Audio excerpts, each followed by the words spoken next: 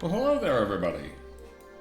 Those of you watching the VOD for this one, we're continuing on our World of Warcraft troll here. I noticed, like, for my hair, I kind of want to do... In WoW, they don't kind of alpha the edges, but I'm thinking I might sneak a little bit of alpha in here for me, because I think it'll just look nicer. So, I'm going to do that real quick, and get this model a little bit more updated. And then from there, we'll work on some more texture tweaking and stuff. So, but to start, I kind of need to get this kind of set up.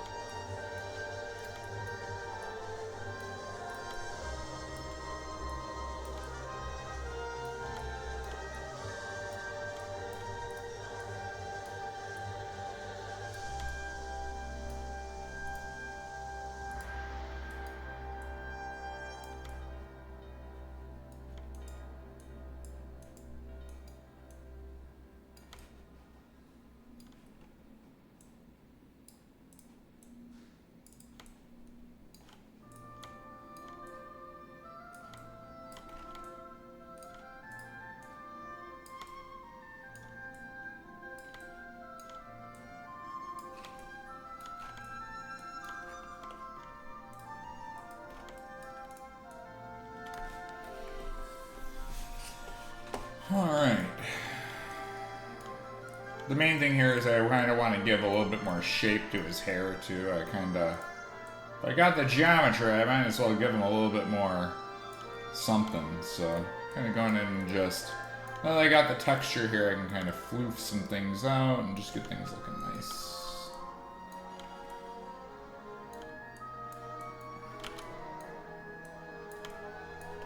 Actually, I could even...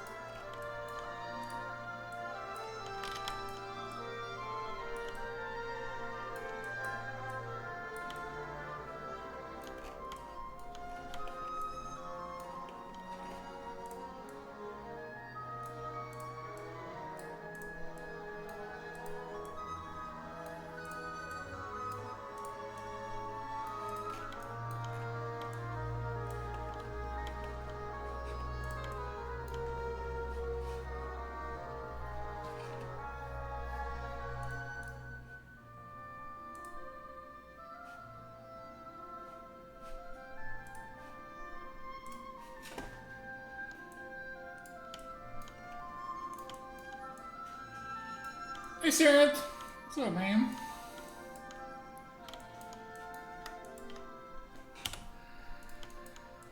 How are you doing this fine afternoon on a Friday?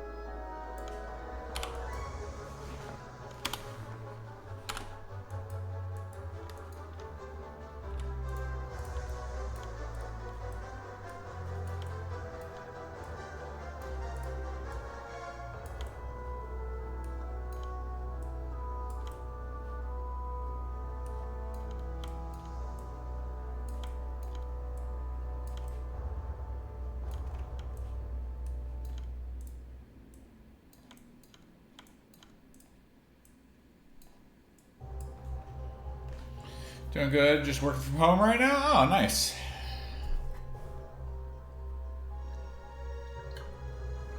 Oh, yeah. Building CPU. Oh, man. I love building computers.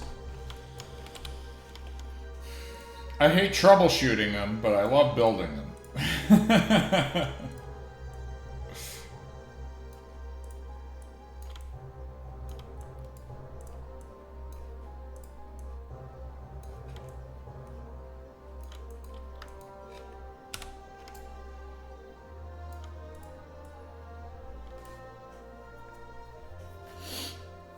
Yeah, Wallet hates it though? Yeah, no kidding.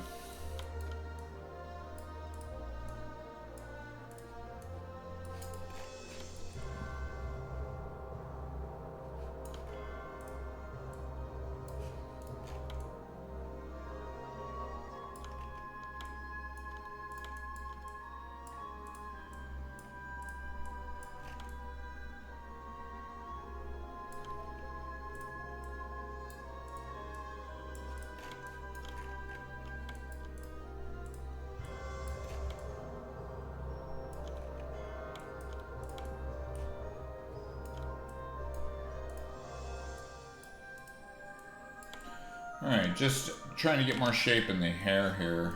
Just to give it a little bit more movement, a little bit more interest here.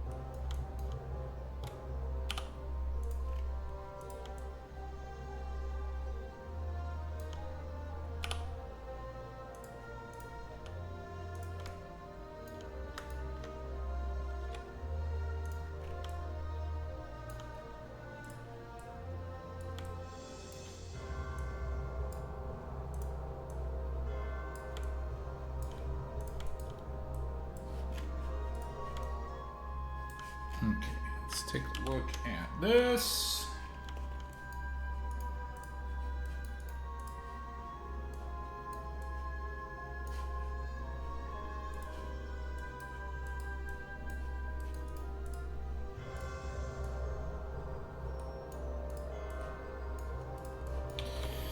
I'm excited to get to the character texturing stuff for this evening for Monsters and Memories, though. That's going to be super fun. We are doing a bunch of face texture updates, so I'm going to be going hard in the paint on that this evening. As a matter of fact, I'll probably swing in and start doing that sooner than later, but I did want to get at least some of my hair. I want to do another pass on the old Hand of Ragnaros down here for my textures and stuff. Just because I have my file currently is looking really good with all the textures in it. I'll show that off in a second here. I just wanted to get a little bit more work done on this hair stuff for sure.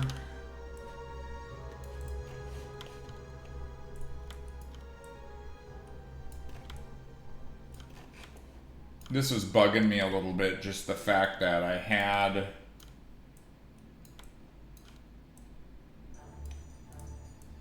this hair and it was just like stuck in his stupid face and it just didn't look good. So I kind of decided, hey, I need to do a little bit more alpha work and a little bit more work with the models here to try to get this to, you know, look a little bit nicer. So I'm probably going to dial this stuff in, and then once that gets done, do that Hand of Rag tweak, and then from there, then we can start looking at Monsters and Memories stuff.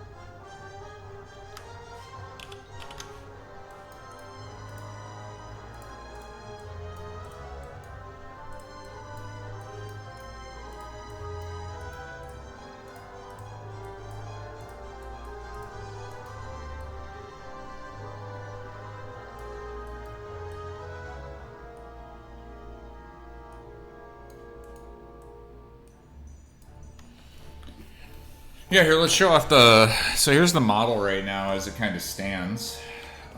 With all the texture stuff. I need to also do a little bit more cleanup painting on some of the stones down here, but I think he's starting to feel pretty good. I need to do... I want to get this kind of touched up because you can kind of see that I wasn't really happy with how this is turning out, so I'm kind of cleaning that up. And then once that's done, I want to do another, pass on his skin textures.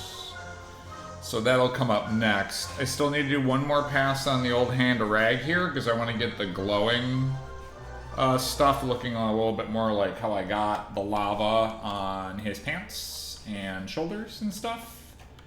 So I'm going to try to push for that a little bit more. And then, yeah, it's starting to get there. I need to adjust the lava here just a smidge more too.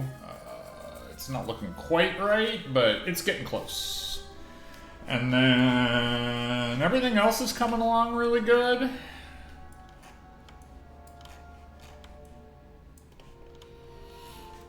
It looks clean. Yeah, it's looking real nice. Not gonna lie. I mean, that's kind of my gig. I make really quality, clean product.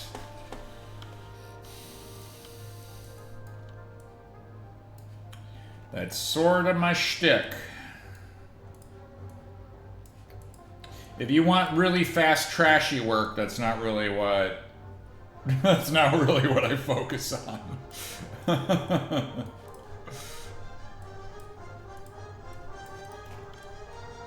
I want clean, quality, very professional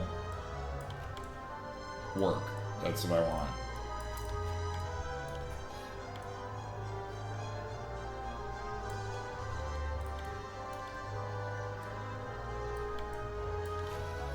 The pain in the ass is going to be trying to pose this dude, because again, I am not good at rigging nor skinning, and I'm not really sure what I can do to kind of, you know, set them up with some sort of rig and pose them or something. I might have to bug Zukin about that and have him kind of help me out with that maybe a little bit if he's got some time later on. We kind of got to do this face jam stuff though, so we'll see. Alright, let's get to the second tier. This is the other part, a hair. Let's turn on my mirror. There we go.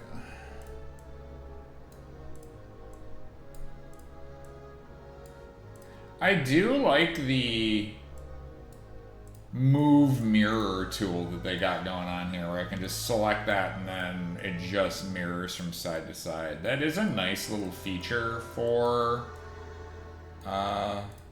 Blender that Max doesn't have that. So I will say there are some like neat little tools that Blender does have over Max, but still a lot of quirks and oddities that I hope that they can iron those out, and then it would be a great, like a phenomenal program. It wouldn't just be good then, it would be amazing.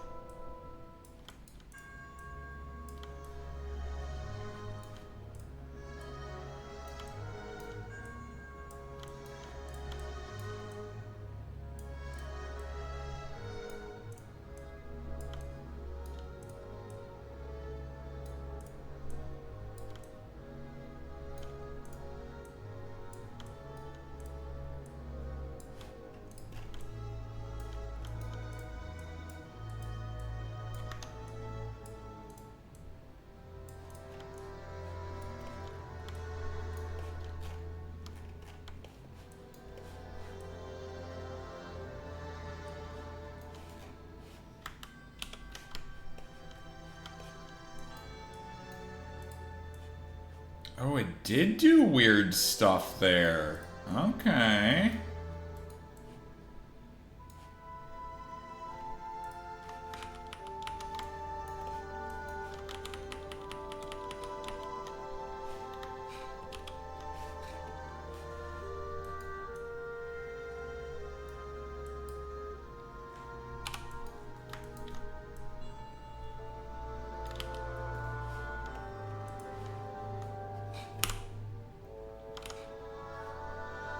Oh, I see what I did.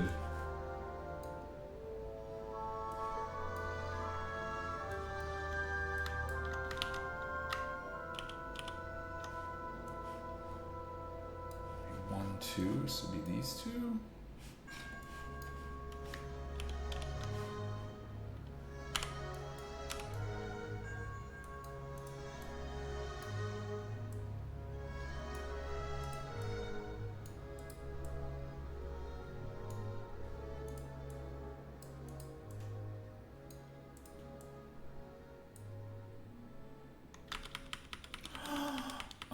Oh. I don't know where that, I guess that goes there then, huh? Yeah, okay. And then these just do this.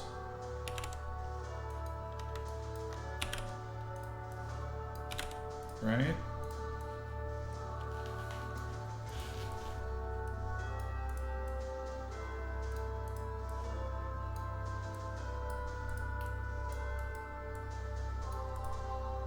Cool. I fixed it.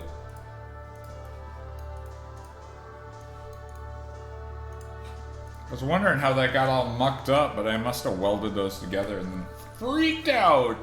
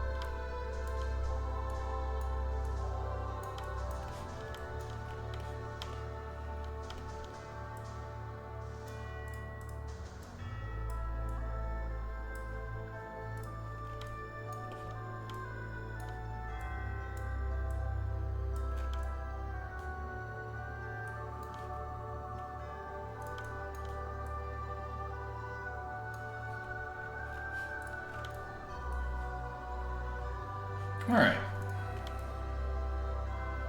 It's feeling a little bit more better.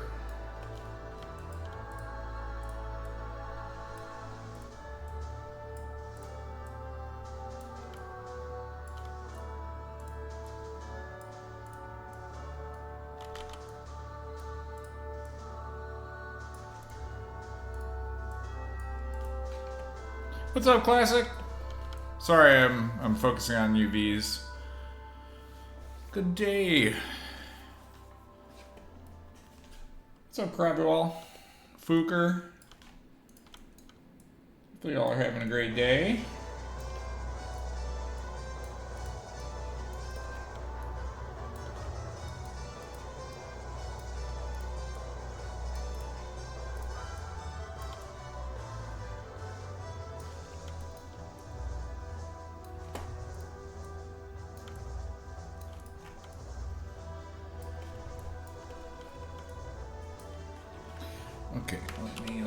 these.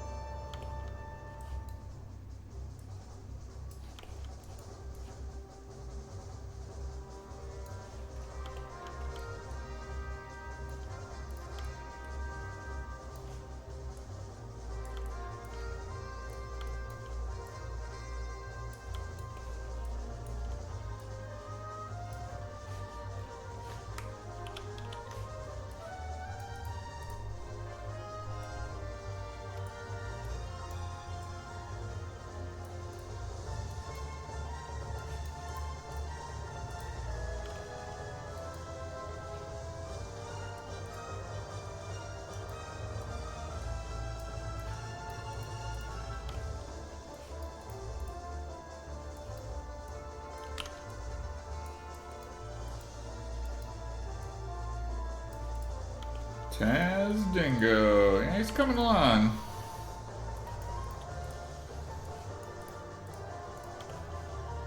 Like I said, I'm just trying to get the edge of this hair looking a little bit nicer, because I wasn't really happy with how I was doing it. Because before it was just like a flat edge, and then I had, like, on his face I painted some hair, and I really wasn't digging that. I mean, I might still keep this part here, but I'm gonna probably nix the sideburn hair paint that I did, just because it looked really stupid. So, I decided I'd rather kind of show it with alphas instead of painting it on the character. I know in World of Warcraft they painted on the character, and it didn't look as good. And if I want to put this into my portfolio, this is the way I'd rather do it. So I will diverge for this one part just to make it look a little bit nicer.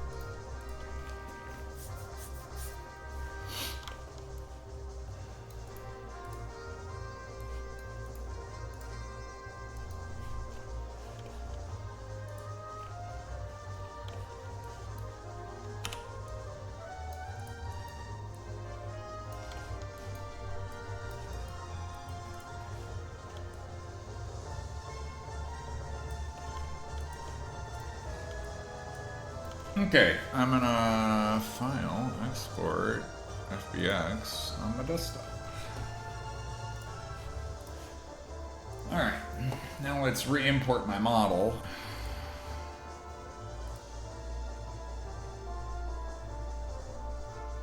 Ooh, do I have to can I, oh yeah, can I?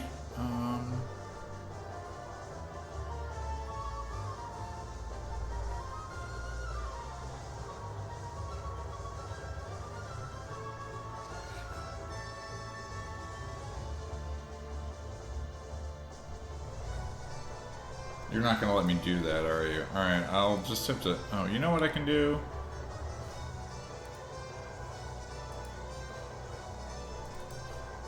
Yeah, there we go.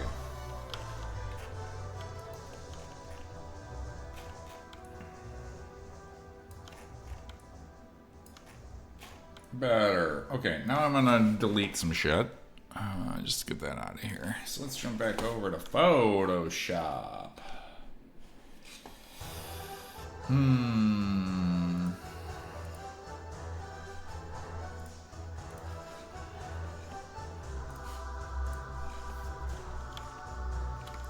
I can ditch this stuff, I'm pretty sure, because I don't really need it.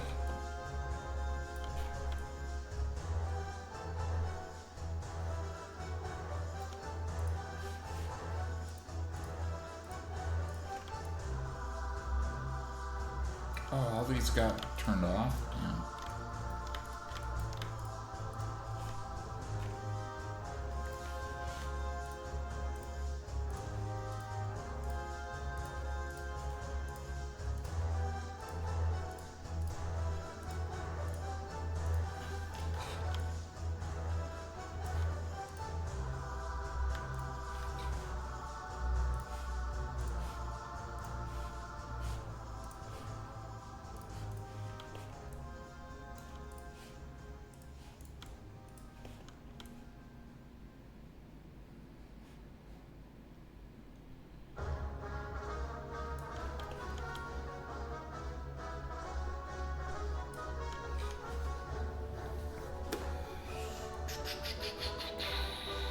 Okay, let's see.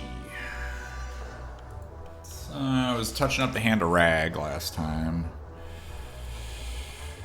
So, am I leaving those on there?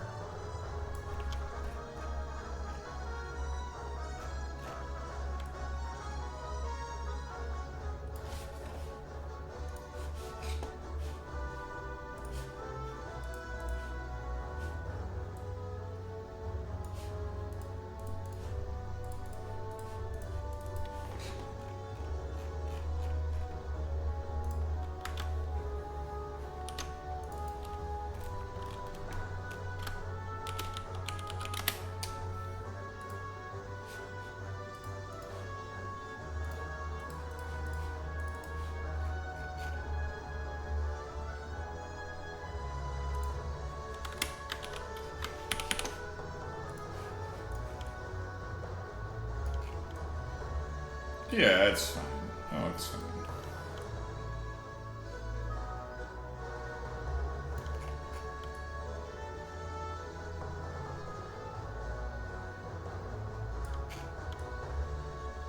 Hell yeah. I like that a lot. That hair is looking better, I think. Cool. Let's see. What do we want to do next? Hand rag, that's right. Okay, let's jump over to this guy, and then my effects here, we're looking kind of We're looking mid right now, so I need to do some levels adjusting on this stuff. What's up, Black Rose? So I'm going to get a nice selection here, and then I'm going to do a gradient map.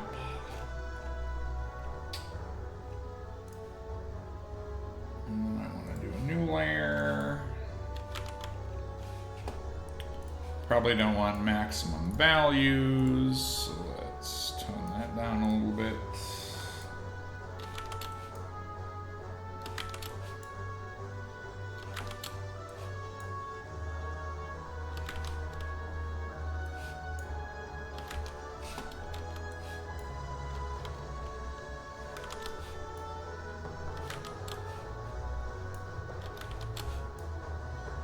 There we go.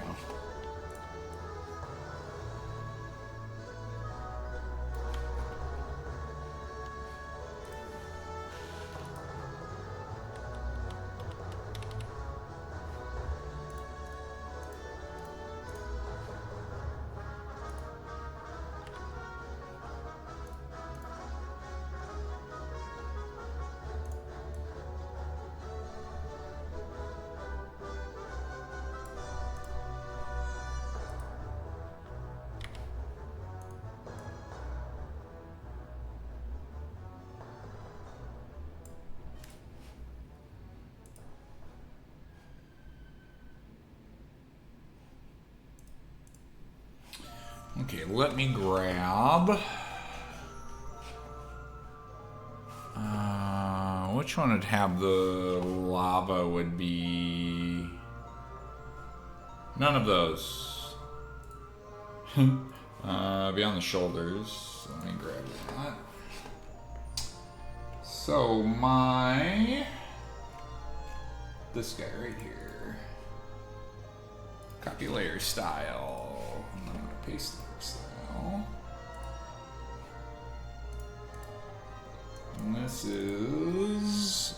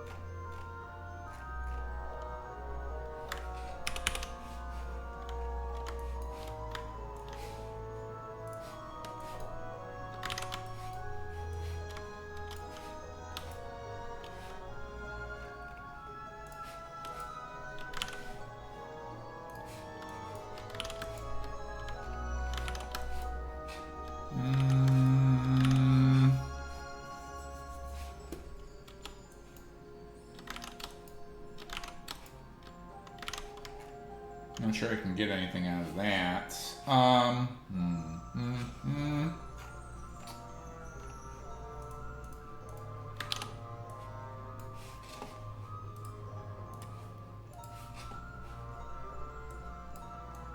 Oops, oops, oops.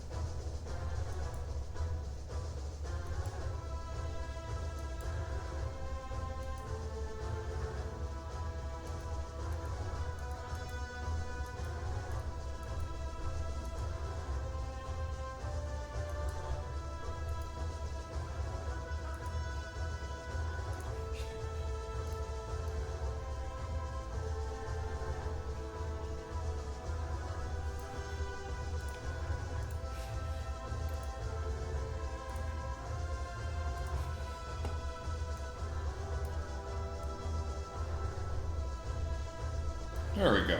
Okay, we just need a little brightness contrast adjustment. Let's see how that's looking. Oh, that's a lot better. Okay. The next thing I want to do is I want to add an emissive map for it. So we'll do that next real quick. Additionally, I'm going to do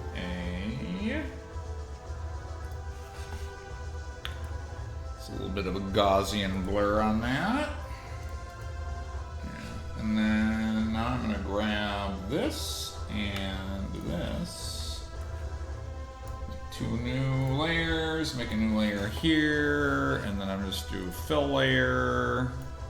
black. There we go. That should give me my. Oh, where's my other glowy boys? I want to grab this guy too. This should be called symbols. Symbols. Or I'll just mash a bunch of buttons and then it'll make a word, so that's fine. Okay. Okay. And now I want to merge all this.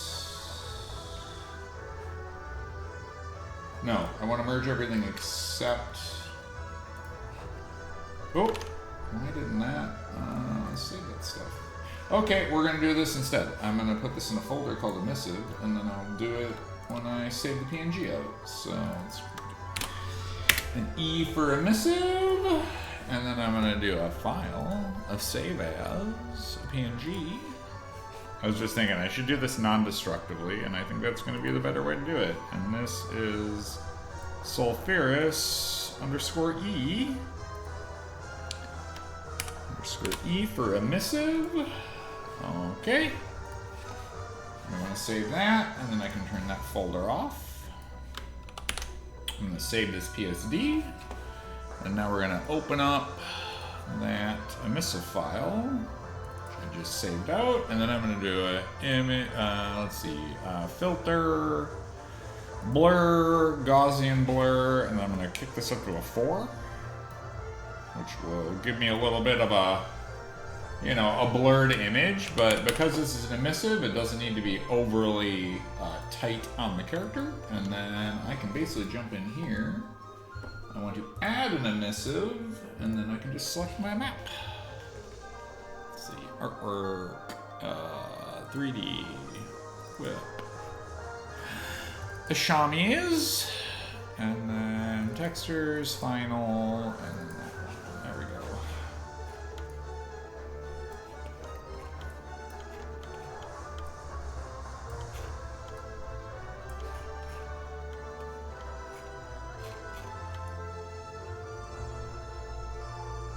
I think I need a little bit more of that orange in here though, so let's adjust that slightly.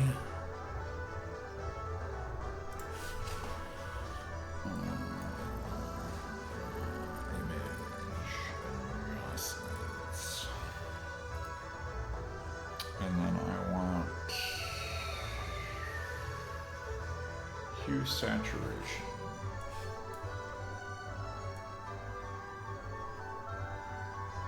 There we go.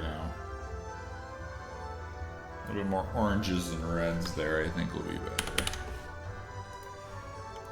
And then I'll adjust that in the actual texture file.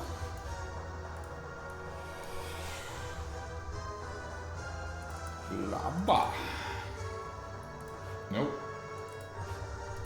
Yep.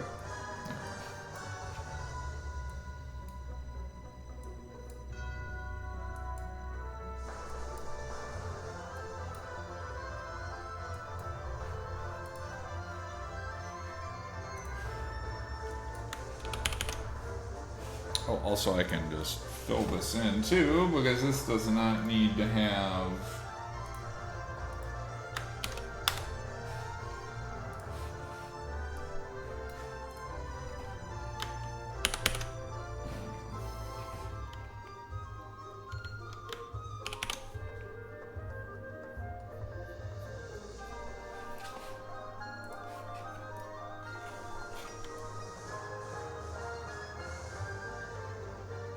better.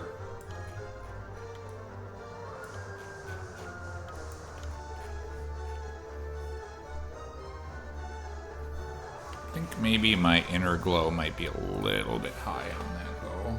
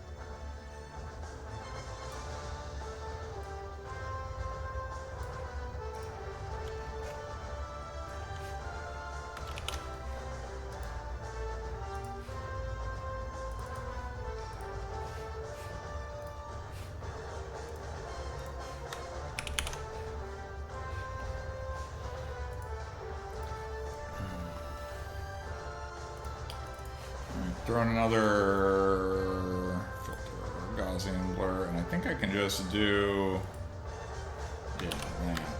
And that should be good now. Yeah, that's feeling better. Well, I had too much outline going on it, so now it feels a little bit more, a little bit better. I think maybe these might be a little bit too high though, so let's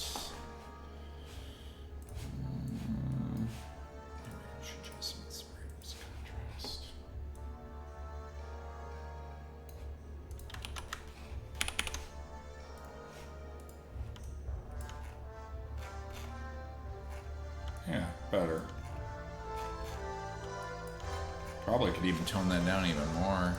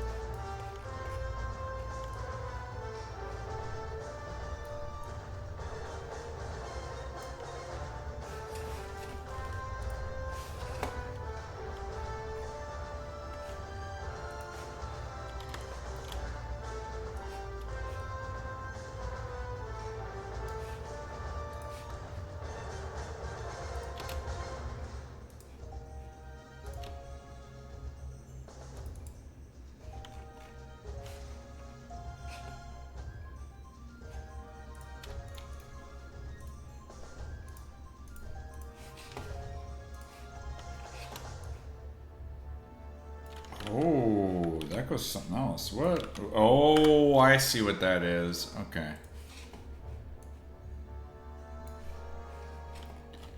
That is part of the other color. For the hammer part, that is a dyeable for this guy? Yeah.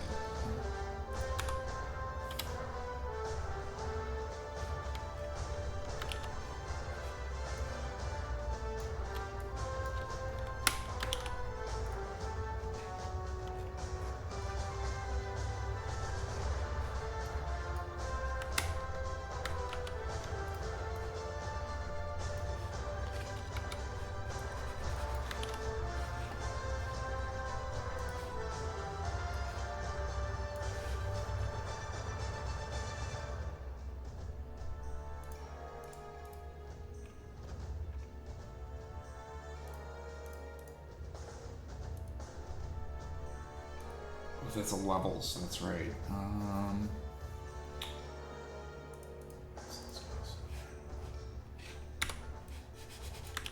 There we go. That should fix that. There we are.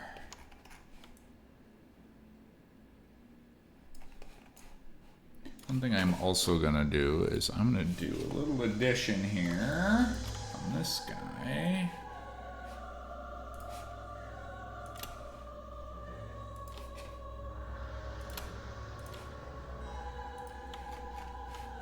I want to do just a new layer. It doesn't need to be anything incredible. I'm just gonna do a quick hand paint in here. Let's see, we'll do like a 30%.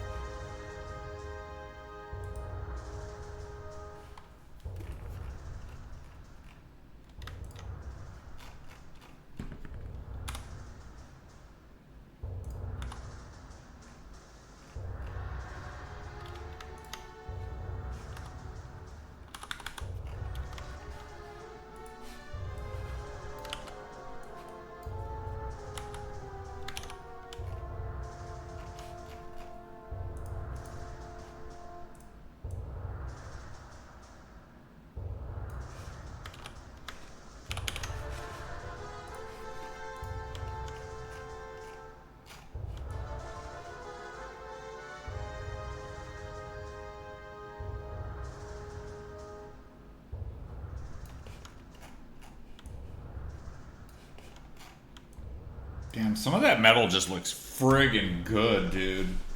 I'm proud of that. That turned out just mwah, chef's kiss on that.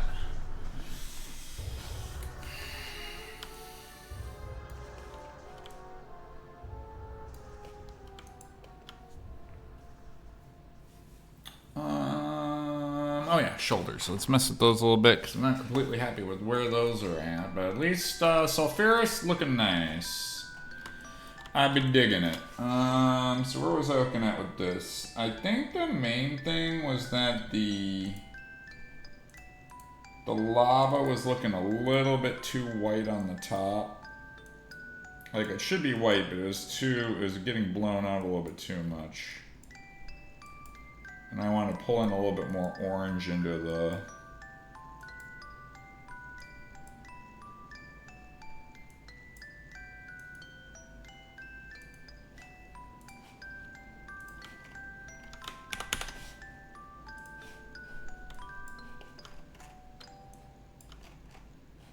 Maybe a little bit too red now.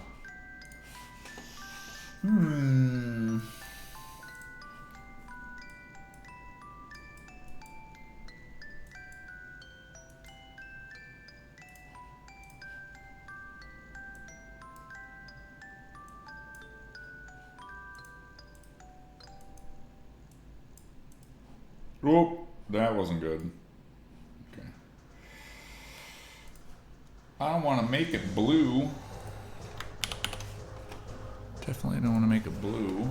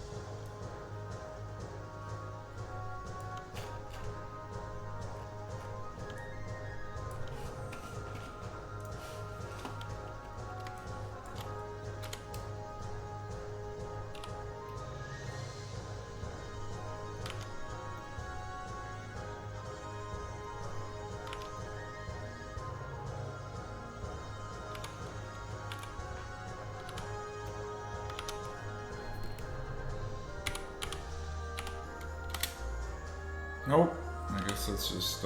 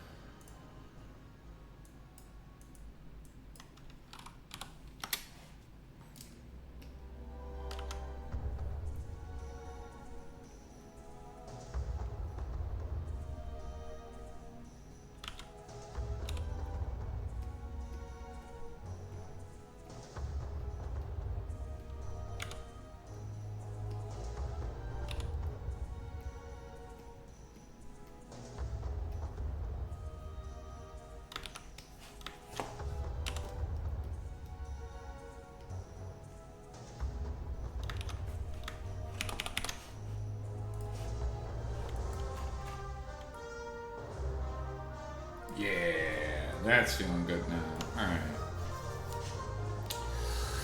Fuck yeah. Alrighty. Well, we're getting down to the nitty gritty now. It's just details. We're into the minor things where it's gonna be just noodling and like it's 98% there, but there's just some small little pops where probably want to just do some cleanup and stuff on it. But overall, I'm getting pretty happy with where we're at right now. I do need to add in the glow effects on this as well.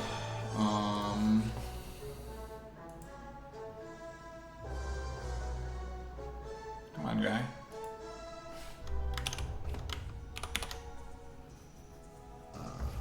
But that's not super required right off the rip.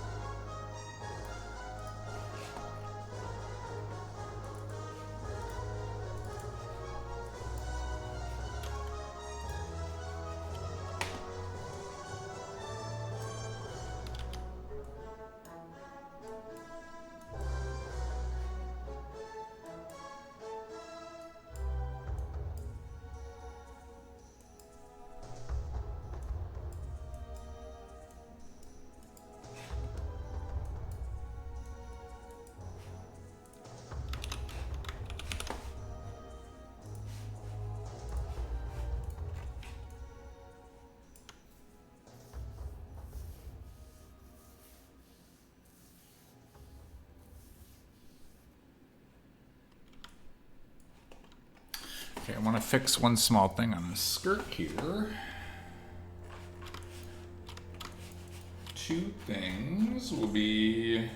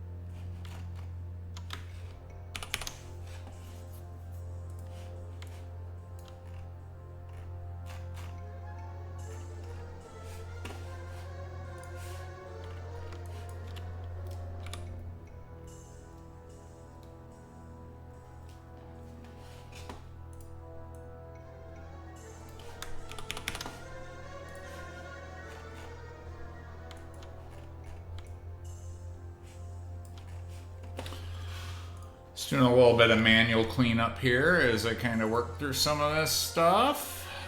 Let's open my skirt layer. Bracers and skirt.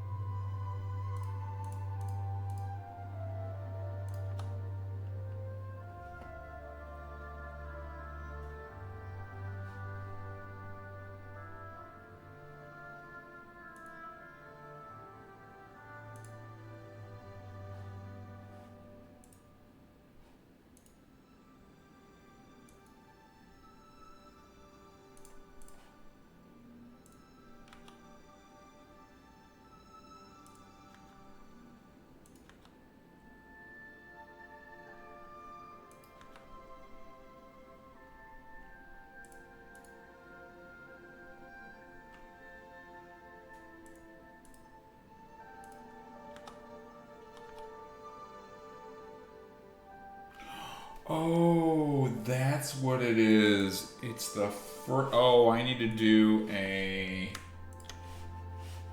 mask on that. Okay, that's what it is. Got it.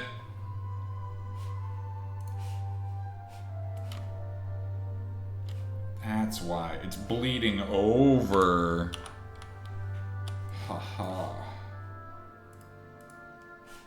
Well, it's still bleeding over. Why is that? That shouldn't be doing that at all.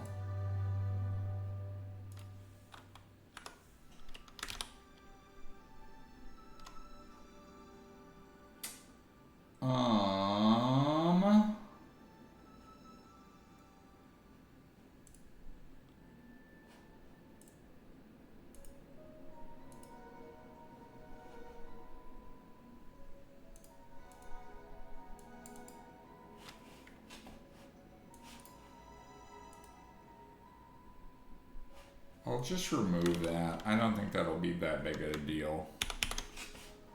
It was the outer glow that was causing that weird color variance right there. So I think even if I remove that, it didn't really like change that much.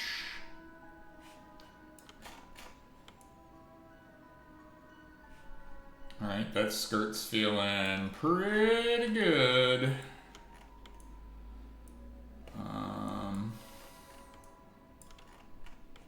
Okay, all that'll be left is going to be doing skin texture stuff now. So that's going to be real finicky because I'm not exactly sure what direction I want to take that to get it to look good. So I'm going to have to monkey with it for a little bit because it's not quite right. It's close, it's just not quite right, which is unfortunate. But at least that's where I'm at. Everything else is looking real good. The armor's looking good. The shoulders and belts and pants and stuff are all looking good. The Hand of Ragnaros is looking good. You know, it's all coming together. So hair's feeling pretty decent, I think. But yeah, we're getting there. Slowly but surely.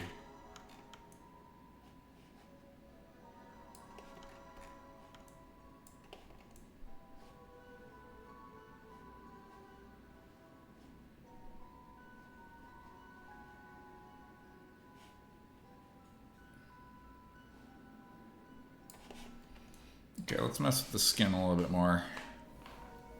Oh, Red Forest, thank you for your subscription, man. Sorry, I'm paying attention to all this stuff and not really chat. So is this for your portfolio or is this actually for Blizzard? No, this is for my portfolio.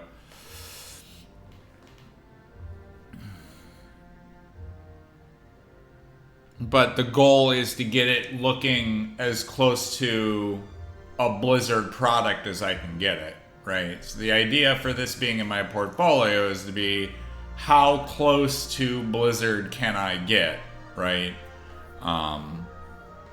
So yeah, the goal will be that I'm trying to do is to show Blizzard, hey, look, I can do your character artwork, right? I can nail your look and style for your stuff.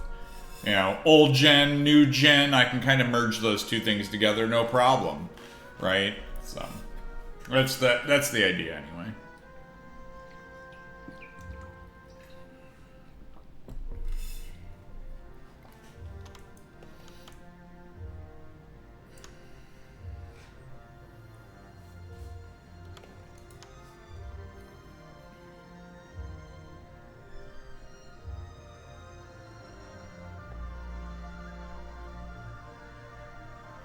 And it's not perfect, I know, but the idea would be, you know, hey, get me into a meeting room with some feedback and some of your dudes and maybe a tutorial or two, and I can hit the mark, right? That's the.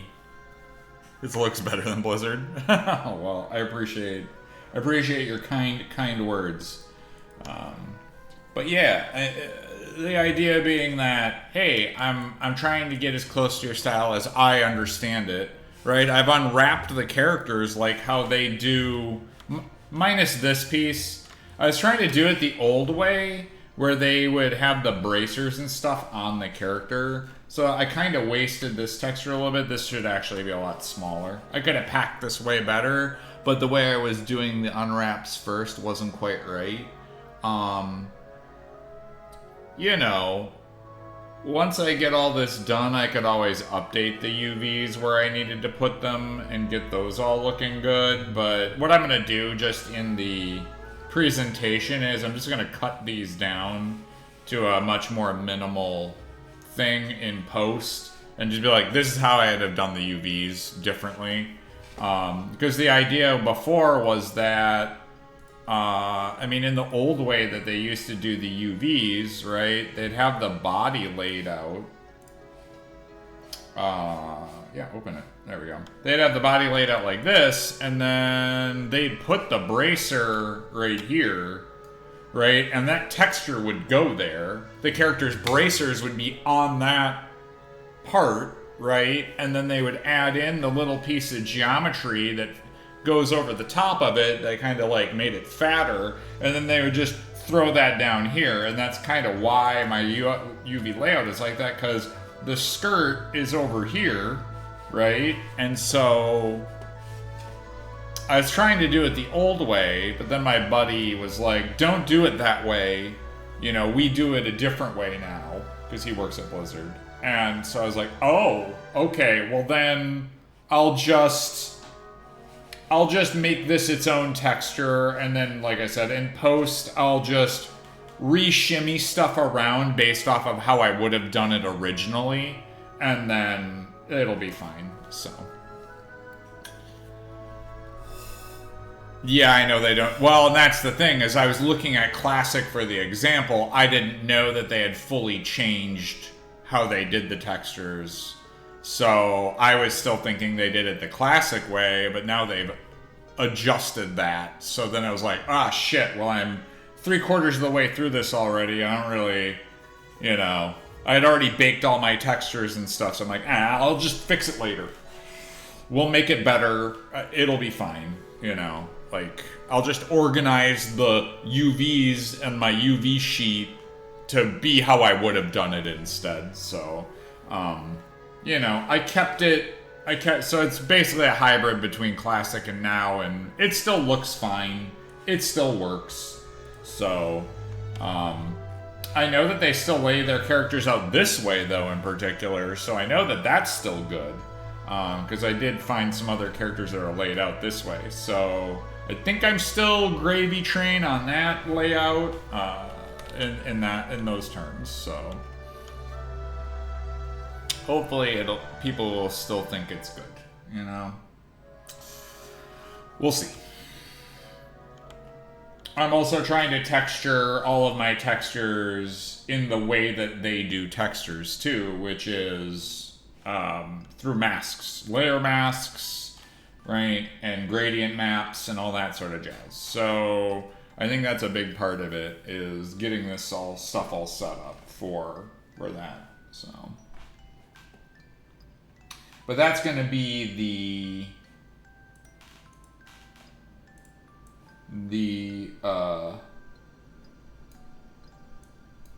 challenge here now, is to set up my skin now to get it looking better, is going to be what I'm going to work on next, I think.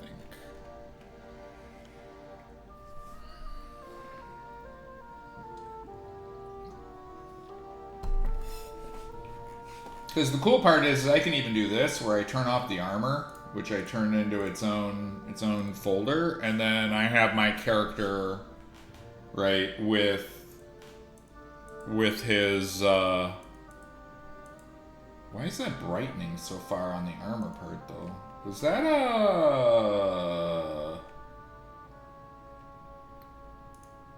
oh, that was just a full levels adjustment. Okay, that needs to be on the top then. It needs to be all the way up here. Ooh, maybe not. Okay, I'm gonna...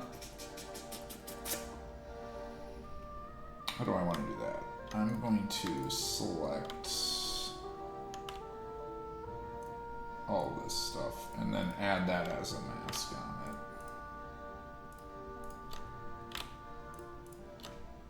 There we go. That should be all of that. And then I'm going to just put this as a mask.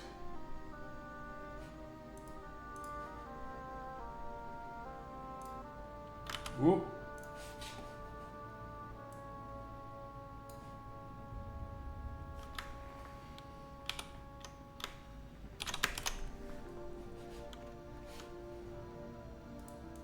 There we go. Okay. Save that so that's proper. Okay, that should work now. Where oh no, there's still something on there that's got. It's affecting everything? What is affecting everything here? Oh, levels global. That's what it is.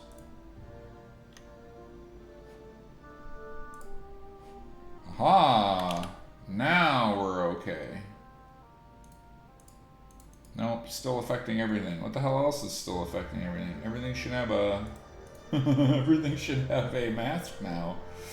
You know what? Maybe I'll just add a mask here.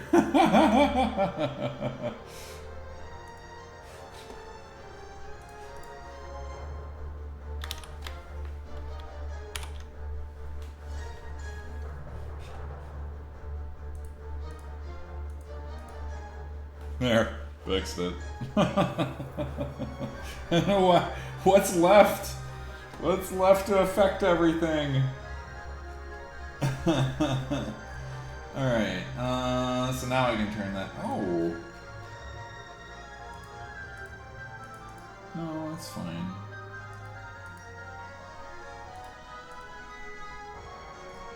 I will have to update this leg armor too a little bit more as well. Okay, let's see. So on this layer, the skin stuff, I want to do... Let's see. ShamanTextures on Twitch, awesome. Yeah, what's up, Zukin? Sorry, I'm not paying attention to anything.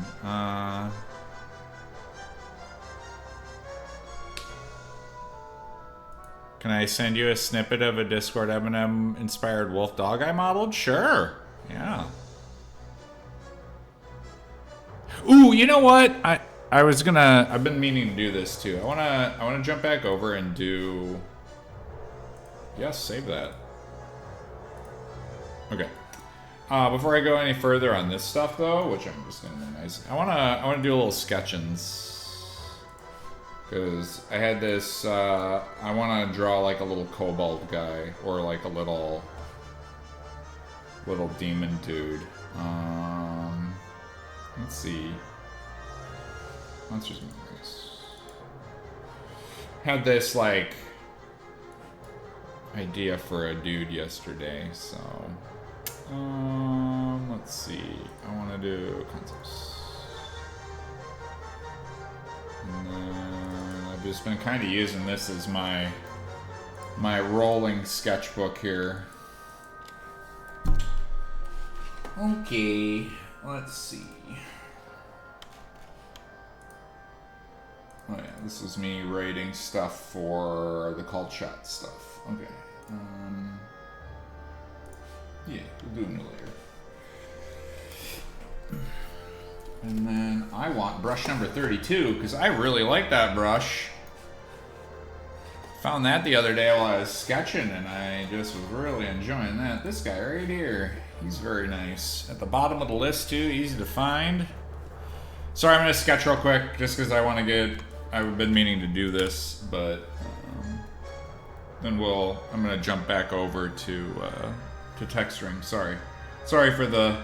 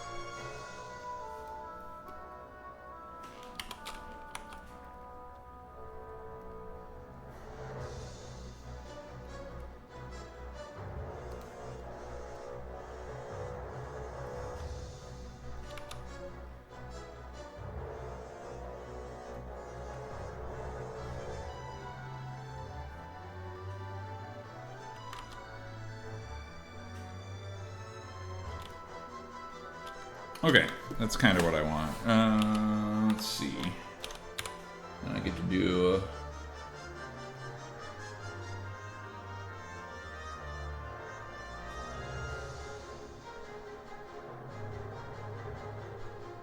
Sorry, sometimes I do like just a little warm-up sketch just to kind of see what I want to do. And then I can kind of start building out the little like...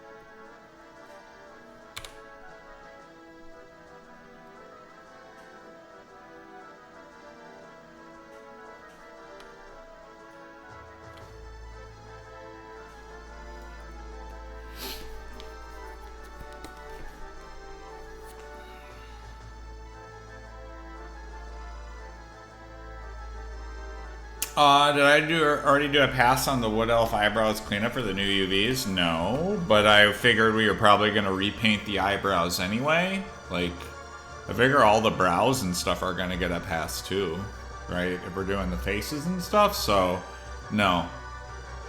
I mean, their UVs are updated, but the texture is not updated, if that makes sense.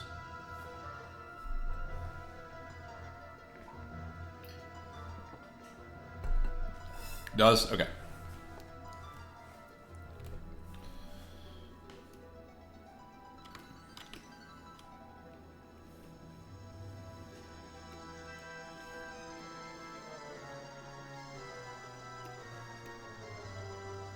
Oop. Really? You're gonna do the weird thing where it snaps because the screen's a little bit funky? There we go.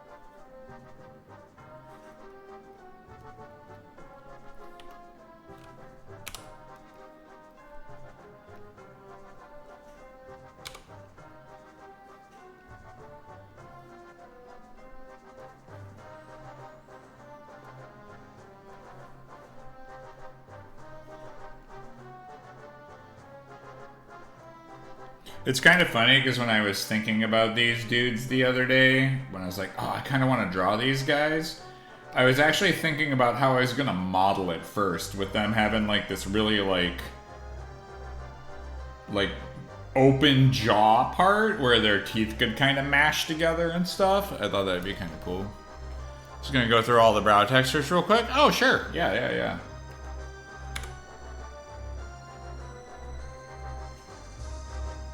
Yeah, it kind of wasn't. I was just getting all the, we were just doing the UV focus to start, so.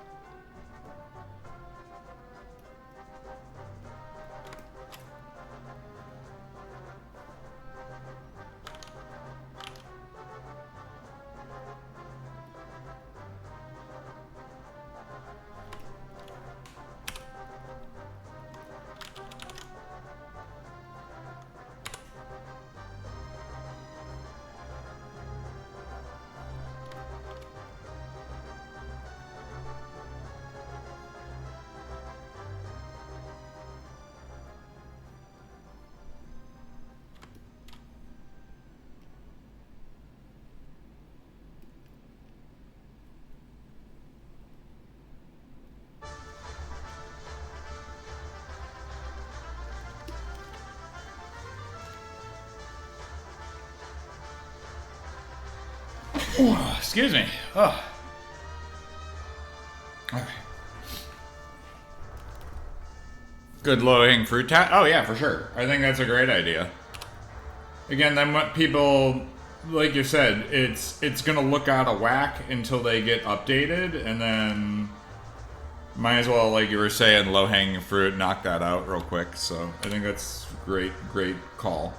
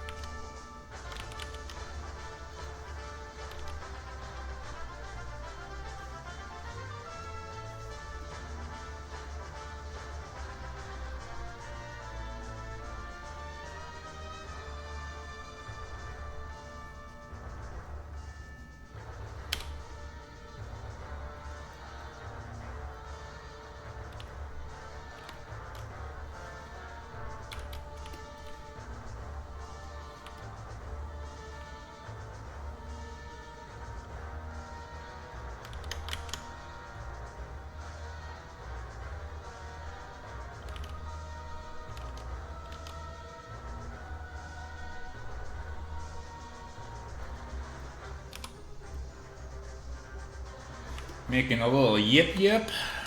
Little yip yips.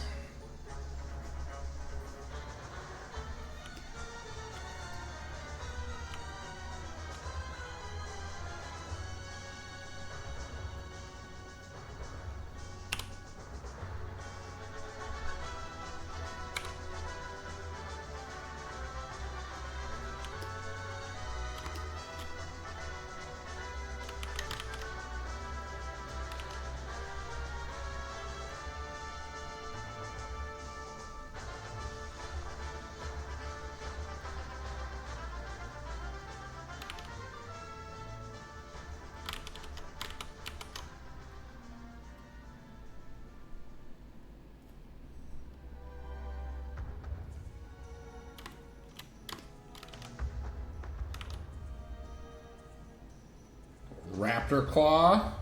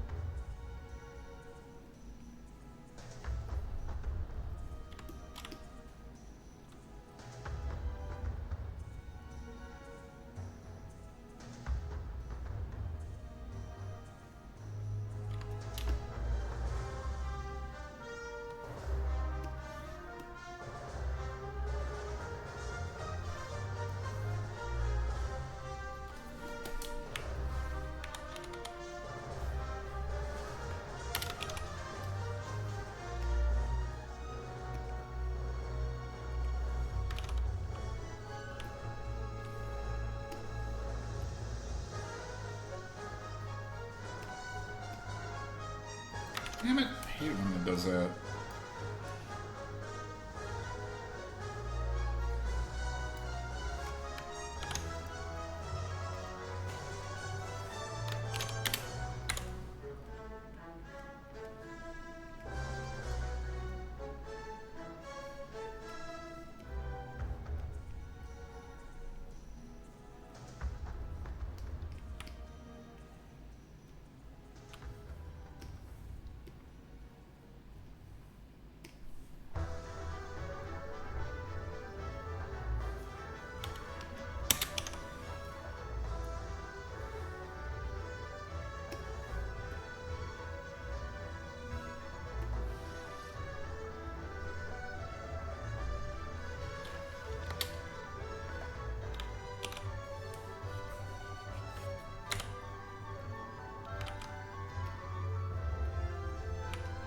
Alright, cool. I got my little yip yip done.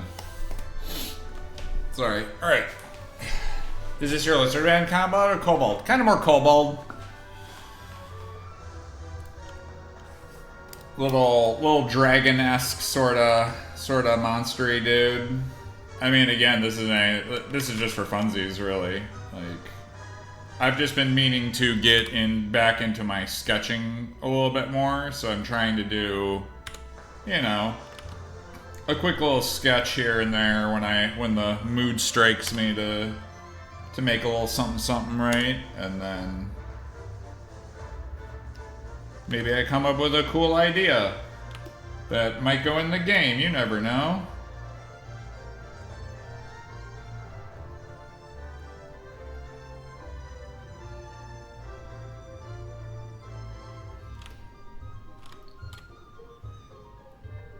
It gives me a chance to work on my dynamic poses, because I normally don't do that very often, you know?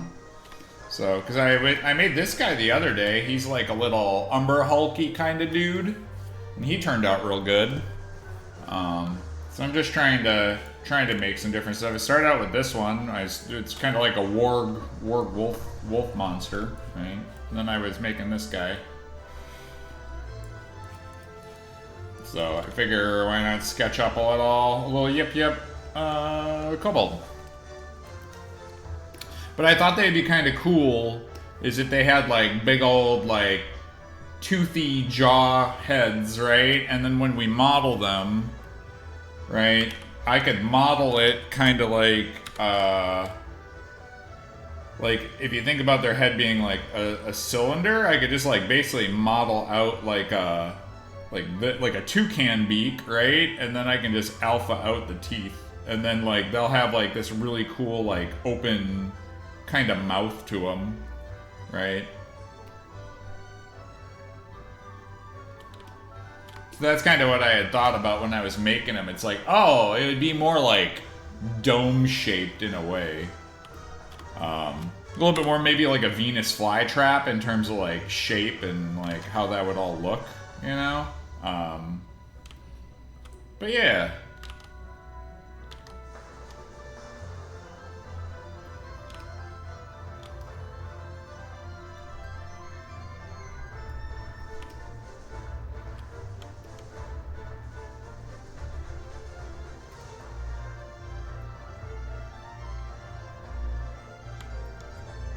Sorry, Wicca, what's up? You got an M&M question for me?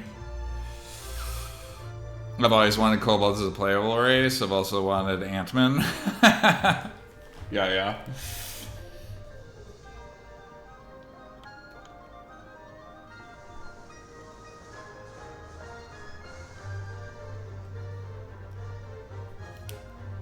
Can you confirm...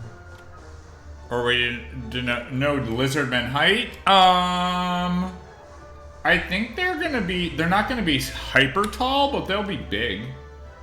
I mean, they're gonna be tall and slender, right? To that degree. So, if you're looking for tubby lizardmen, this will not be the game for you. So,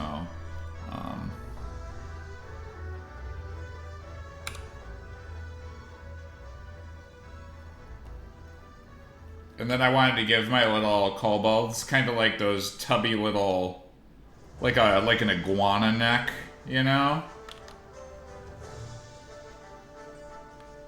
I think that'd be kind of fun.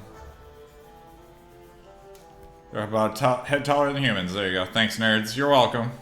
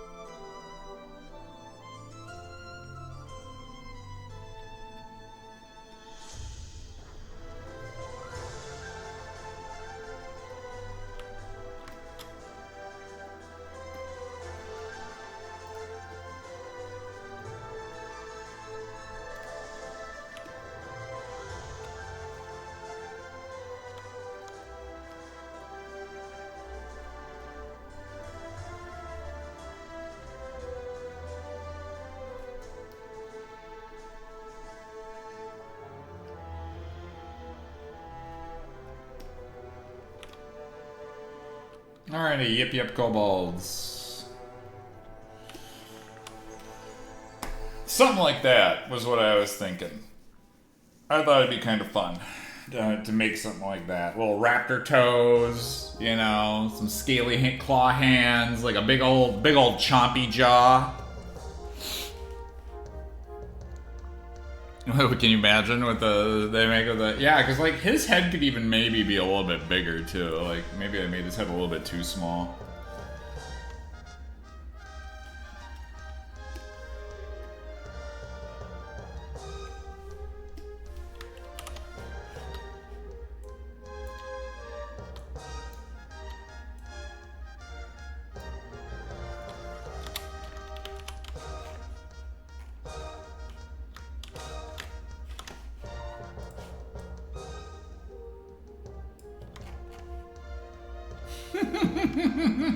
Okay, I might have been a little bit too much for the body shape. Pushing it to its limit.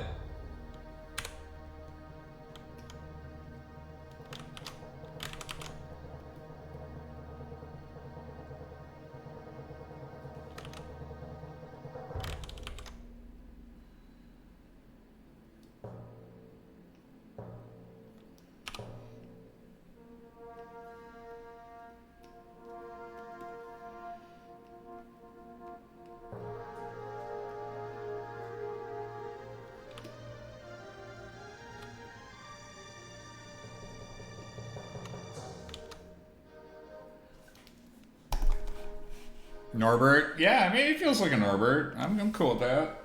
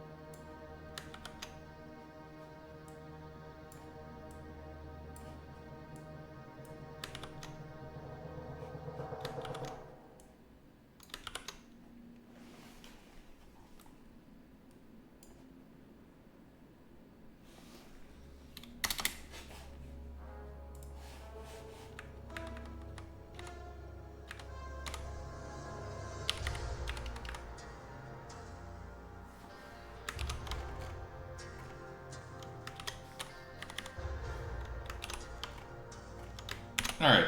We can mess with that a little bit more later. Alright, back to texture stuff. Sorry, I just wanted a brief intermission to tickle my fancy a little bit. Alright, let's look at doing this skin stuff. Also, what time is it? 5 o'clock. Alright, it might be... You know what? I'm going to put skin stuff off until probably tomorrow. I'm at a good stopping point here on this. You know, it's going to be a big task to go through and jiggle all those bits around and trying to get that to look really, really good. But our shaman's starting to look real nice. Yeah, see, I like that already. Maybe before I do that, though, I should get his skin actually lightened up properly. Let's do that real quick. Sorry. I know I said I was going to be done there, but I just want to get the texture lightened up enough where it should be. Let's see. Levels pass.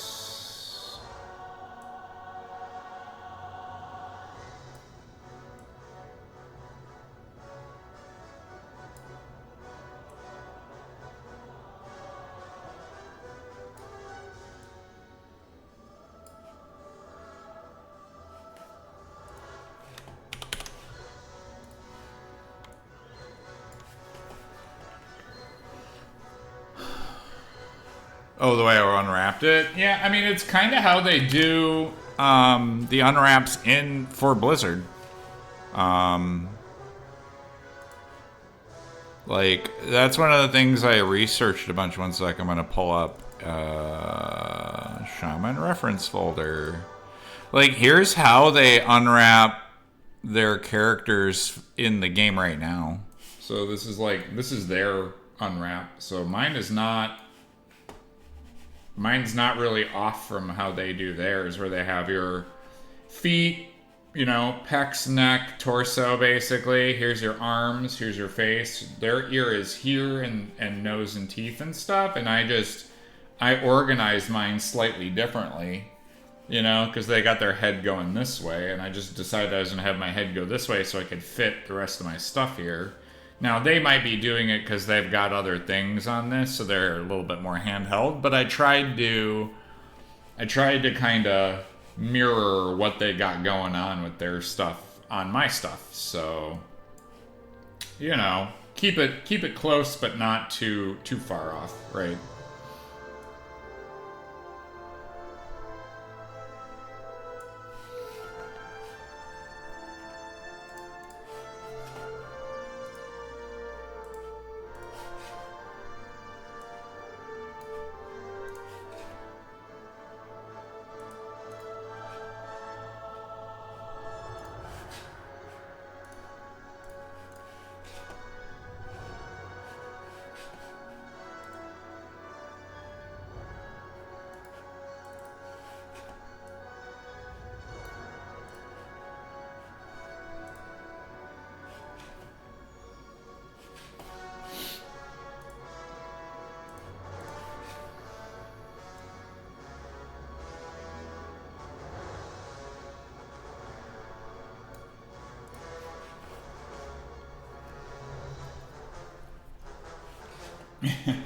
No doubt, very creepy looking.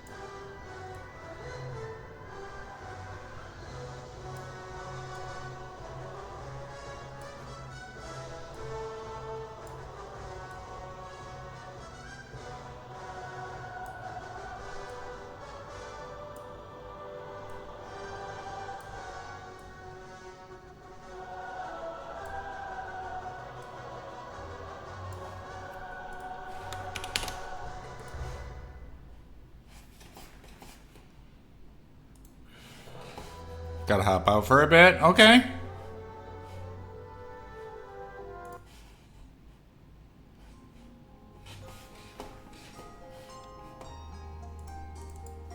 Well, thanks for swinging by, for sure.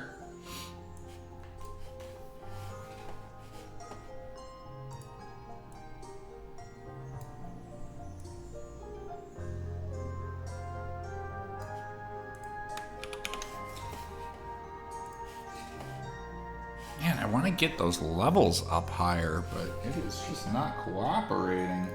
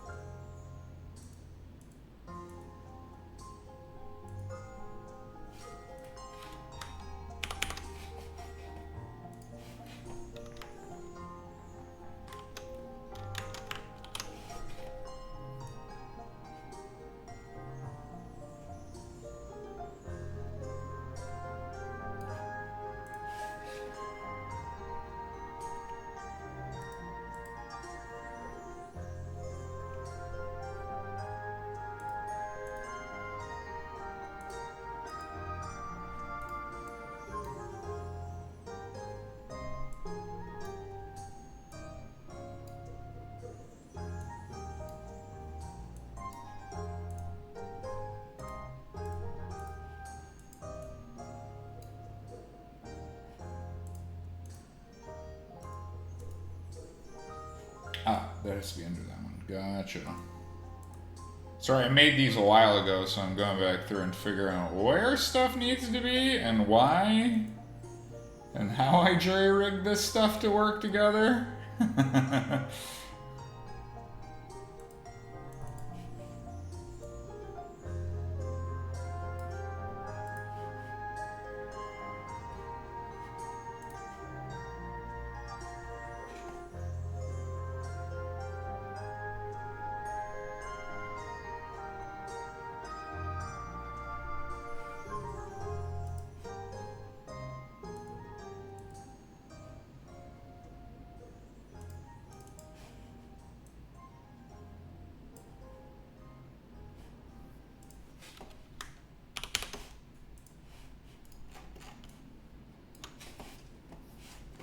Well, this will definitely be me adjusting some of these gradient maps then, for sure.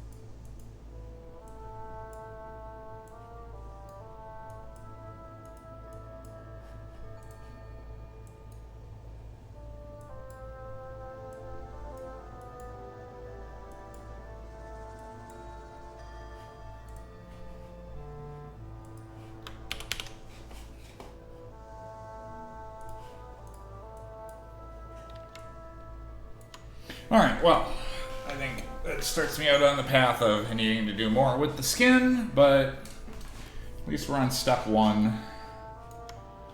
And then I just gotta get this through all that and lighten that up. But let's switch over and do some Monsters and Memories stuff. Okay, so where am I gonna go here? Time for some hand painting.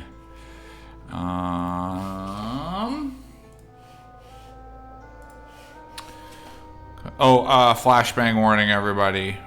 Look away. I will let you know when it is safe to not blind yourself. So, again, flashbang warning here.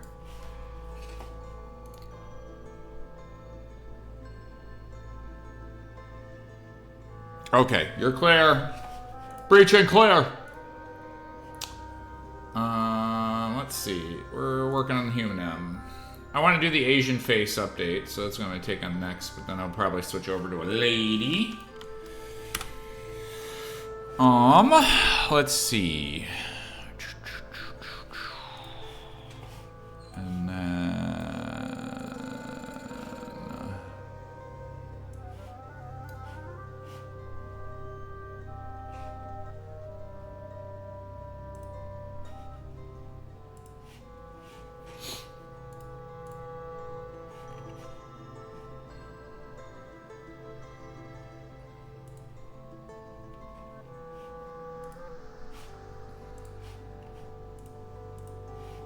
Okay, so what's catching up on any notes? I'm gonna switch over my title card, which will switch over the video and whatnot. And then, let's see, I'm also probably gonna do my announcement in...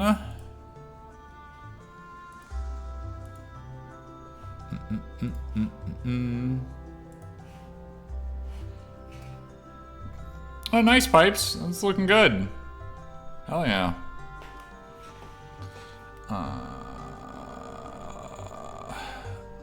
He just sent me a Blender Wolf, and it's not bad. Let's see, live stream. Oh, I didn't know Robot was streaming. Well, I'll throw my thing up there too. Oh, he's streaming at 1. Okay, he's not streaming anymore. There's no way. There's no way he's currently streaming.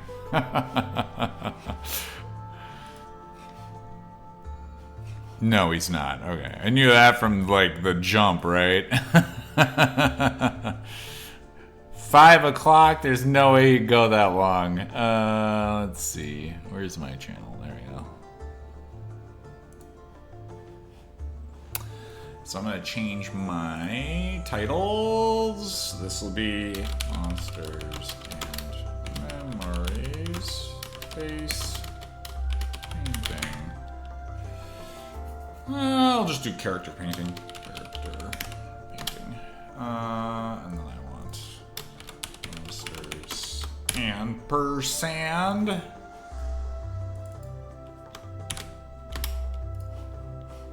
Oh, I should call it texturing. Texturing? Yes, okay, done. Boom! Alright, title change, got all that done, and I put out the stream doodly-doos, so we should be a gravy. So, hooray. I can close that. I can leave this going. Yeah, baby. Alright. Let's do some textures. Alright, I'm gonna do the Asian face that we had. I'm gonna pull up my little, we have got like a little references. Where is it? Human. There we go. So I'm gonna be updating this face right here. This is gonna be the next thing I work on. This one right here is this guy down here. So I'm gonna be messing with that. Actually, you know what I'm gonna do? I'm gonna save these out. I don't know what I'm gonna do. Can I just download that? Hell yeah, let's do that. File Explorer. Downloads. Ooh, you know what? I might be able to just throw it in here. Image! I want a new image. Oh, no, that's not what I wanted at all. That's the thing I didn't want to do. I guess it's just gonna paste that in there? I don't know. Whatever. There we go.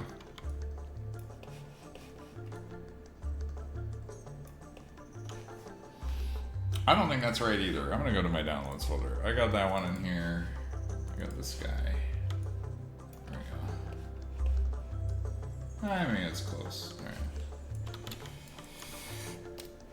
Cool. Let's boop boop, and then I can turn off.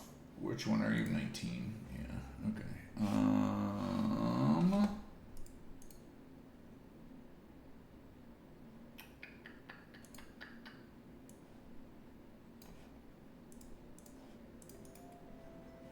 Where's that down? There we go.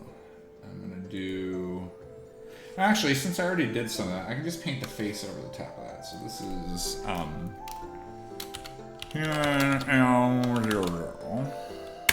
and I think that's 3, right? Oh no! Damn it! God, I suck at this. I thought this is supposed to show me. Oh no, this is the drop down. Can I delete that? No. Clear images list. There we go. I must have taken a screenshot, so it keeps putting it in there. All right. Sorry, I'm getting stuff organized. I think it is 3, right? Because I think this guy's 2. But let me, characters, humans, male. I just want to double check. That is number 3. All right.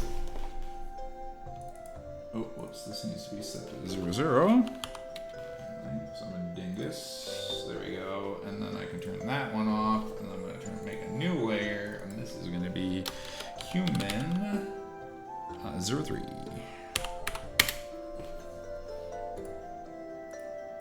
Oh, I should put an M in there, because that's what I did. I mean, it doesn't really matter, but... Okay, so now I can actually start painting on this. Focus on that. V.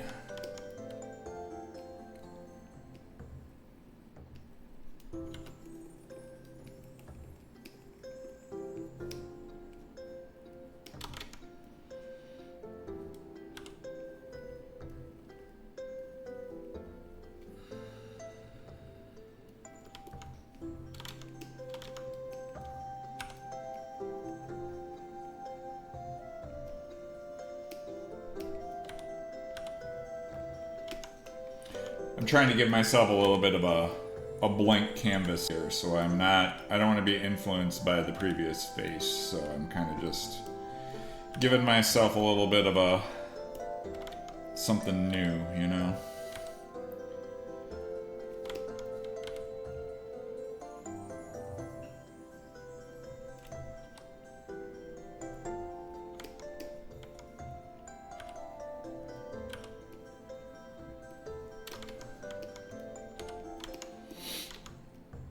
Okay, so the first thing I always do when I'm working on like faces like this, also I should probably have this up. Hello, guy from Austin, Texas. What up, Emperor Cheese? Alright, so the first thing I always kind of do when I'm painting faces is I want to start laying out my face lines, and that's kind of,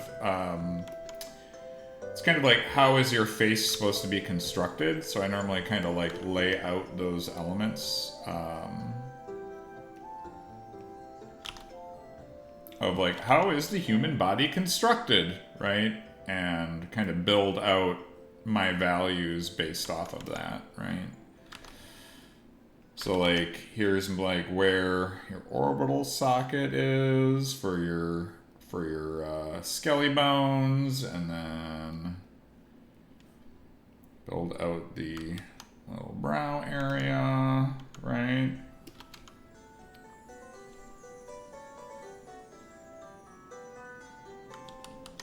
Yeah, okay. And then he's got kind of some chubby checker cheeks, so I'm gonna kind of put those in.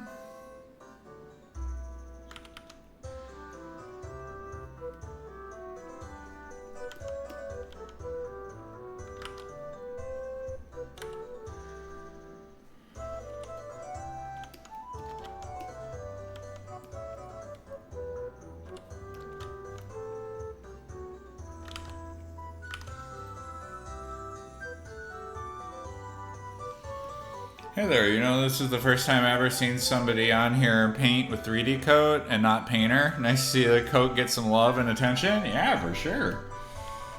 I mean, there's still a lot of people that use 3D coat for hand paints. You know, I think that's one of the main tools that League of Legends still uses. I mean, some of them use Substance Painter, but a good majority of them still use 3D coat for their textures and stuff. I think they still use it over at Blizzard too, so still a great industry tool. I just find that Substance Painter bogs down so badly with doing hand paint stuff that it really just doesn't handle it well, and it also doesn't have the quick jumping between Photoshop kind of architecture, and so like I can't do any Photoshop changes in Substance Painter files, right? You're all hamstrung to Substance Painter for some odd reason, even though Adobe owns it. So yeah, until they get that functionality in, I think I'll stick with 3D Coat for that.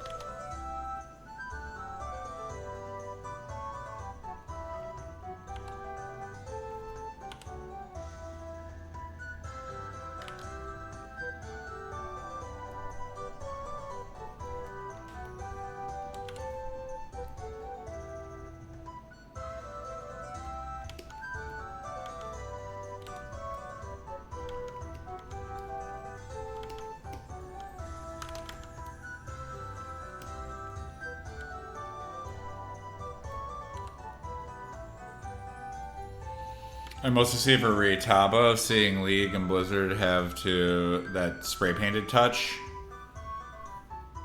I can see code in there, yeah.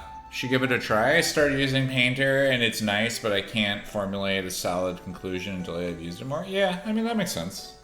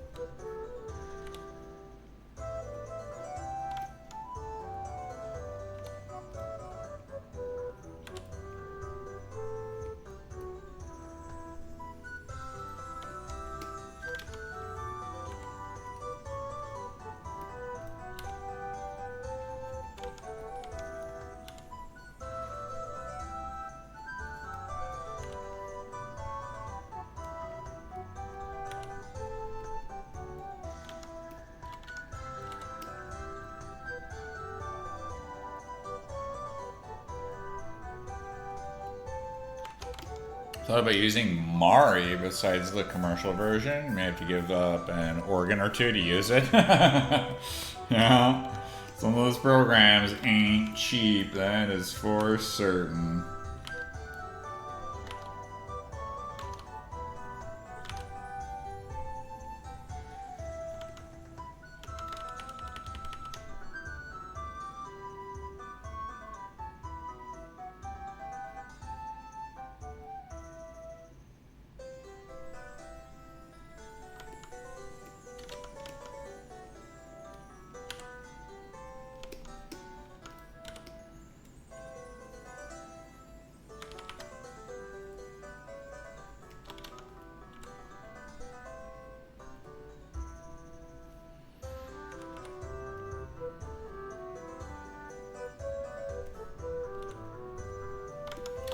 Yeah, that's the one thing about getting into games and art and stuff is the programs are the thing that's gonna. A, you need a top of the line computer to do a lot of stuff, just for like rendering and you know, sculpting and the substance painter texturing, right? Procedural PBR texturing. But man, the programs are gonna be what kill you. They are not cheap, and you have to get a bunch of them, and then for you to be even be remotely effective.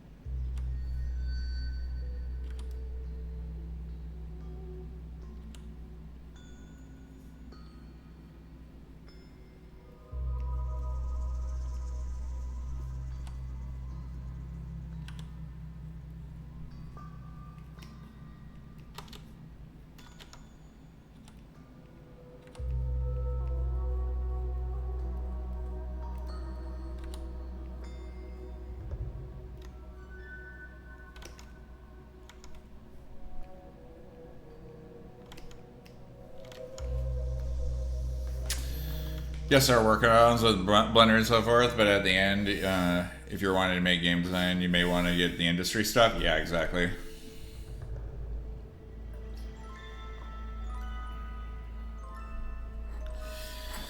Time is the most important. Well, time is money. I mean, you have to. That saying in World of Warcraft is literally true, right? Time is the money. Your time is worth money. It's just how it is.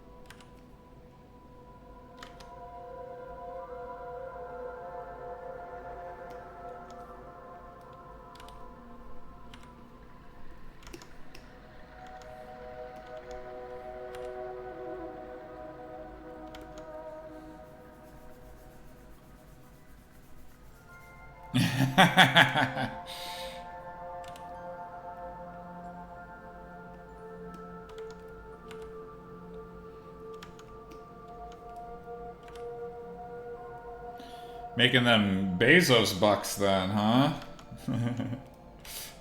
What's up, Encrypt?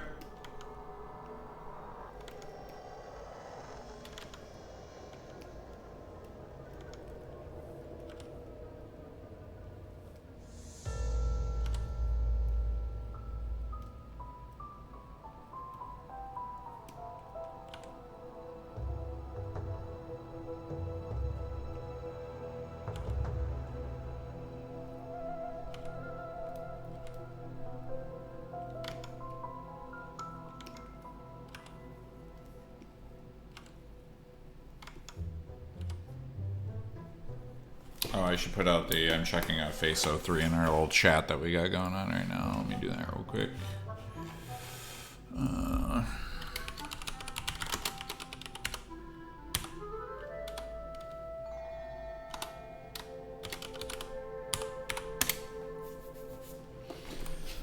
Alright, there we go.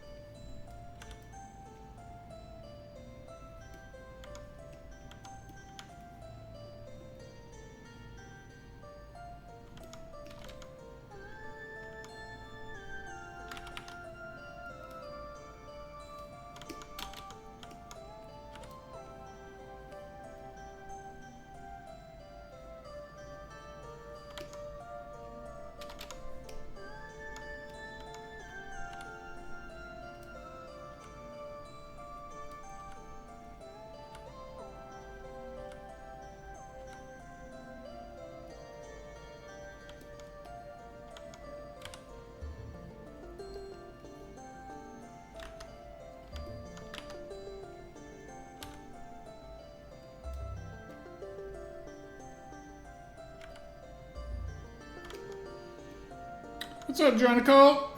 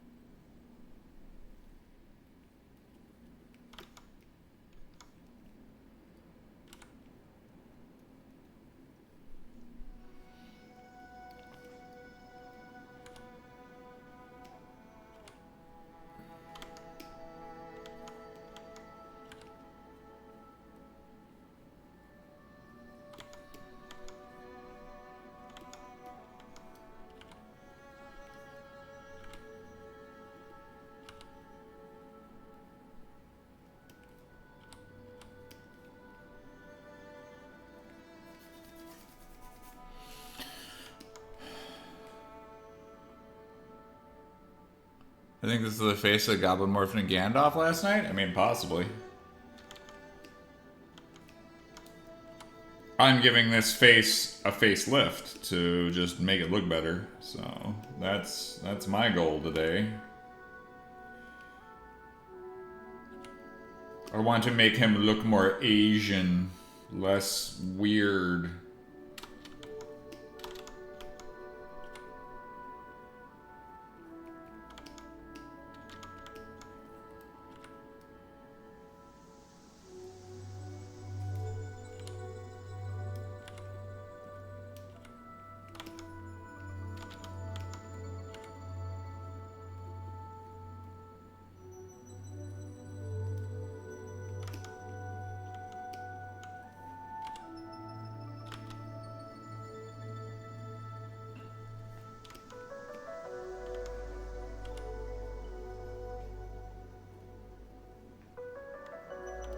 More Asian, less weird is good? Yeah. Yeah, I'm pretty sure he uses it as a base. It's just when there's textures that have construction issues in them, like the eyes being way too big, and the nose being strange in terms of like its shape and stuff, like you're kind of impacting your own art when you kind of do that stuff. So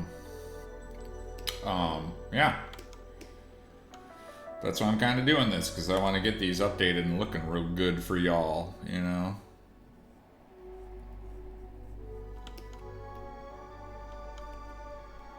Oop.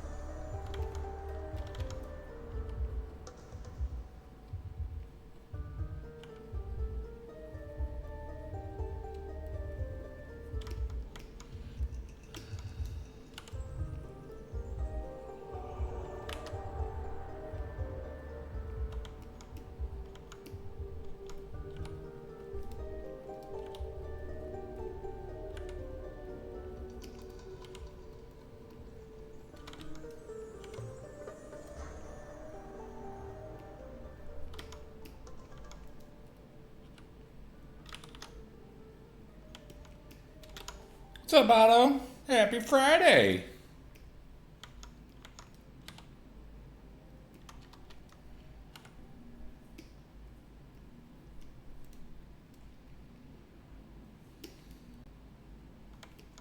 What's up, Sleepy Druid?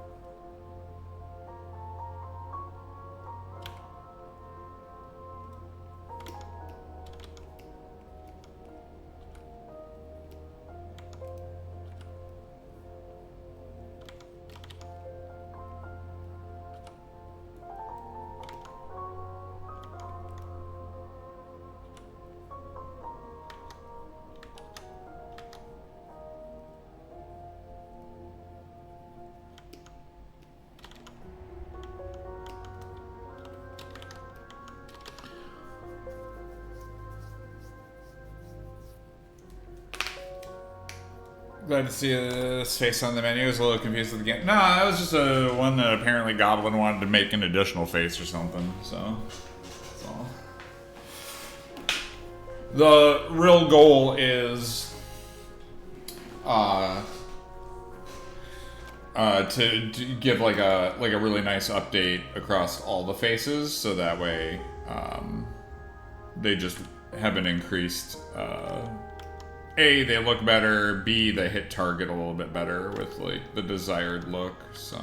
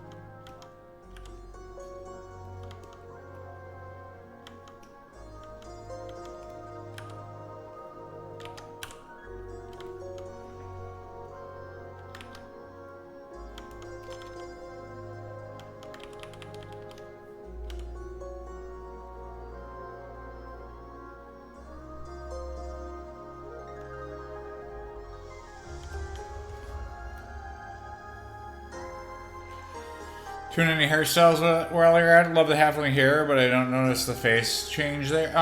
We will be.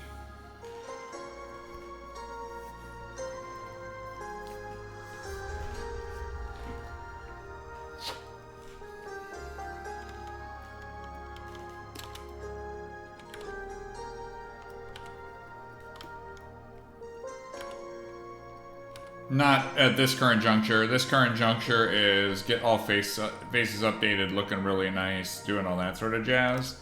The next sessions will probably be updated hair stuff. So.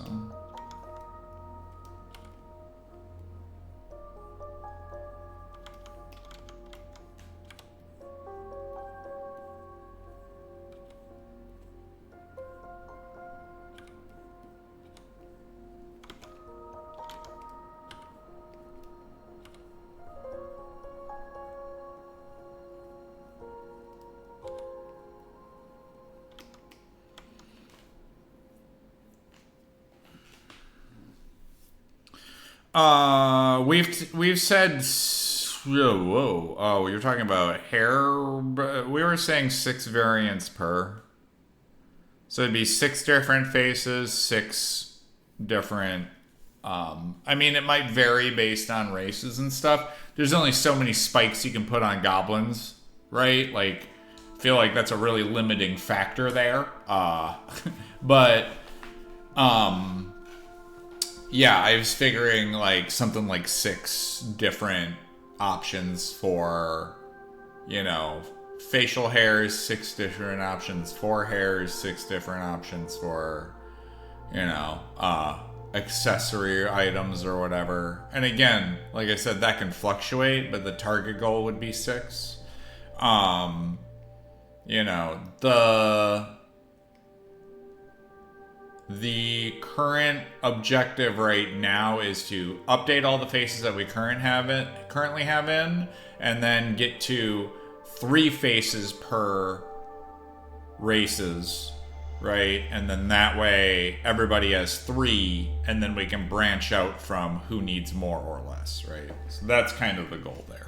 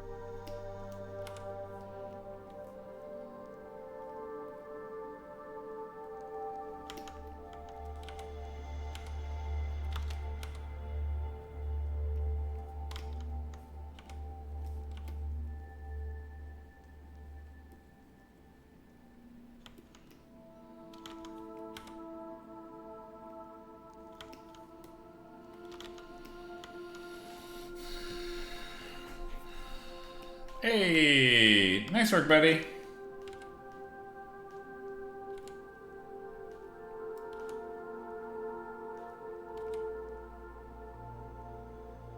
Male gnome face. Hell yeah, dude.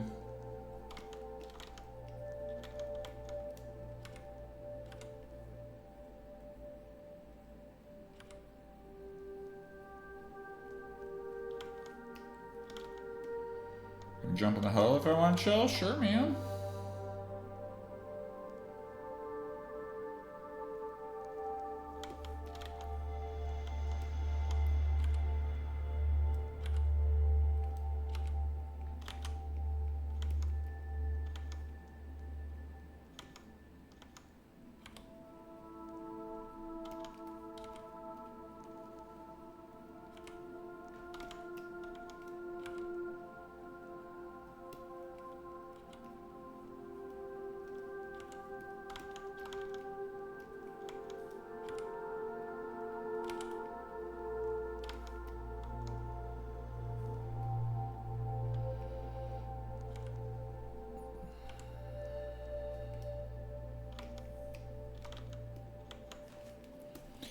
Gruesome twosome. Yeah, buddy. Alright, let me put these on.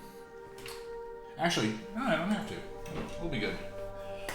Hopefully it doesn't pick up too much stuff, so make sure that this is down a little bit. There we go.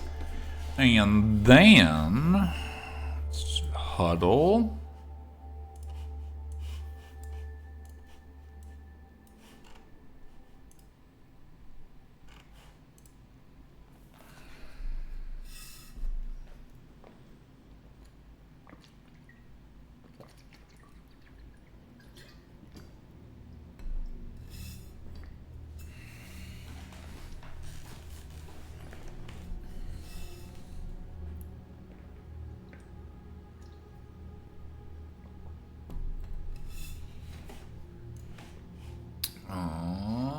Huddles. Just as heads up, I'm streaming. Oh, is my mic not working? Oh, it is. Okay. Heads up, I'm streaming, so don't say anything naughty.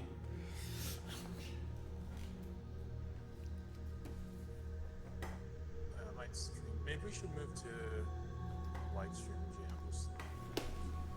I do. My headset on. One sec. I gotta adjust audio stuff, so just give me a quick second. There you go. Hopefully that's okay. Oh. Oh, I could hear him. Oh well.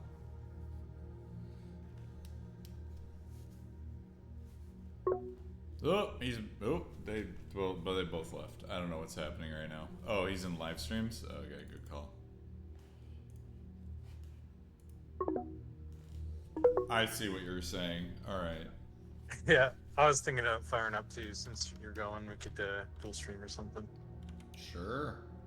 I mean, I gotta go to the store in a little bit anyway because it's 6. So I figure in like 2 hours at like 8, I might swing over to the store real quick. Just a quick 20-minute adventure, and then come back and I can do some more streaming then. Okay.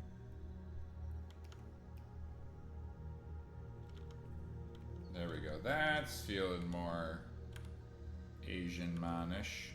Asian man.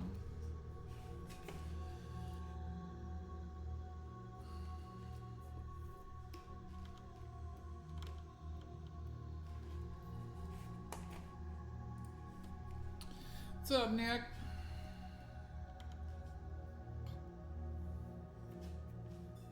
You'll join and say everything naughty? I mean, what else is new in Crypt? Come on now.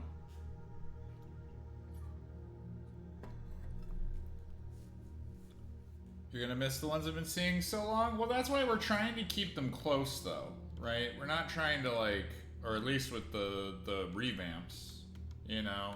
We're trying to keep the essence of the originals as much as we can, so I understand that, you know? I've made games long enough. I know players get very attached. They pick the faces for that reason, right? So the idea being to not stray too far from the original vision, but while also giving you just a nicer looking face.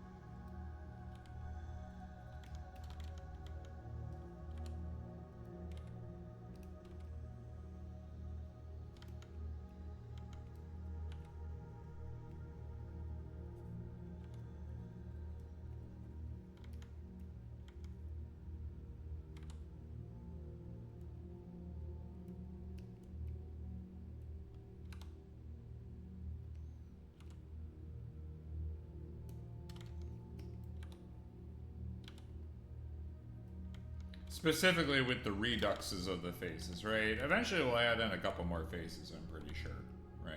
But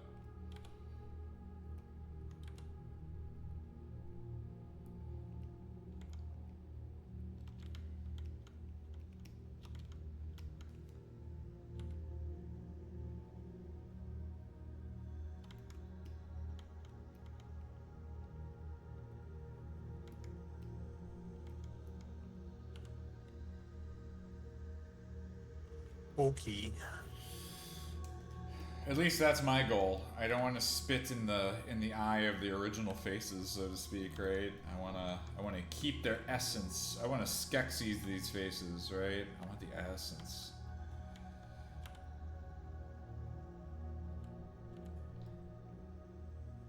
I'm trying to do the shared chat thing right now. So. Oh God. Oh, thanks for letting me know because I was not looking. There you go. Start Notify the followers. There we are. Well, bam. Oh boy, you might have to mute yourself on that.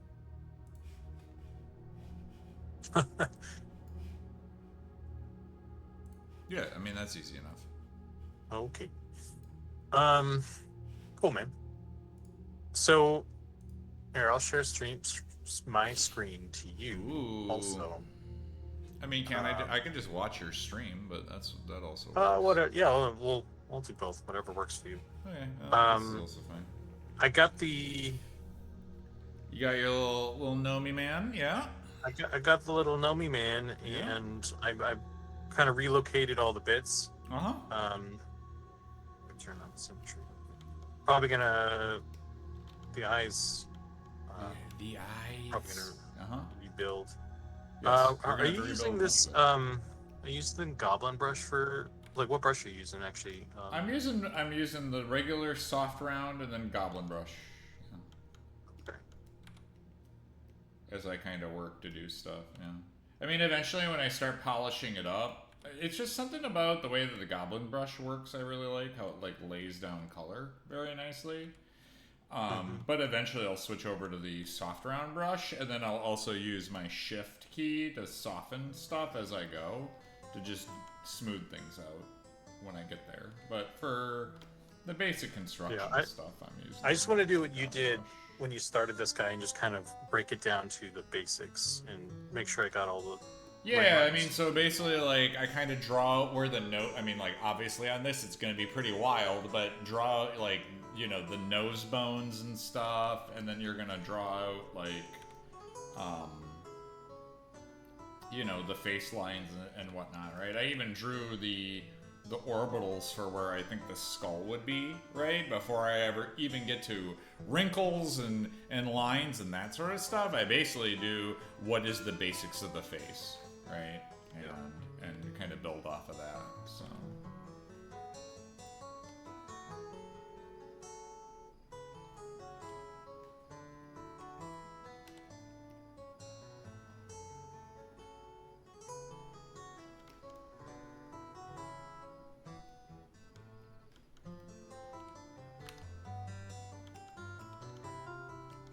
Hey Sirenth, hey Class and Cool, Dargith, Nicodemus, you're welcome to join us in chat. I wasn't kicking you out or anything. I was just figured we should move to a live stream channel so that people don't. Yeah. Maybe he didn't want to be on the live stream. He's shy.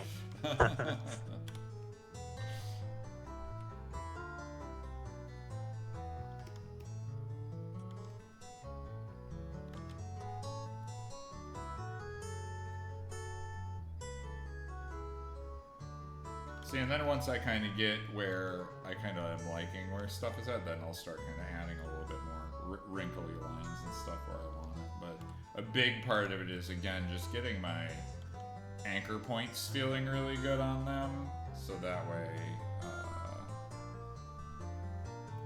when I'm sketching and stuff, it feels really good.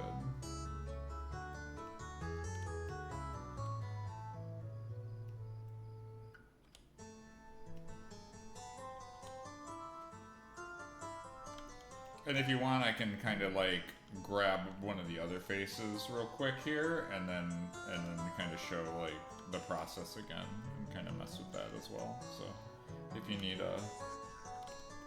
Okay, I wasn't totally watching, but I saw you kind of just wiggle my stylus around, and all of a sudden shit happened. Yeah, that happened. That's. Yeah, that's kind of. Yeah, for sure. Your magic wand. Yeah.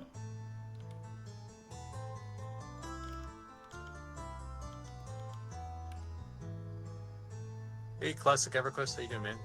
Oh yeah, I should be paying attention to chat too. I'm watching your stream more than I'm watching the watching chit chat. Put that there, and I I also this here. There we go. All right. I think I did as well. I'm doing this all on a. Yeah, separate layer. Separate Yeah, layer. totally. I'd be doing that. I mean, that's what I've got this on a separate layer compared to the previous face, even, right? So that way I can, because that way too, I can kind of check to see if I'm like, oh, the eyes are way off or some shit. But everything's looking fine here.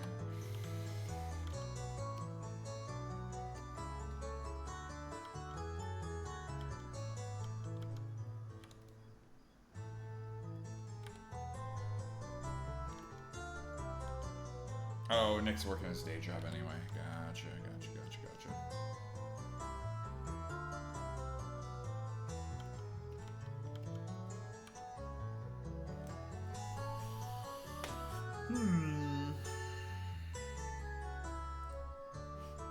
Kermit the Frog here, working at my day job.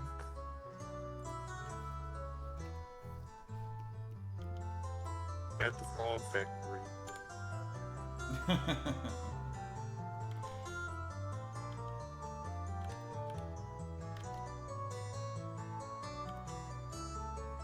Yeah, this is kind of a doll face one, so this is not too. Yeah, he's not really making any actual faces or showing any emotion, really. Emotive face.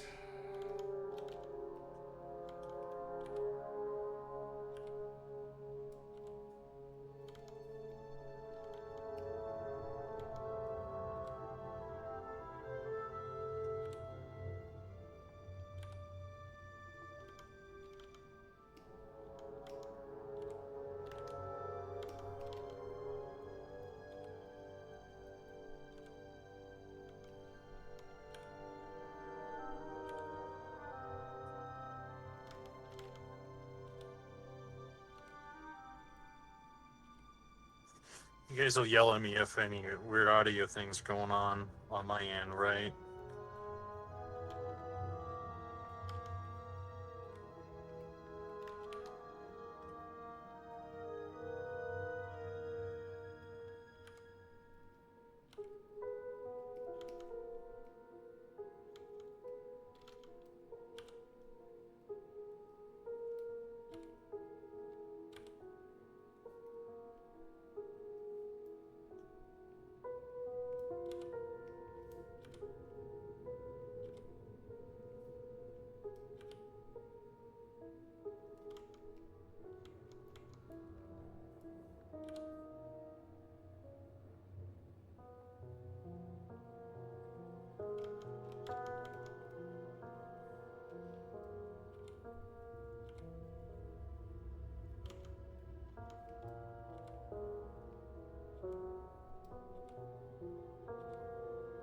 You guys will yell at me if any weird audio things are happening, other than Syrinth, right? I think Syrinth just wants to yell at you. I don't think there's any audio issues. That's fair.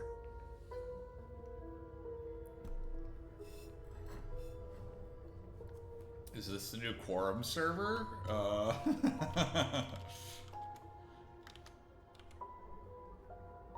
Not sure if I can personally replace Quorum, but you know.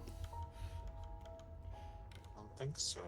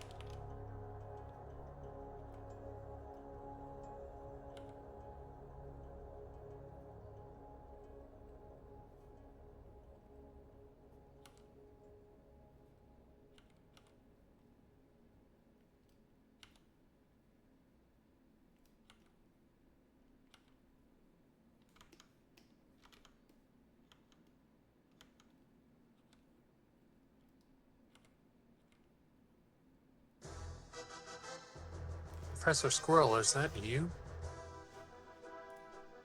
Yeah? No. I don't know how to answer that, actually.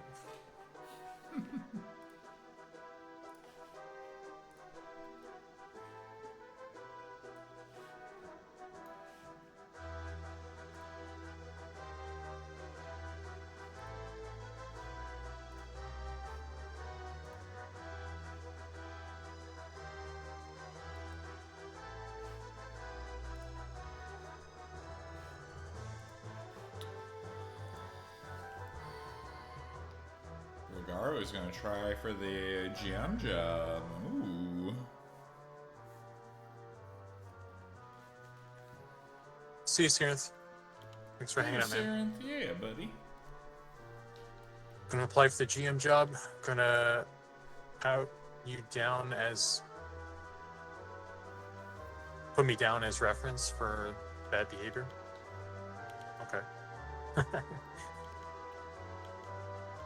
bad behavior is well known.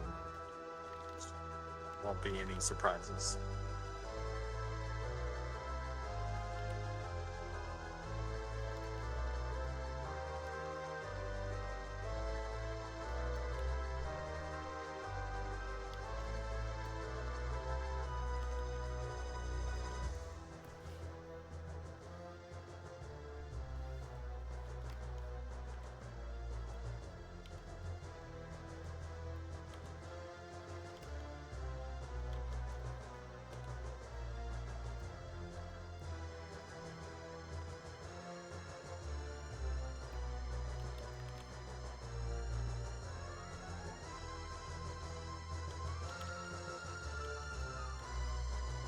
Like Voldemort's face.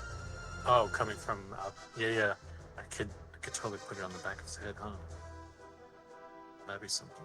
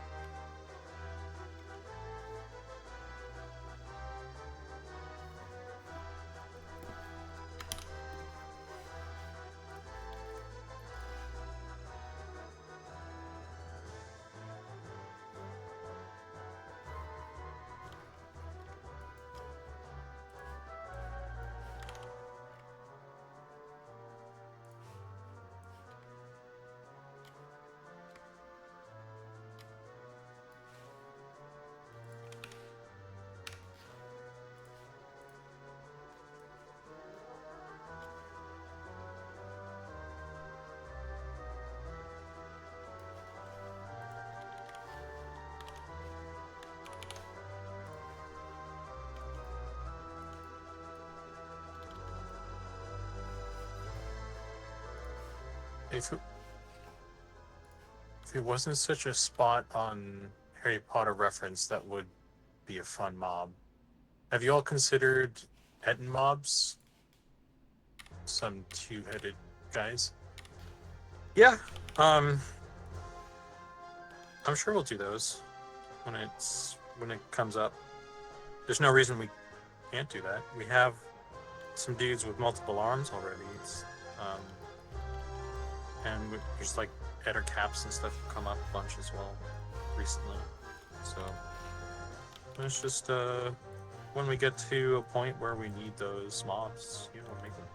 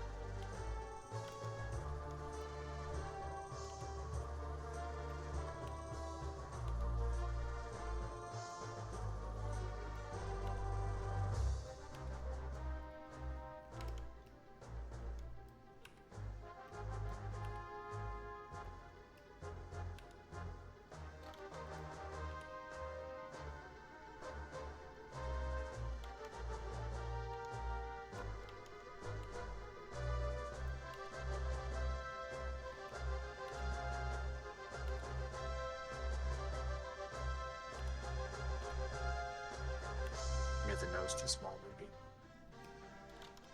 You mean the sides of it? Like I said, draw out the construction of the nose, right? Where, you know, it's got those two bits in the middle, right? Like normally it's cut into two plates for the cartilage, right? And then normally off of that you will have however big you need to, you know, arc your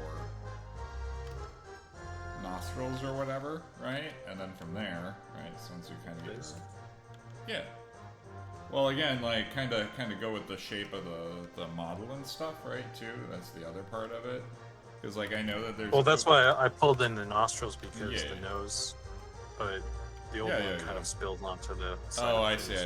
Yeah. So that's kind of where it's like which find your little corner. I'm conflicted about because I don't really like it when they go off the geo like that because it kind of breaks down on certain angles, for sure. At certain angles, it'll look really poor. So yeah, no, I think that's proper.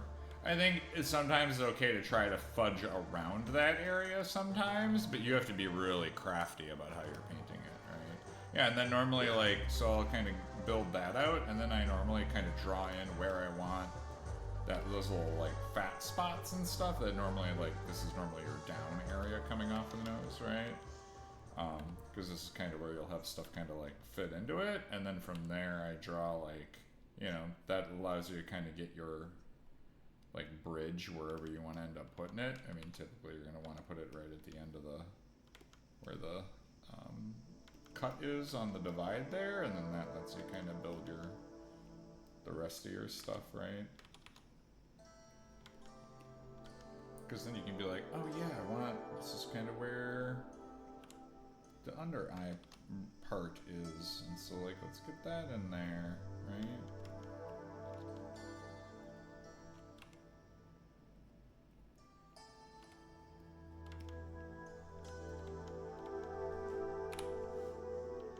Nope.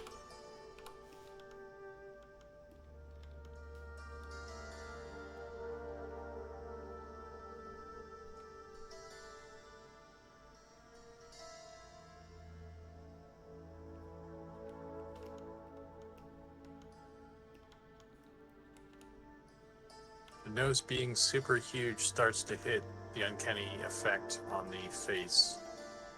I don't know if it's just me on the full detailed face. Uncanny Valley effect, I mean. Yeah, I don't know. We'll see.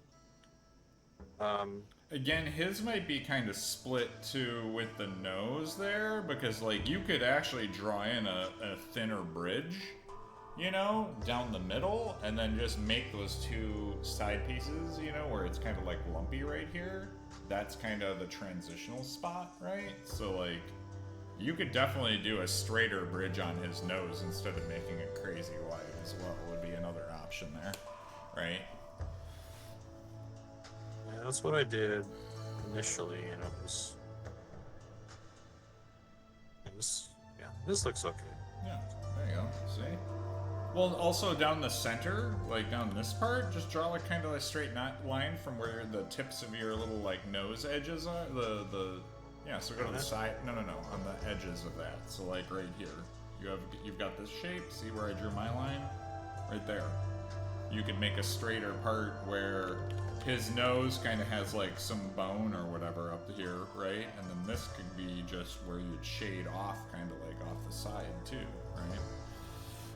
And as long as you do the shading correctly, it'll look nice, yeah, so. Because, yeah, you could even do like, oh yeah, he's got this little like, because normally like your nose kind of gets like a little bit fat right here, you know, sometimes.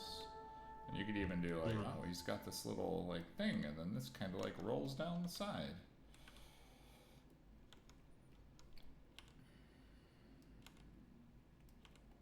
And then for you, you just kind of like, again, yeah, just shade it out.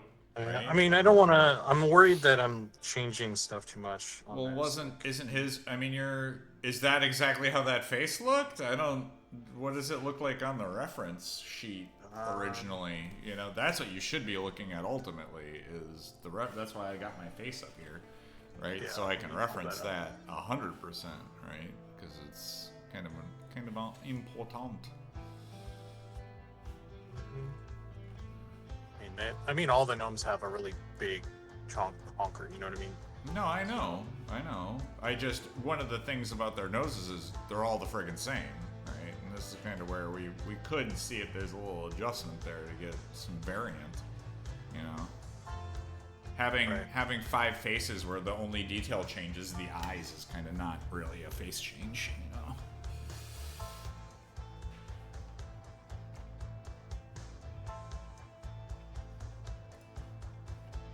Well, oh. What the fuck? That was interesting. Just hold the face for me. A couple. Neat. Because this was based off of 1 or 0, 0? This is 0, 0. Okay. Oh, yeah. You gotta... Just depends on how you want to do that nose then. But yeah, I think the one issue with the gnomes is literally every face has the same nose. That none of them are really that different, so...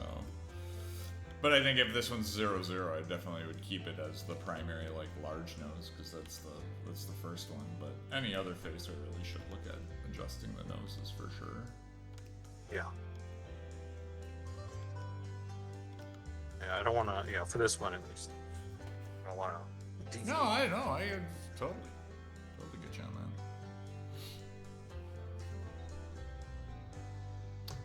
Let's see, what do I want to do for this dude?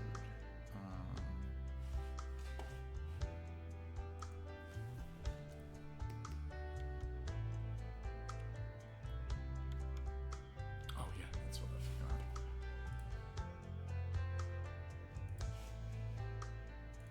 Hey, Dragon.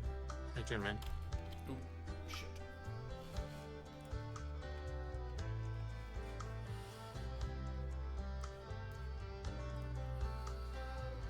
Yeah, what's up, Dragon?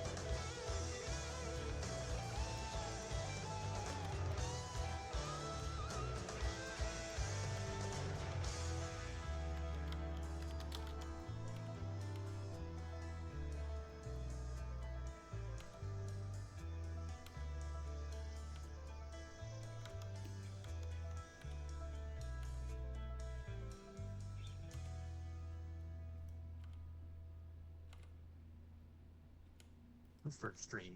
Yeah, we're doing another dual stream. 2 for... faces. Gonna do clean up all the problems we created for ourselves.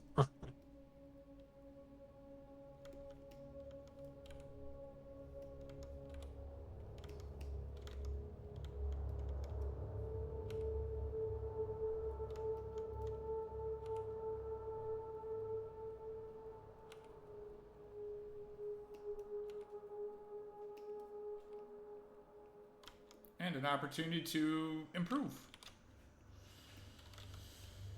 Yeah.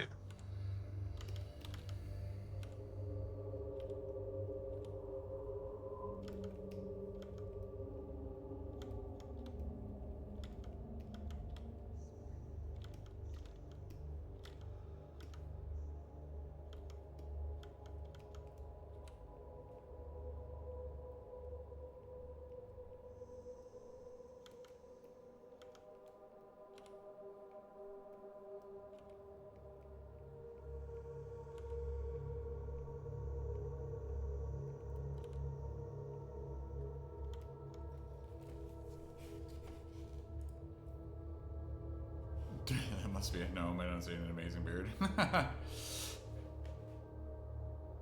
Arkansas says, "Hey Z, I know you've answered this before. I apologize, but what exactly are all the UV redos and why were they needed?" If you already answered this in the stream, no. We actually didn't really answer like that question. Really wasn't asked at all. The big thing with the UV cleanup and stuff was some of the guides weren't exactly fleshed out when we made a bunch of additional character stuff. They were kind of roughed in, and then we hadn't made any like steadfast decisions on proper practices for making the characters. So there was some wild west decisions made on some of the characters to just do whatever worked, and instead of kind of setting them up in a very procedural and processed way, which caused a lot of weird stretching issues and just things not looking quite right, and just because we're using this all-in-one solution to make the characters much more in a procedural, like not like procedural as in random generation, but procedural as in a step-by-step kind of format where, you know, you do step A, step B, step C, and kind of walk through each one of those steps to be able to update the character models and whatnot, to have a more cohesive look. Now, granted, some of the stretching, you know, body sizes and types and stuff, that'll always be there, but at least now we know, having gone through, we've gone through all the characters now, all the UVs have been updated, we've cleaned up a bunch of stuff.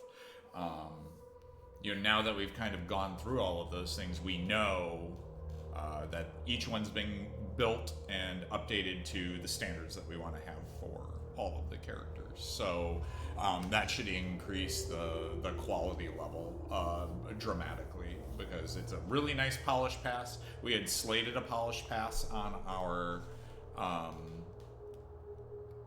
for our process, our schedule. So now we're kind of executing on that polish pass. So that's kind of why. Yeah. Yeah, the TLDR of all that is just polish pass, basically. And doing like the going through and making sure everybody is actually set up properly. Yeah. To take full advantage of our whole system. Mm-hmm.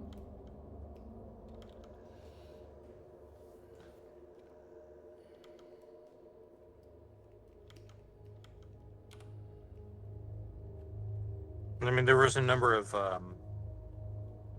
kind of warbly edges and stuff that we were noticing. Like, I don't know if any gnome players were noticing sort of some weird eye shapes and stuff.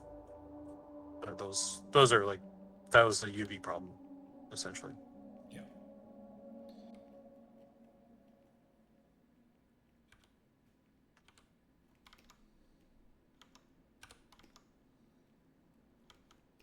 And this kind of gave us now the opportunity to kind of sit down and go, okay, now we did all that stuff. The faces are kind of messed up now because we fixed a lot of those UV issues.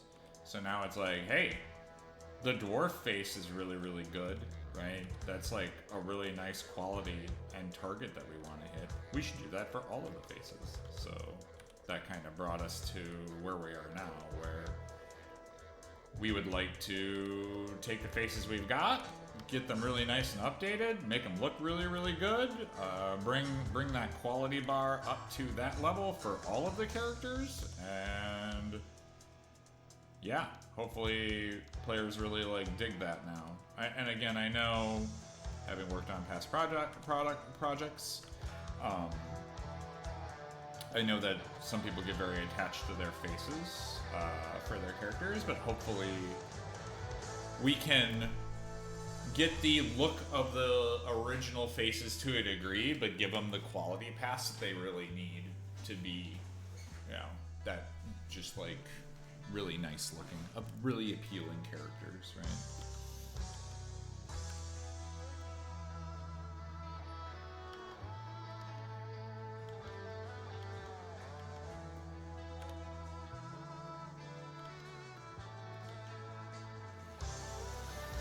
The crooked eyes, you called that a feature? Yeah, I mean, kind of.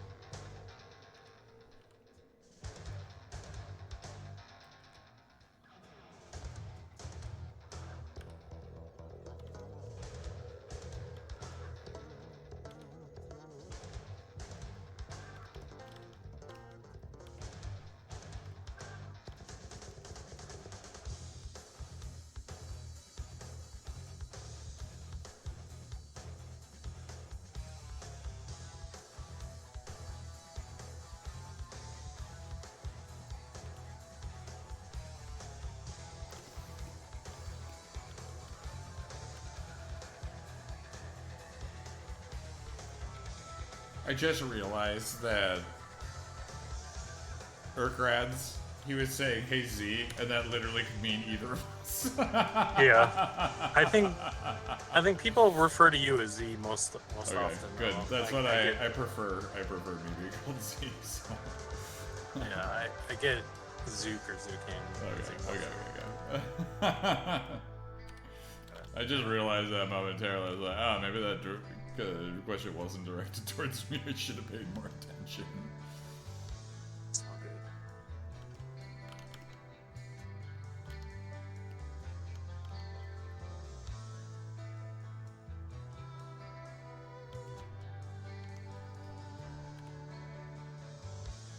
I mean, it wasn't my chat, my stream. So. Oh, yeah, okay, gotcha. It doesn't really matter.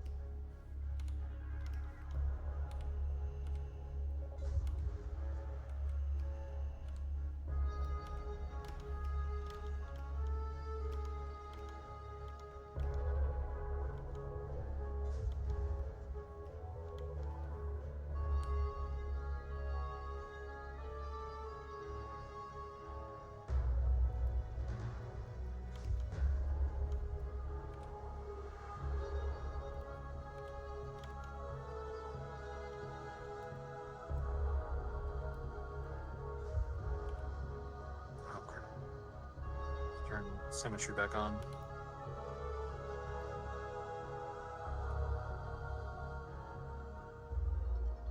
Oh wow. You know, one thing I would do with your face there on your gnome thing, I know his mouth is exceedingly wide, but you might want to bring his eyes inward a little bit. Like, I know, like, it would be his mouth would come in slightly and his eyes would come in slightly, and that should align them a little bit better. Yeah, to where it's like the joint of the eye here should be kind of where the joint of your geometry of your nose is, and it's just a little bit spread apart there. Right? So like your little eye pits, right? Touch those into the yeah, right there. That should be really kind of where your eye pit sits, and then you can kind of wherever your eye area is, right? And then you can draw remember your mouth line is like right on the interior of your pupils, so it kind of is like this, right? That's kind of where your mouth line sits, right? For the corners of your mouth, right? And then, so his mouth should be smaller because it's on this interior part of the eye. That's where the corner of your mouth normally sits, right? Right here. Yep. So, and then that would give you all the alignments you need to kind of like do the layout for the face.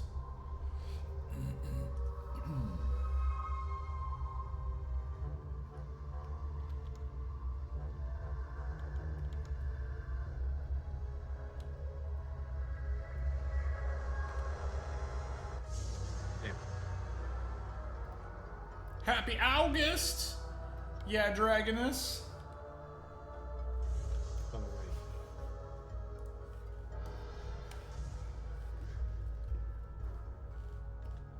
Oh, thanks for the follow, Valos. Gunnerwolf, thanks for the follow.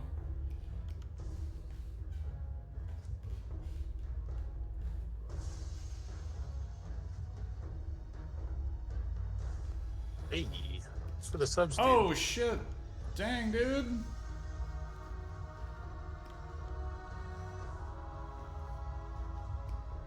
Oh, man.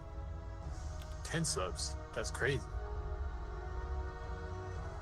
You're always so generous, Dragon. I appreciate it. Wish I had some more tangible way to repay that. Yeah, he's jumping between both of us doing frickin' subs, so... Oh, too kind.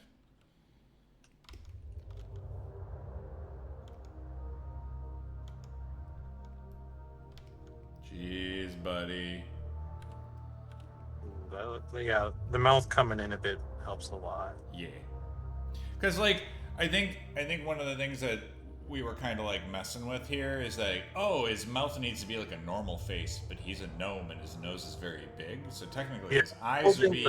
his eyes would be closer, and then it would make his mouth smaller, but then his nose is very big, right? So it's not like a normal human to proportion face. You have to think about it like minus the nose out of the equation and make the eyes and then draw where the mouth creases are, and then you'll get a good face based off of that, right? I'm pretty sure that'll be a much stronger structure to go with. Now off to dinner, Toodles. I love that he just runs in here, spams a bunch of subs for everybody, like, peace.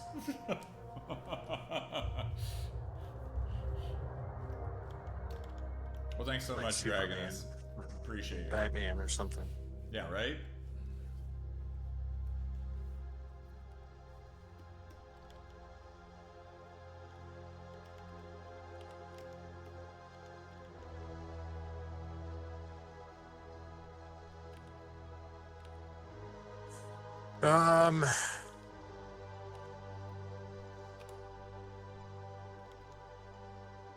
Alois Virus says, "Yo, happy Friday. Character art is looking sick. So pumped for EA."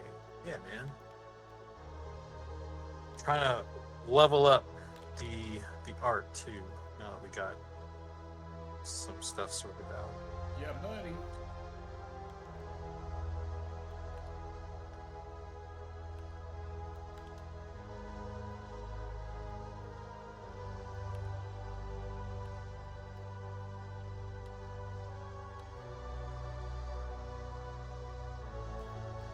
Okay, 7 o'clock. Okay, we got one more hour, and then I gotta pop off for 20 minutes, and then I'll come back and we will continue making faces.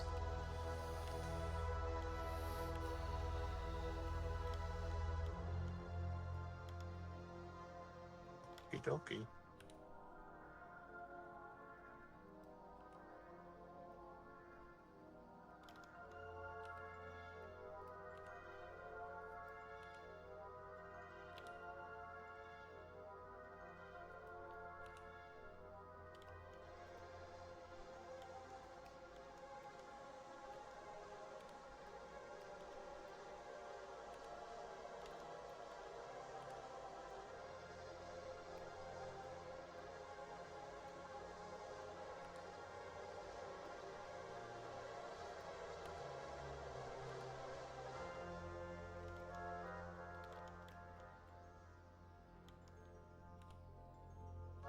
Now the question is while we're just duo streaming, do I just bounce, leave my stream up, just chilling, and be like BRB in like 15, 20?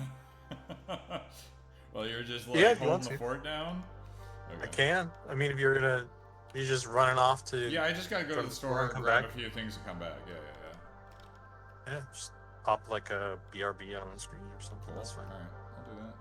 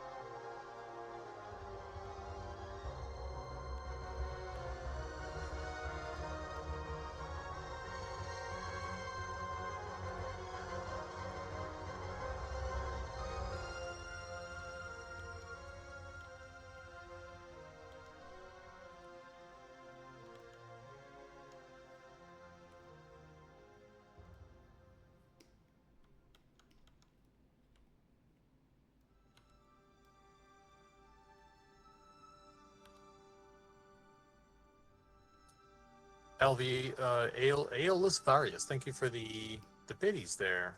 Appreciate it. It's very cool of you. DJ Talk, no, the game is not out yet, but you can at least run the campfire if you want to run, like, make a character and run around with it, but it won't be... the next playtest will be in September, so keep your eyes peeled on that. The game should go into early access in Q1, so that'll be around the January time frame. And then you'll be able to play to your heart's discontent. Discontent? I didn't mean discontent, but sure.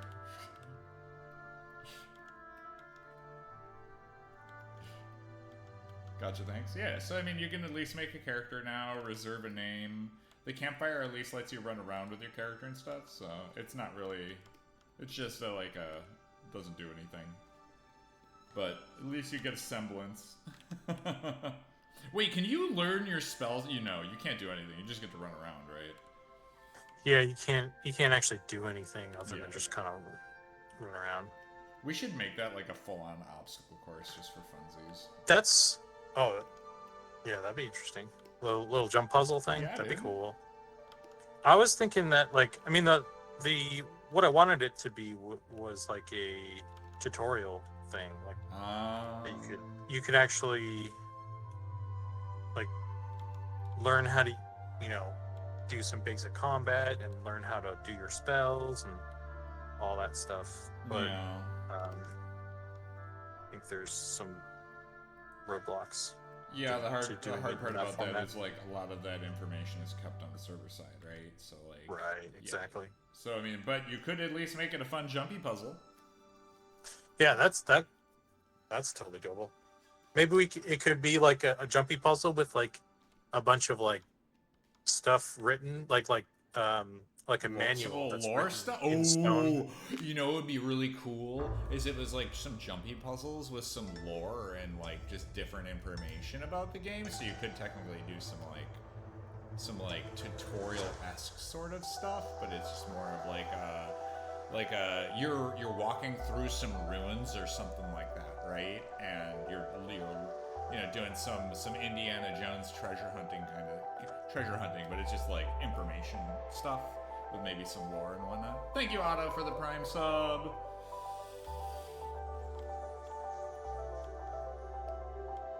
Looks smooth. Love the Goblin class. Yeah.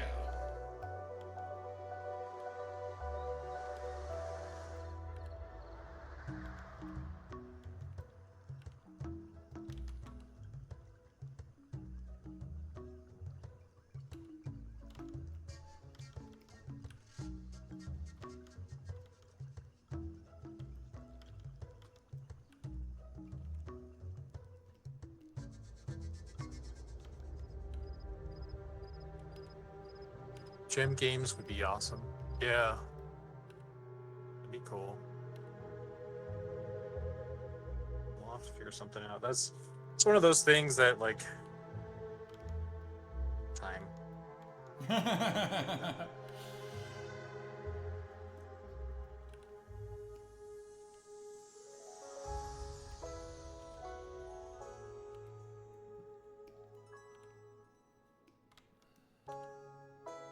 But a big part of our game is kind of about the exploration, so I think kind of keying in on that without requiring any additional tech or anything like that, right? Where it's just like a handful of etchings and carvings and stuff, and then some like little pieces of paper that you can inspect and whatnot, and then, you know, kind of giving some idea about the lore of the world and, you know, maybe the different factions and stuff or whatever, right? Like, that'd be kind of cool. Chill way to kind of like learn more before you get into the game, right? Yeah.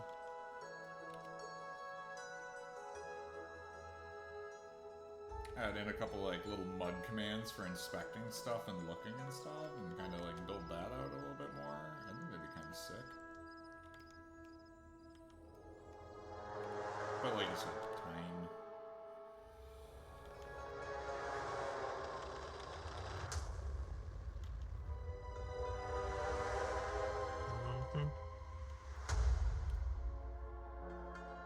There's only so many things we can drop everything to go pivot to.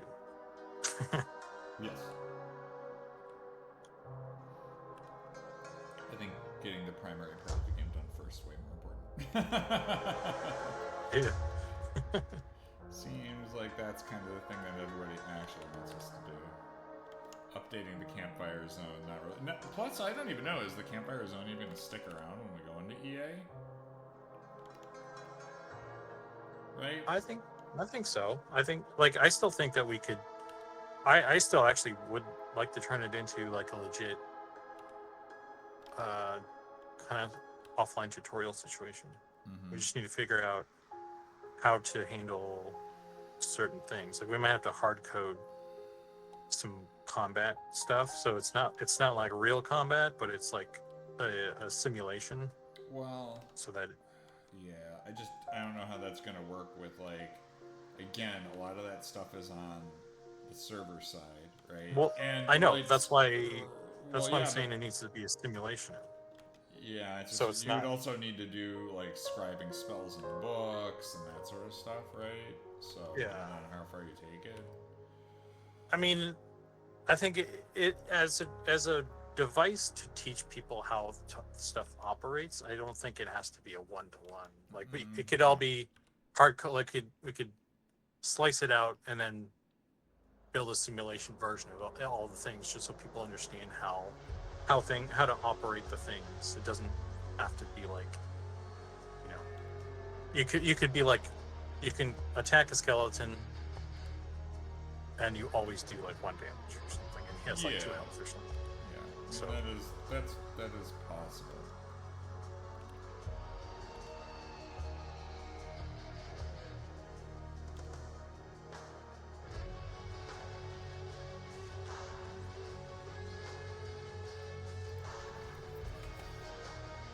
I feel like I'm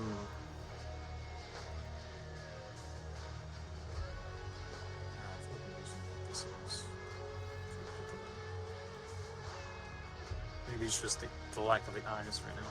Probably. I'm trying to make sure he kind of has like sort of happy, optimistic eyes. Yeah. Kinda, so I'm trying to get that in, so but I think like, the brows we have right now are the sad. shape you're gonna want to go for is kind of like, it's kind of. Oh shit! I forgot I'm mirrored here.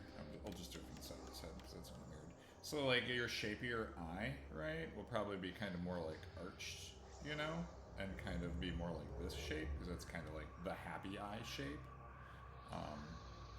And then you can have like a little bit of roundness down here on it, and then, you know, that's kind of where you have a higher raised, you know, fat area to kind of give the brow just a little bit, you know, and then definitely when you have your lines, don't arc them up and back because that's like angry lines. You're gonna want to just kind of move them towards the middle, so that way you kind of get your happy eye, right?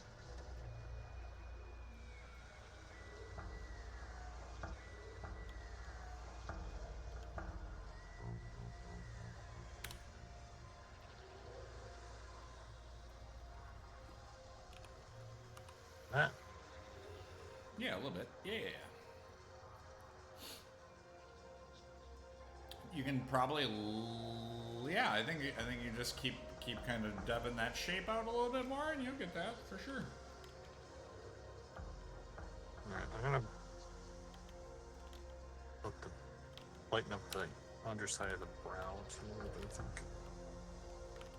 Oh yeah, that'll also help, right? So like, and again, yeah, if you lift his the areas underneath his brow line, right? You lift those up a little bit. That'll kind of give him that like happier face, right?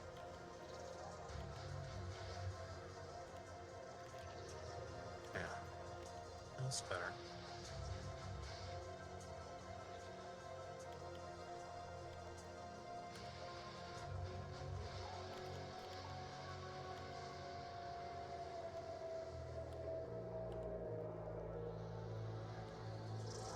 Campfire Zone is supposed to be used as a new player experience tutorial for sure. Yeah, Crypt. I think I was talking to Ollie about it because there's the EverQuest offline tutorial that we're like kind of using as like inspiration for that sort of thing, and since we can't have like a total offline client, to do that like EverQuest did. That's why we have this Campfire Zone that's connected to the server. Like it still requires the server to log into. You know what I mean?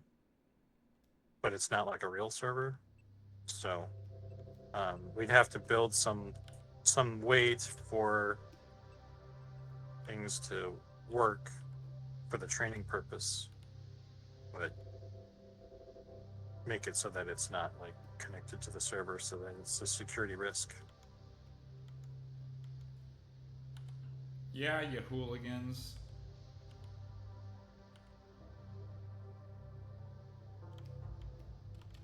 Can't be trusted, these guys. What's up, surprise bees?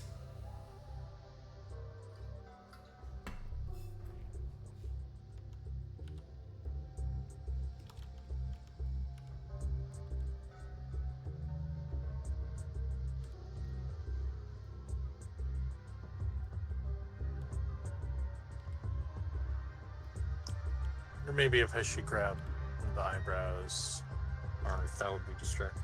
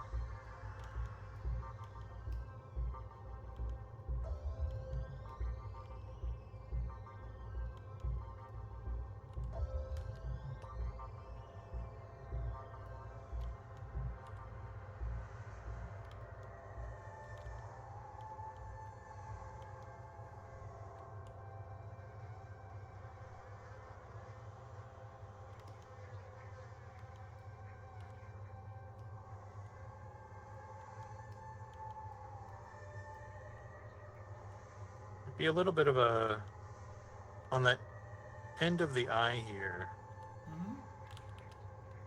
Kind of could come up. Oh yeah. To be a little bit. Yeah, happier. I think that works. Yeah, yeah. Totally. That's looking weird.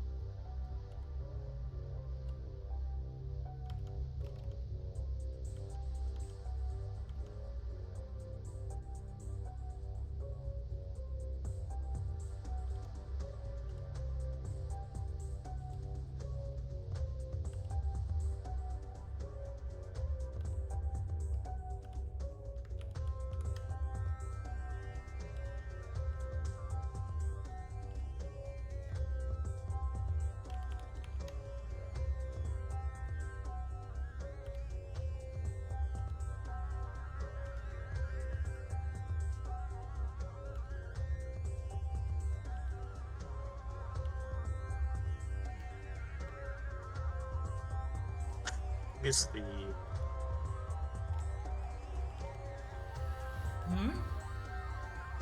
forehead lines or something. It's adding a little bit too. Yeah, that helps.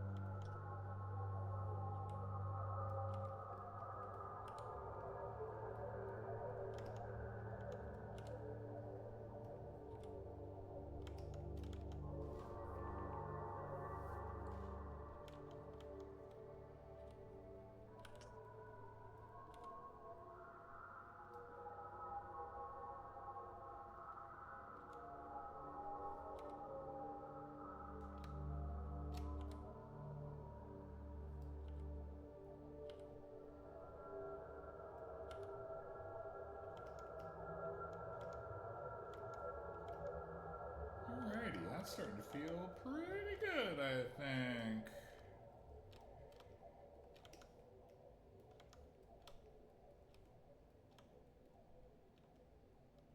I'm just going to soften some of this up a little bit.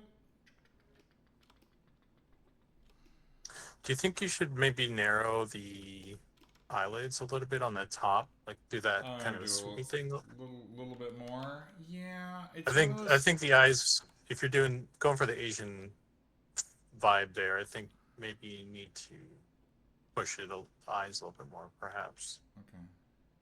Is that going to slightly a bit too Caucasian, but maybe.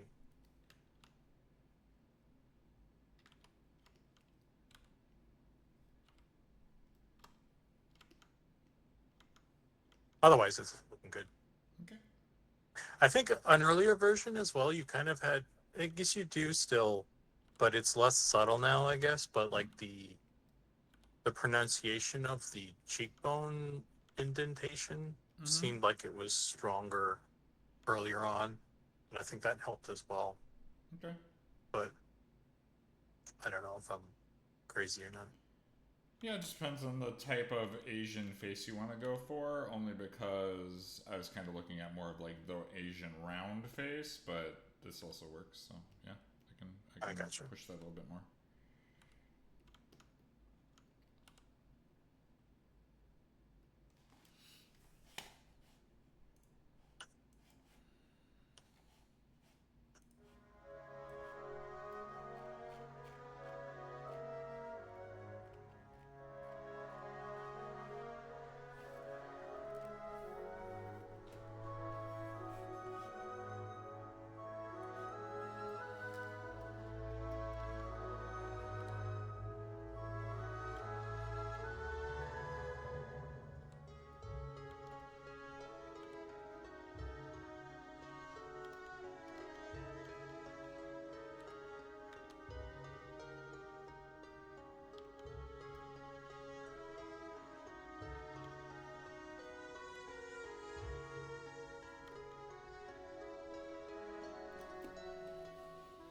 Making the face smexy, yeah, man.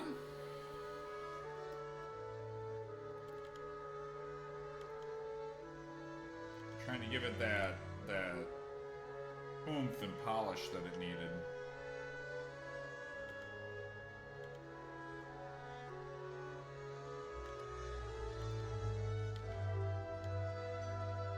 Good call on that eye adjustment, friend.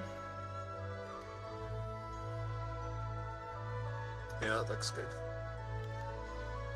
You just pretend like you're in Dr. No, or You Only Live Once, where they put that prosthetic eye thing on the thing to make you look more Asian. Oh.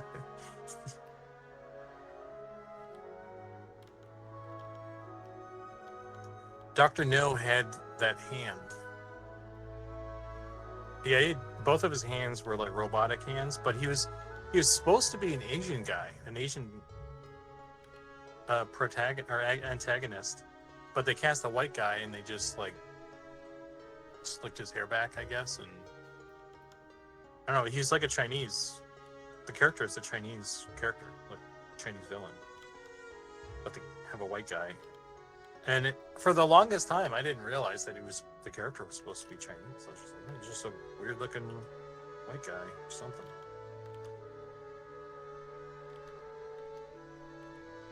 It's weird, man. 60s, not so great with that kind of thing. Asian, but back in the day, most white, like Asian, yeah, back then.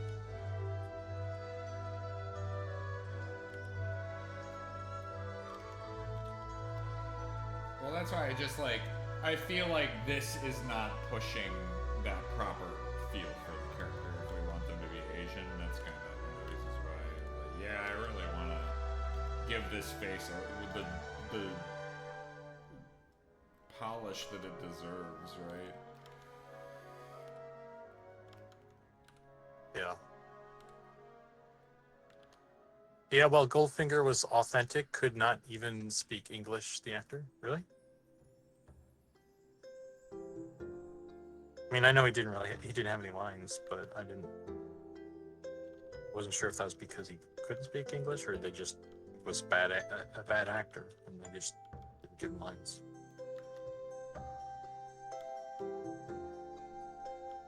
Sometimes you never know with those, like, with the thugs. They like cast some like dude because he's got muscles, not because he's got acting chops, just to play like the thug.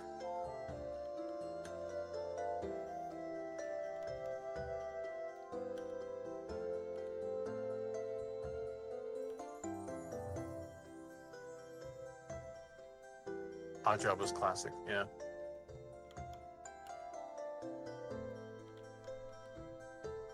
I believe it was a dubbed thing, but was German. Yeah, well, Goldfinger was. Oh, I heard that. I believe it was dubbed. The guy was German. The guy who played Oddjob was German. Or Goldfinger was German.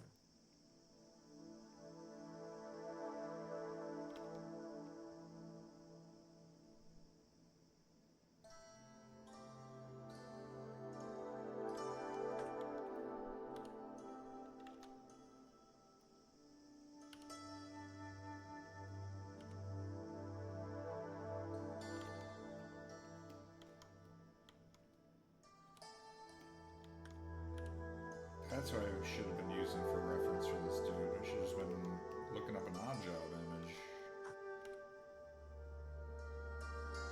Probably would have nailed this like 3 hours ago, 2 hours ago, man. Just boom, Oddjob image, done. You're just gonna end up with painting a dude, like a guy with a hat on and like. Yeah, dude. I'll just paint it on the character, right? And then I can just put his little bowler hat on. There we go.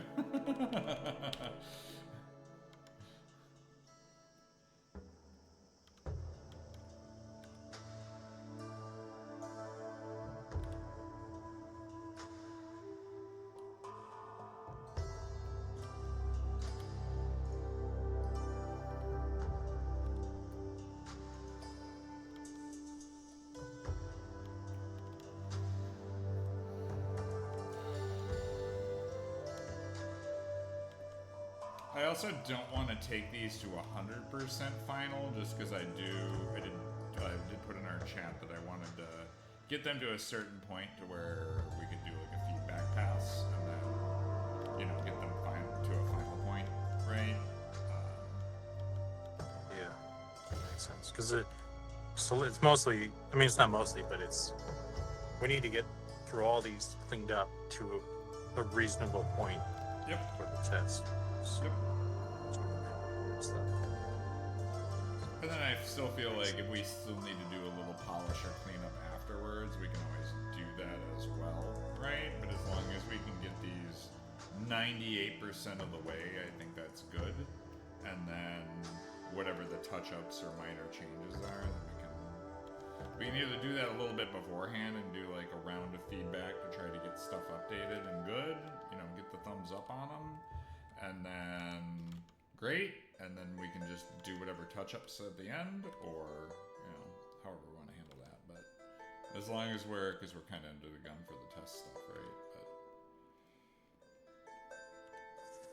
But yeah, I think we should just like get stuff fixed up, and then lock that in for the build, and then we can swing back around and do other stuff.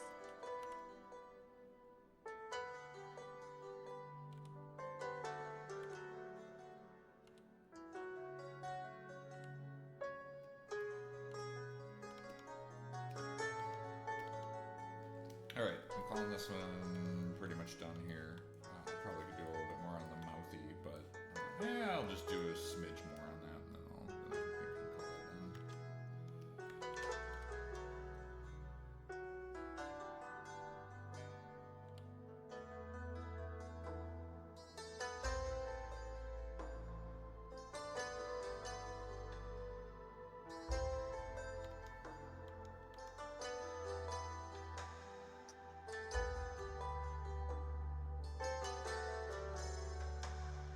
That is the main weapon for odd job class. Yeah. Imagine an odd job class. He's like an archer, but he throws hats. So you just got like one of those big just like a huge stack of hats you're wearing on top of each other. And you just gotta like get really good at like tailoring. Instead of like fletching to refill your arrows, you just make hats. Use tailoring to make a bunch of hats. Yeah.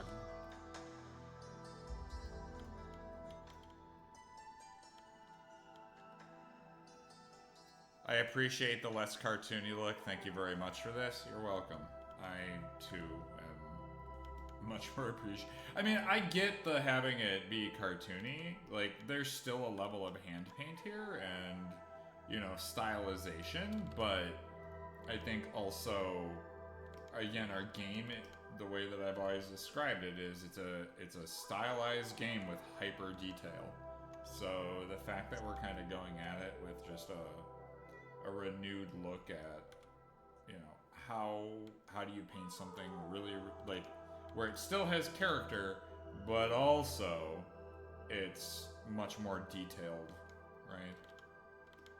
Yeah, I mean, the helps a lot. The call has always been low poly with high quality textures, So that's always what it's been, and it's just it's one of those things like that's why like when people kind of criticize how stuff looks sometimes, it's like, yeah, but we're still working on it. Like, this is a very iterative process. You don't come in like swinging on all cylinders, straight away. You don't like make a thing and it's done and you never touch it again. Until, at least not like just one and done thing, especially for us, because we don't have a very systematic approach to things. So like if we did have a more systematic approach and we had like all the stage gates locked down, and at each step in the process it was like well thought out every single time, and it was like green light to go to the next stage, and then there was any reason to backtrack, then yeah, you could do it that way. But that's not how we've operated so far. So. Well, like I've said in the past, a big part of it was just learning. You know. Yeah. You didn't know where the pitfalls were because you had never done it before. So a big part of it was now we've learned some of the pitfalls, and from there we can make better judgment calls, like with characters and unwrapping and all that sort of stuff, right? And that's kind of what we've done. So sometimes the iterative process takes a little bit longer than others to nail down exactly how we want to have things and create stuff and build things. So that's part of the thing too, is style kind of develops as you go along, right? Yeah. You can come up with oh, this is what it's going to be, and then as you kind of work on the project, you're like, oh, this is what it's become, and you're like, well, the thing that became is way better. So ultimately, kind of helps. Yeah, it's a marathon, not a sprint. So like, kind of swing back around to things at times. And...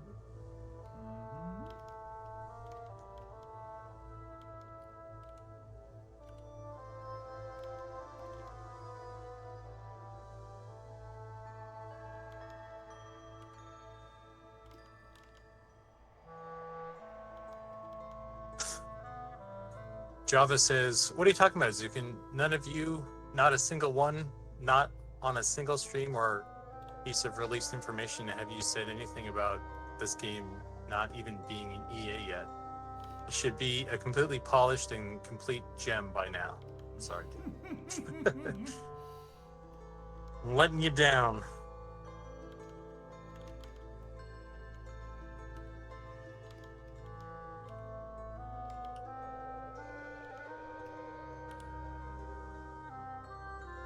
Fall on my stylus. Commit Sudoku and fall on my stylus.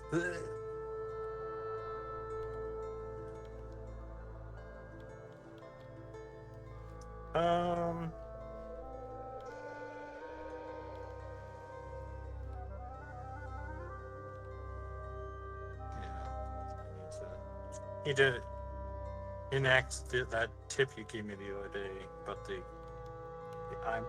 eye hole thing. Hmm?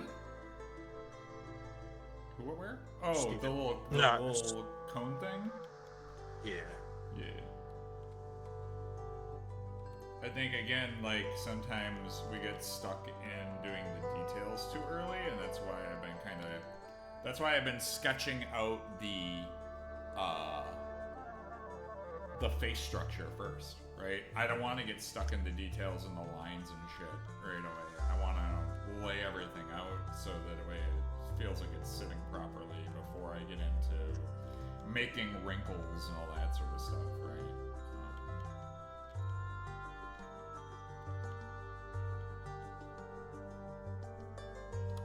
Yeah. Well, how do you think this seems pretty good, actually? I think, if anything, I'm not sure about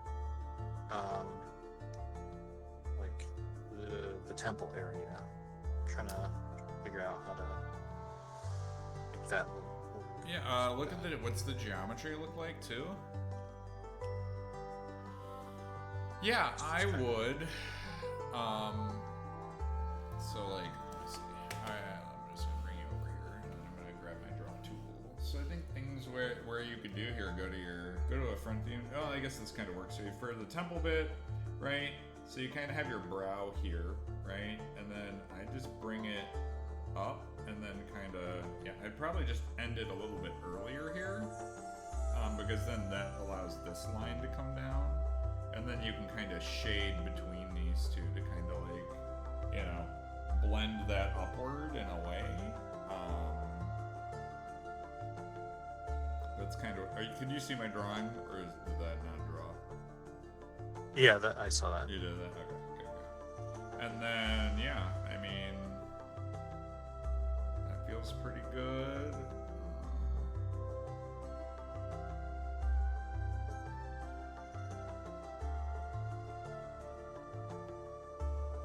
Yeah, that's kind of.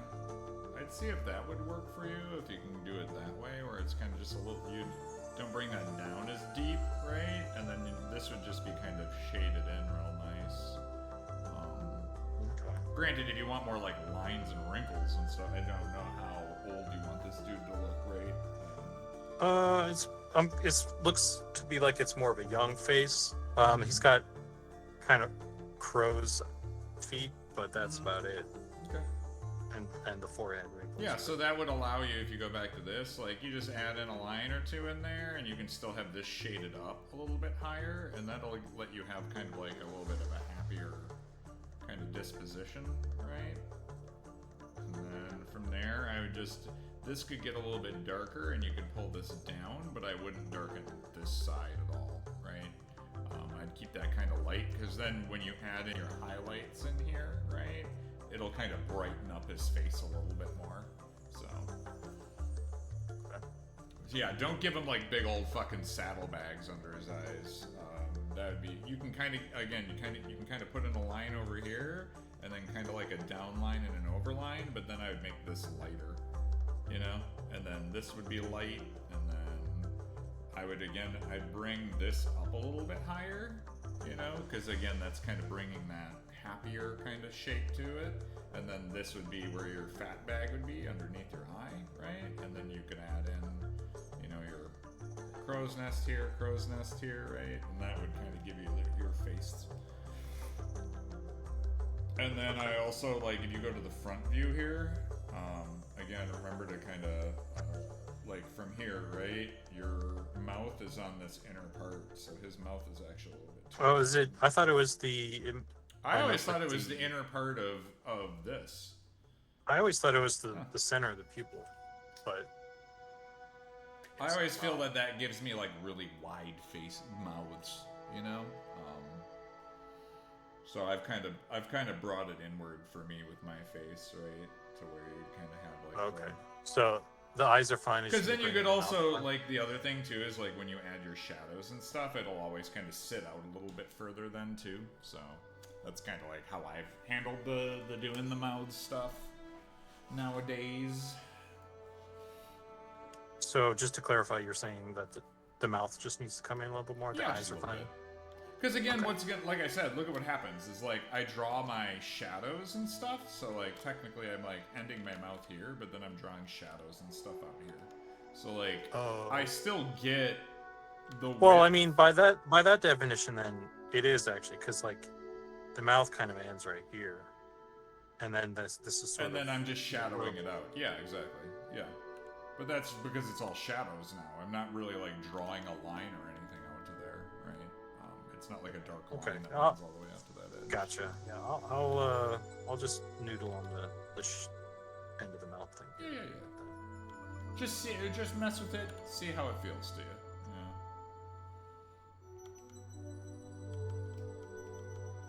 Do a little noodling.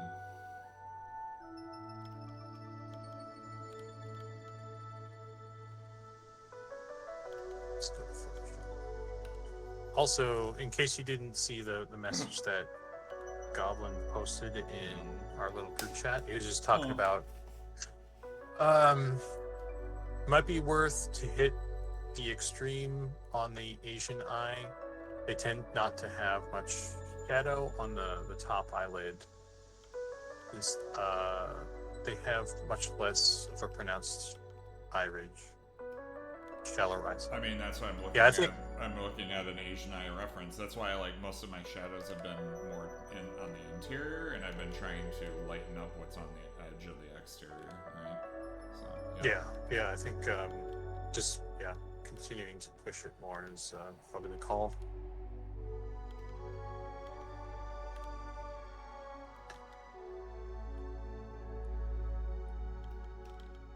I'm just gonna grab all of these biddies.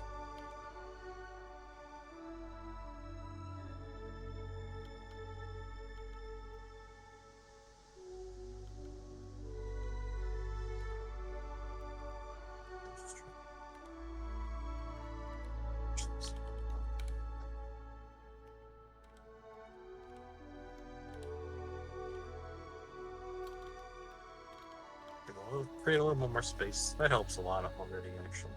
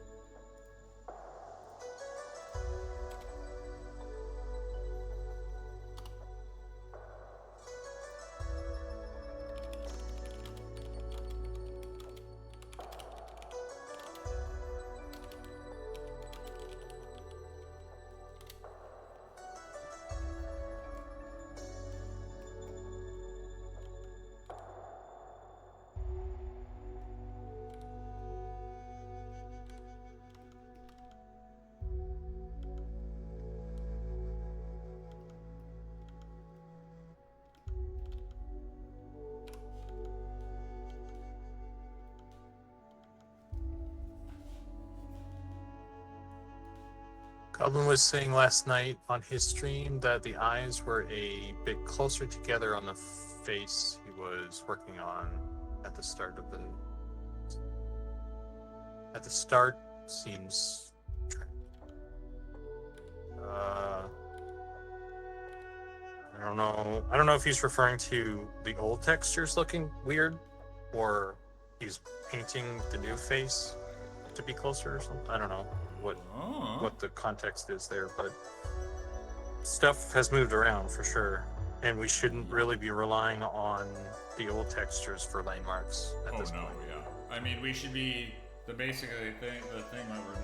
I don't know if he's on launching or messaging him or some shit, but I mean, the main thing we're doing is I'm looking at the image of the character on the face and then seeing what that's all about, and then doing adjustments off of that, right? But to try to be making faces off of the 2D faces that are in there would be a mistake. Yeah, I think your method of basically just breaking it down to the basics again is probably the way we want to do it, because otherwise if we just rely too much on just fixing up what's there, we're just gonna continue to be working on the foundation of some weird shit, right? Mm-hmm. So. Well, plus the faces of kind of like if you throw them on the model, even they don't work, right? So that's kind of one of the things where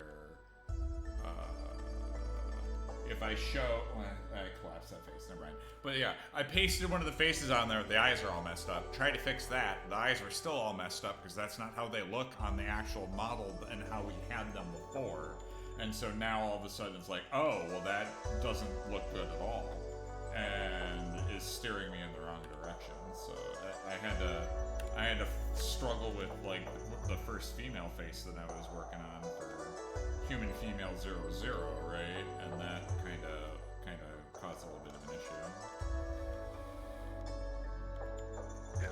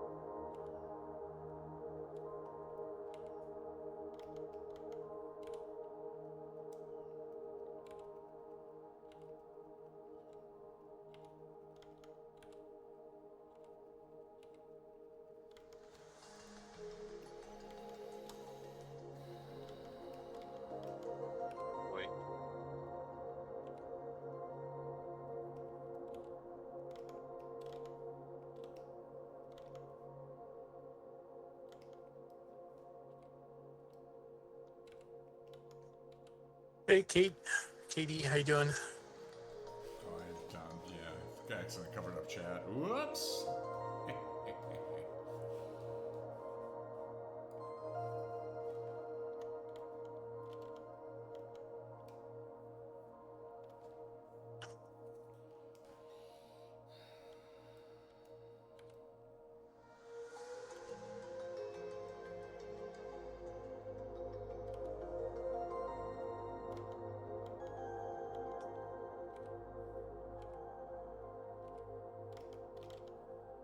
All right, I think that's looking pretty nice for a pass. So we'll move on to the next thing. It's still gonna need a little bit of touching up for sure, but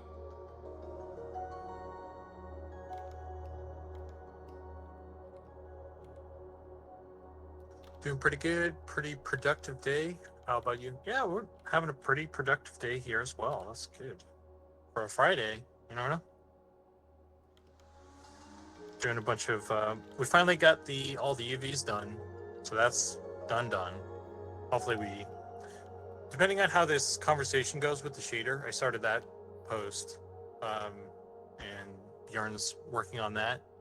I was taking a second look at the waste issue, and one thing that I noticed was that even in Blender and 3D Coat, there's still kind of some artifacting when we have the skirt and the torso stitched. So it's killing a lot of my optimism that will ever work out. Fix it. Yeah, I'm kind of like, I'm gonna just try and like not react to my black and white thinking on this and allow the process to take shape here. But in the back of my mind, there's a part of me that's like, maybe we're just gonna have to have that buffer. Yeah. I mean, I think if the shader gets updated though, which is required anyway, I don't think the buffer is going to have to be as big as it was, even if that does come to fruition. Yeah, I think honestly, of all the issues, if we have to have a buffer, it's not really a big deal for that one. Like, if everything else works and the waste issue is still a thing, I think just adding a couple pixels in there is not a big deal. Yes, and we can put that into the guides, and then we can just align everything, and then all we have to do is export torsos, and then Yeah. I have hopes though that it doesn't do that though, because the reason being is the way that the UVs should be. Well, I will say that it still might be possible if the skirt texture is over the line area, right? We'll have to check that for sure, but because that could also cause that the issue, like, I'm not worried about it for armor. Even prior, right? That it's doing that. I'm like, the worst case, like, it's not really an issue for armor when you're wearing stuff. The problem is when you're not wearing anything, because the bottom of the bottom of the skin texture ends and then goes to transparency, like one pixel, right? And then I think what I feel like is happening is like in Unity and stuff, it's just like that is not staying as a sharp 1 pixel line to prevent that. And like I said, even in Blender and 3D Coat, I kind of notice it too. So if we can't even get it in those, I'm like, how are we gonna get such a sharp edge in there, but also have like all the other edges? Turn like, off anti-aliasing. Not.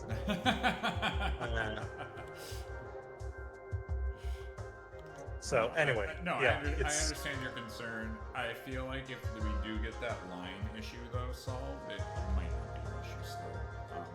I understand the trepidation still though. So. And I keep my fingers crossed that it works. But in the case that it doesn't, we know the backup plan, which is add in a slight pixel buffer and call it a day. And we'll put that into the guides, and then we'll set up all the UVs so they're exactly the same. And every character we make forthwith will be updated. So I think that's fine. Alright, let's do... I guess I'll do another human. Let's see, should I do another human face and just get all the men's doll faces done? Or should I do a lady face? Jump over to a lady face. Let's do a lady Well, face. you can do, like, go to the store or something? Huh? Are you going to the store? No, yeah, in like 10 minutes. I could at least start on something. Okay. Make sure that this is saved. This is looking really good. I like this. This face turned out real nice. Like, I think that's a clear upgrade. Yeah.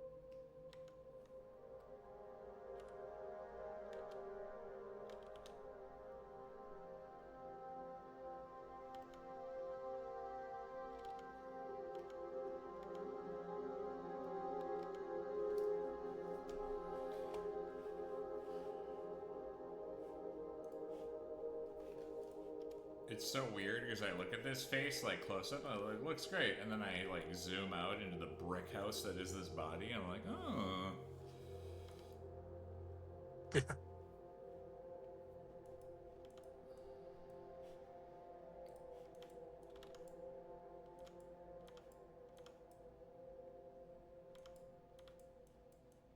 If we still need to make some sizing adjustments or whatever, we can always do that. I'm not too worried about it. Like, oh, his eyes are too small or something. We can always make them bigger. Okay. I think it looks pretty good. I think, sit on it, and I mean, it's definitely good enough for what we need it for now. I think it could be a situation where we sit on it for a bit and then we come up with more critical feedback or something. But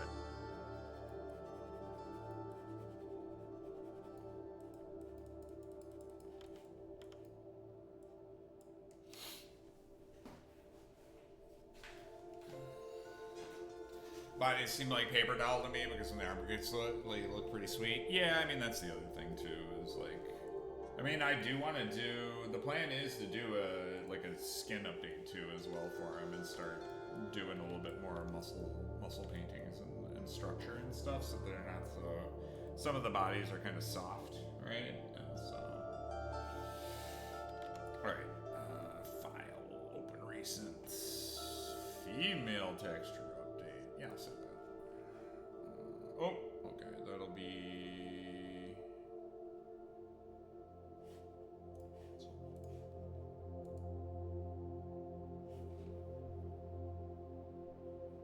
I wonder if, looking at the way the face looks in the Photoshop, it looks kind of squished. But on the model, it feels more spread out, so I wonder if I No, it's just because we have. I mean, maybe a little bit, but. I mean, I know some of the eyes are a little bit like, I mean, it's impossible to get them perfectly straight, right? It's a round object that we're trying to make flat. You know what I mean? So, there will be a little bit of tilt, but at least that's pretty damn straight. You know what I mean? So, Well, just the whole face seems more squished, too. Well, I don't know. His nose will be, because his nose is gigantic. Maybe that's what it is. It's the nose is fucking shit up. Yeah, I don't want to that will be broken. Well, there's no way you can't unwrap it to make it perfect with the nose and stuff. So that will squish a bit weirdly. So, yeah. We're fine. It's fine. We're not going back to UVs. Yeah, I mean, I just don't think there's a way that you could like fix it so that it would be a non-issue. You know what I mean? So I think it's fine.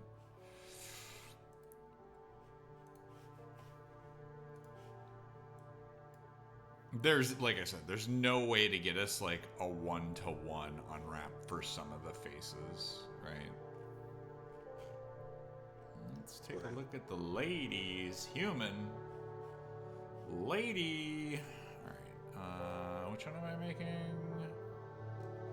It's kind of the weird, sad looking one. I'll do the other doll face to knock that out. Because I did do the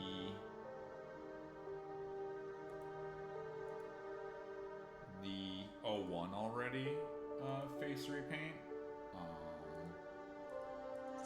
Any of the ones that you can you, if you did those ones or anything, can you just make sure you call them out? I did. I put them in the checkout last night. Okay. But if you want me to put them into our chit chat, I'm more than happy to do that. But it's one of those things where I didn't know where to put it, so I put it in the character checkout, right? And you said don't do that now. So if you want, I can throw them in here. In our little group chat, we have those race specific threads. I mean, you just where I've been putting stuff. But just because you had already done that, and I don't know, I couldn't remember if you mentioned that or not. So I did. Just so I'm not doubling up is all.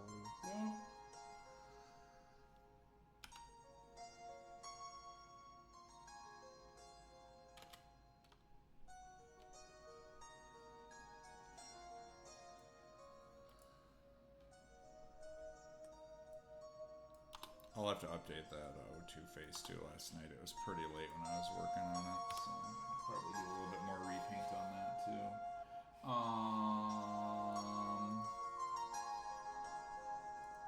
Oh, sorry, no. Katie says, "Okay, I'm petitioning for a cute ponytail on the female human."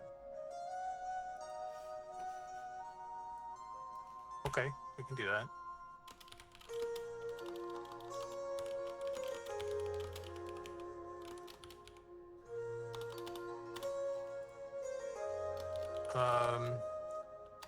And says bodies seem like paper doll to me because when the armor is there's a second part to it. Yeah. Unless one is RPing as naked barbarian, you don't see much of them and the bodies. And we need to get that female bikini sorted properly.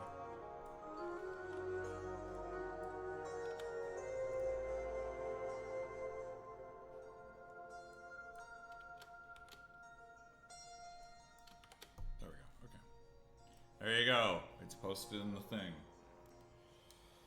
Okay, thank you. Okay.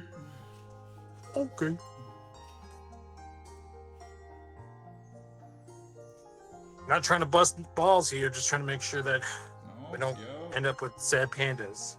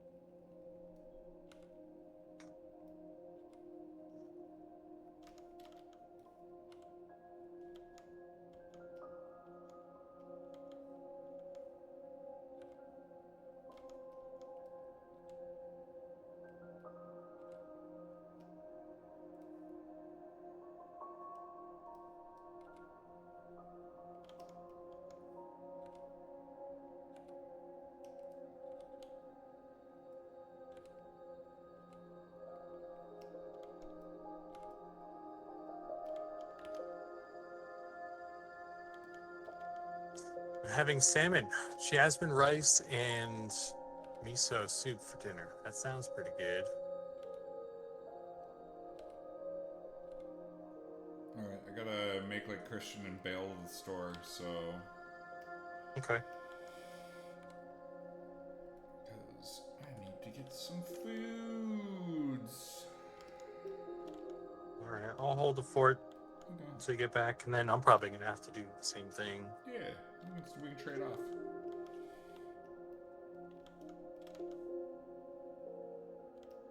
Yeah, that's at least a little bit closer. I feel like I missed a little bit on this face when it was 4 a.m. last night and I was messing with this thing. So.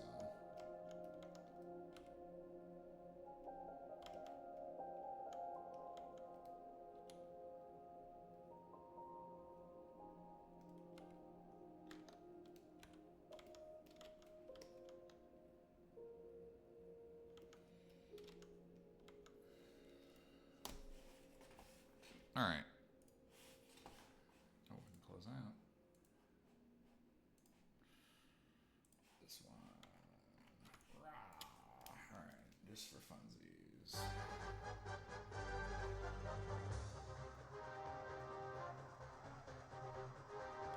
There we go.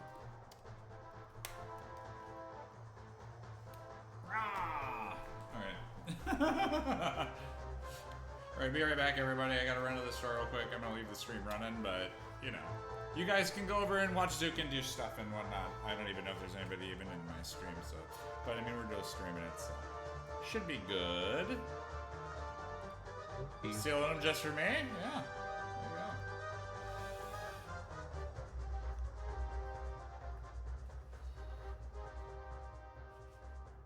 Alright, be right back, everybody. Alright, see you, man.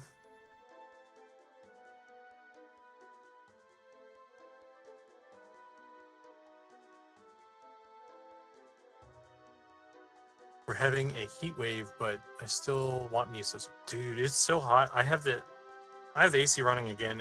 I've been having the AC going for a couple days now. It makes me not want to like stream and such, because that's why I don't have the part, kind of the reason why I don't have camera on and too, is like I don't want to turn on lights and cameras and shit. Just add more heat to this room.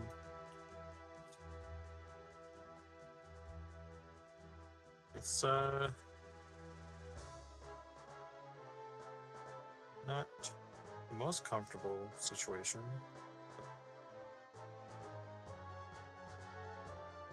Breaking 100 here in SoCal, but it's been pretty tame so far this year. Yeah, it was pretty good up until August. I think August is typically like the hottest to my recollection, the hottest month of the summer. So it's been pretty good. I was thinking like, oh, I haven't had to use the AC for most of the summer so far. Now it's all happening all at once, kind of. So.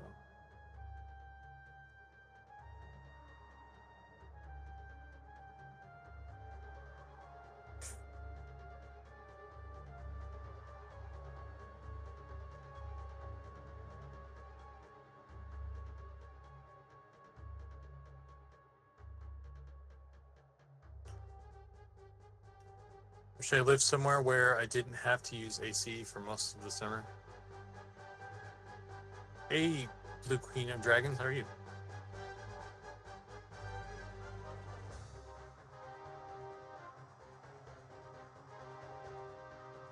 I assume you dread the electric bill. Yeah, not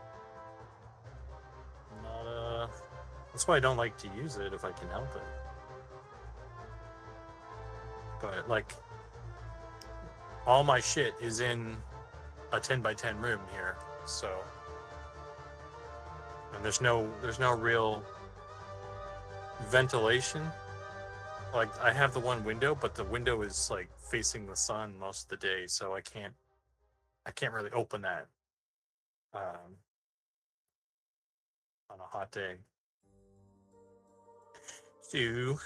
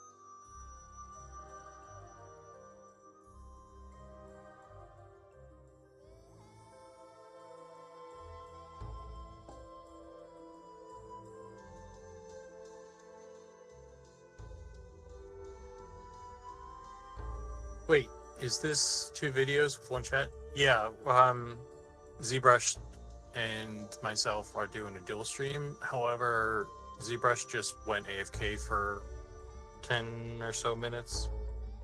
So it's just me right now.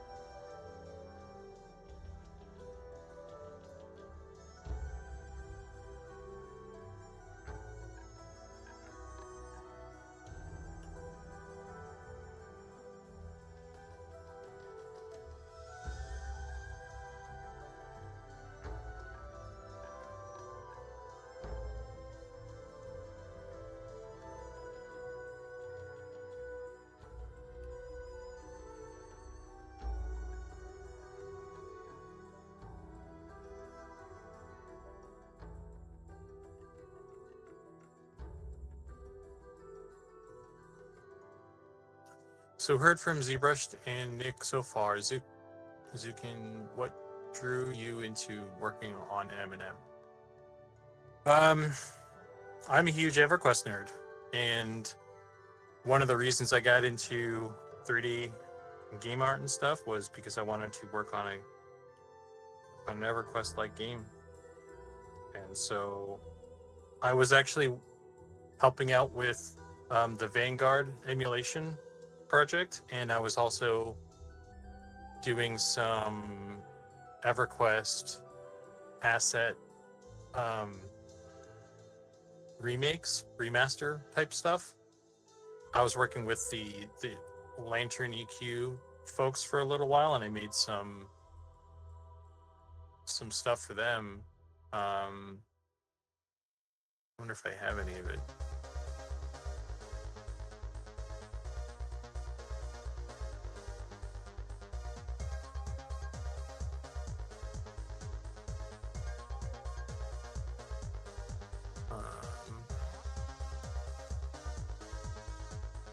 Yeah, so let's see if these load.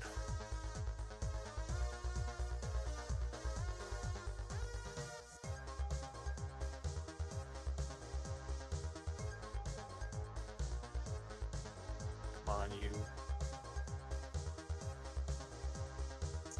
Well, anyway, there we go. So, let's see, I gave up on it. So there's like the this old axe, and I made it's got a bunch. I did the mug too. So I kind of upgraded the model of these things. But what's cool about this is they're laid out on the same UV layout, so they can use the original textures on the new models, but someone else, I didn't do the textures for this, but someone also did the kind of upgraded the textures as well to a higher quality. Can I just open it?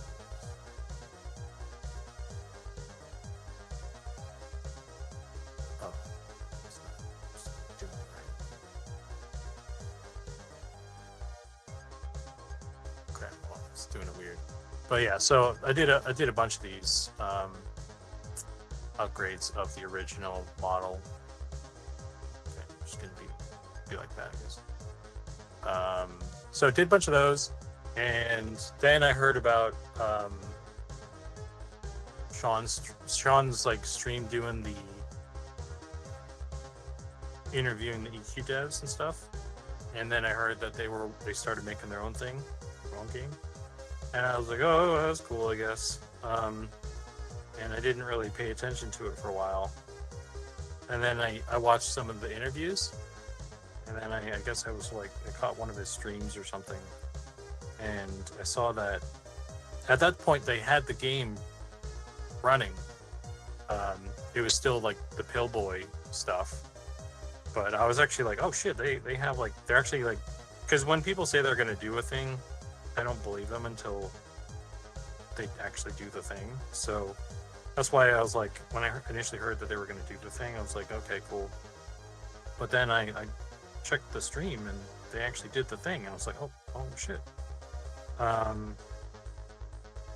And so I kind of heard about it through there, and I think not long after I started following,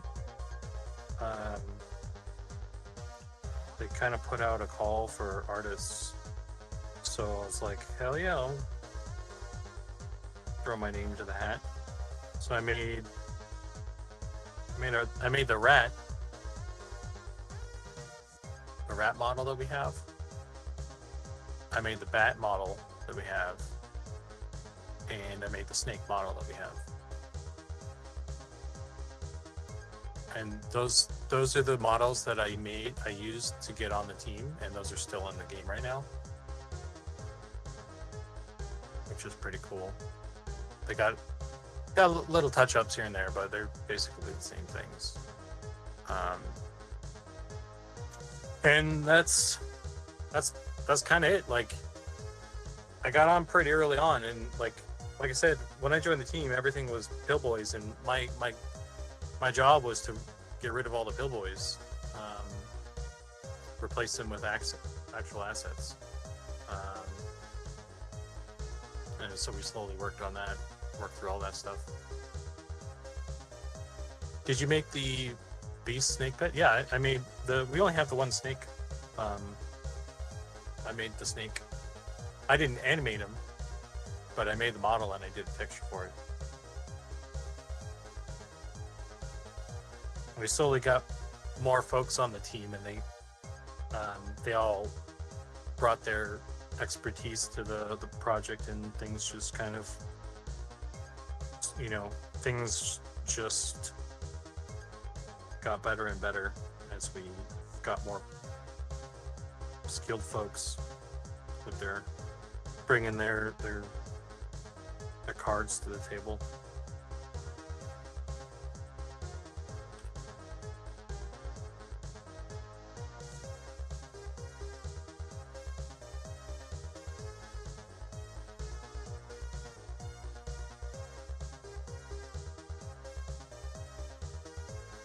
Cool, so you are the reason I have to kill hundreds of bats and rats.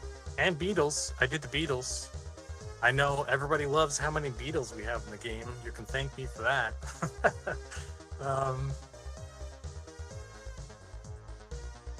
Who did the spiders? They are really cool. So we have 2 spiders. I did one of the spiders, and Zach did the other spider.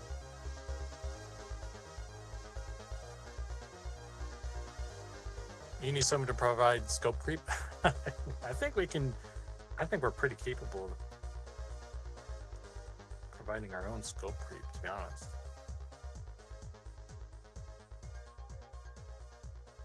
The Beatles are awesome. Yeah, I think so. I liked how the Beatles turned out. I put those on my portfolio.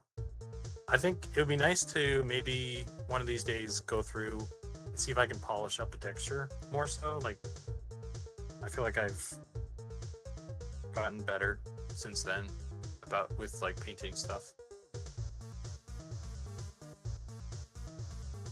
Can't wait till September 1st to actually really dive into the next playtest.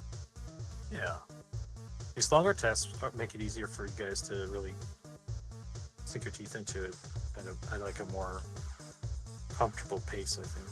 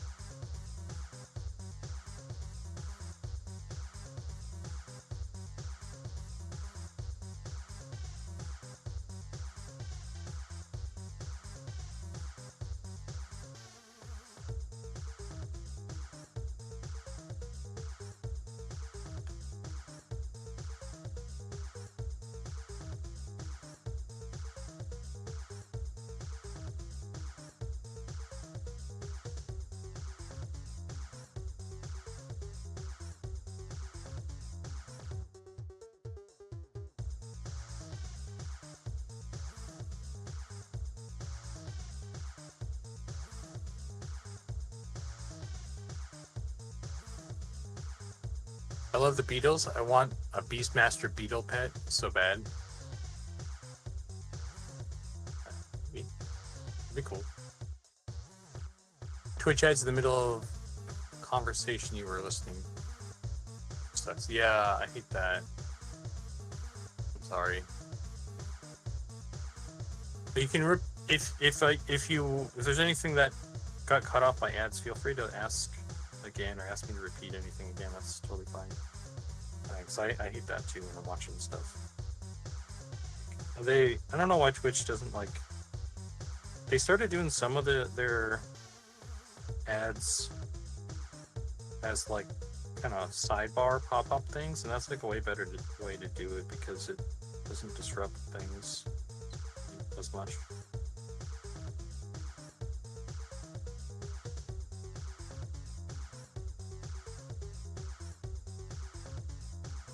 I don't know why they insist on continuing to do the ones that interrupt stuff.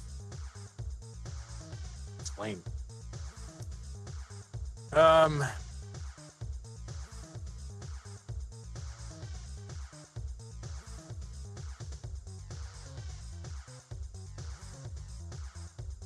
Unrelated question, but who does all the sound work for SFX and music? All the sound is done by Robert. Robert's the musician and the sound effects guy. He does it all. He's also like an actual legitimate rock star. He's got a band and they tour, do shows and stuff. So that's the guy.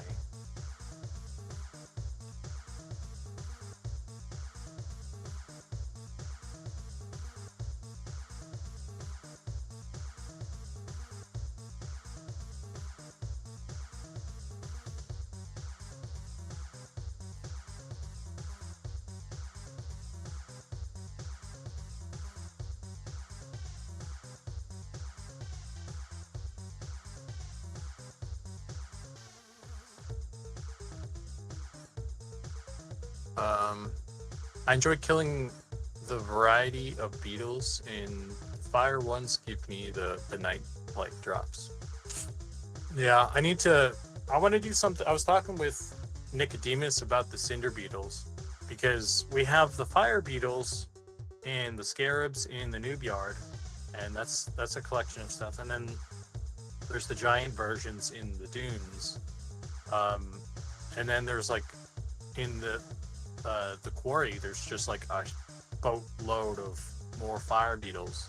They're cinder beetles though. They're technically a different beetle. So one of the things that's on my list, this is like a really low priority thing, but I'm gonna actually make another beetle variant, and then I'm gonna populate. I'm basically gonna make like a cinder beetle, and we'll populate those with something different at some point. Are they going to fly and land? No.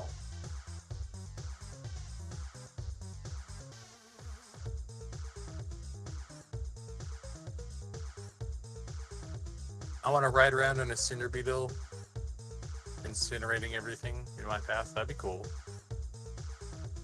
I may try to take on a blister beetle before and got owned. Yeah, those blister beetles will mess you up.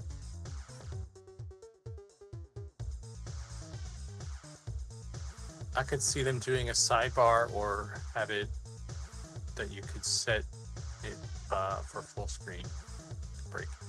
Yeah, I don't know. They just need to they need to not interrupt, like, because the thing is, it blocks the screen and it mutes the stream. Like, you can't even it's just it's just dumb how they do the ads on Twitch.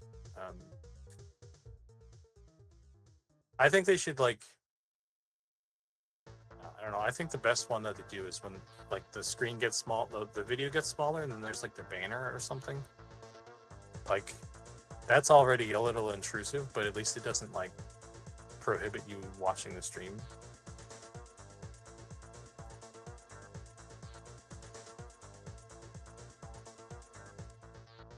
Me too. Look me up next. Test. My main is Ellie, 20 Ellie Sniffer. What are you guys playing in there?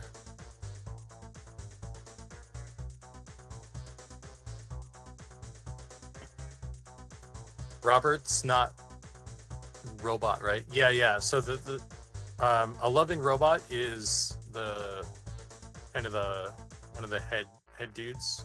We got 3 head dudes. Um, robot, a loving robot is the one that streams the most. And then Robert, he doesn't stream. He just does the music and the sound effects and stuff.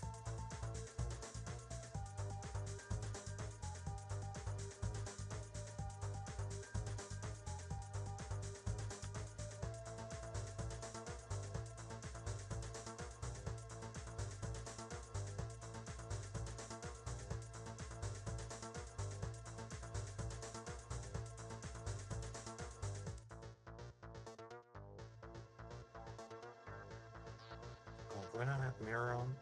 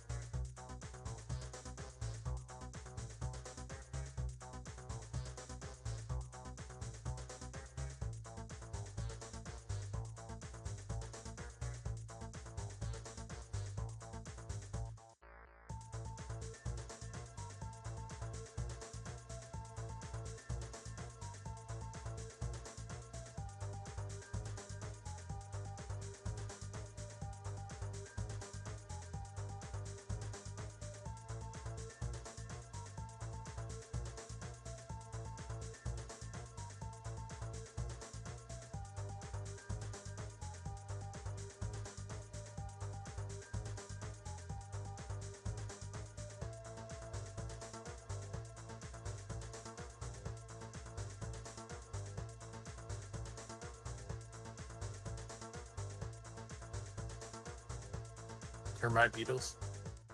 Speaking of termites, with the Wood Elf town, I was trying to convince people to make like a bug dungeon, a termite dungeon or something. I don't know if that's happening, but it's a cool idea.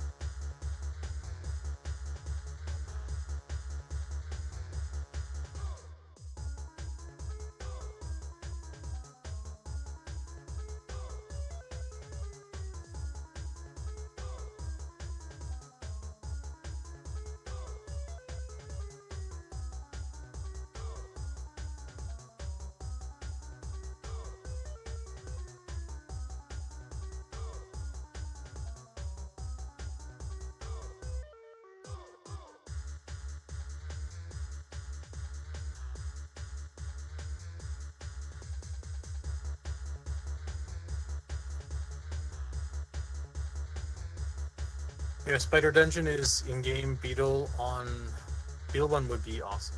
Well, I was thinking termite specifically, so it would make like an actual termite, and it would be thematic for the Wood Elf place because termites eat wood, you know. So, I don't know. That was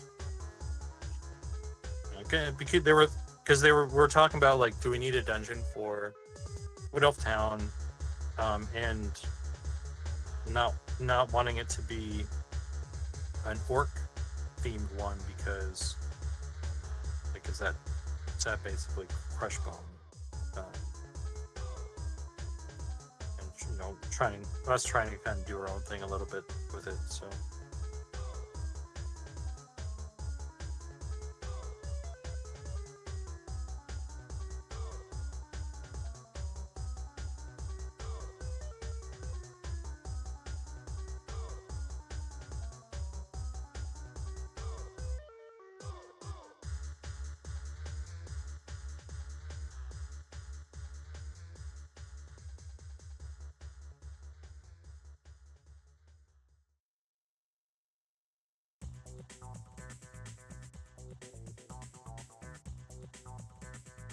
Could have a couple other underground dwelling creepy crawlies in the dungeon to flesh it out.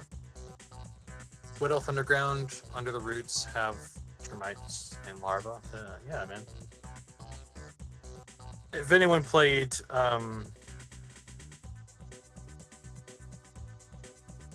Vanguard, there's that ant dungeon that's pretty popular. Like channeling something like that. Cool.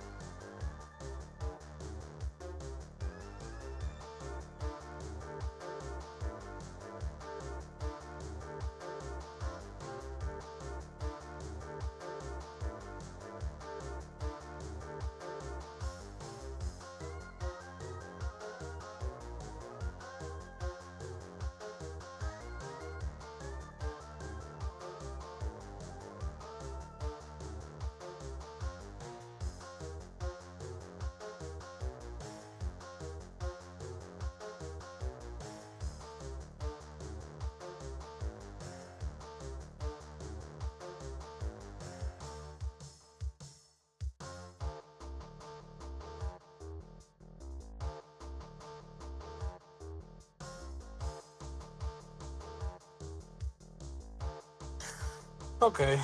I don't know, this... I feel like there's things that could be done to improve this, but... Sure.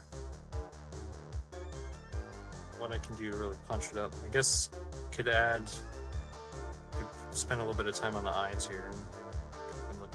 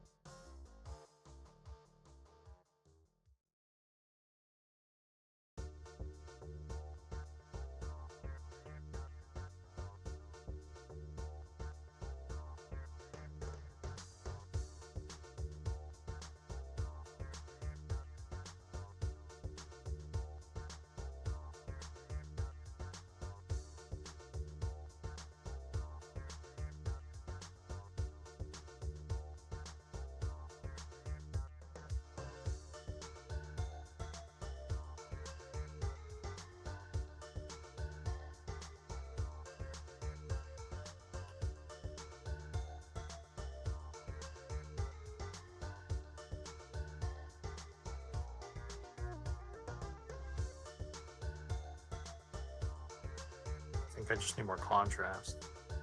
That's what it's missing.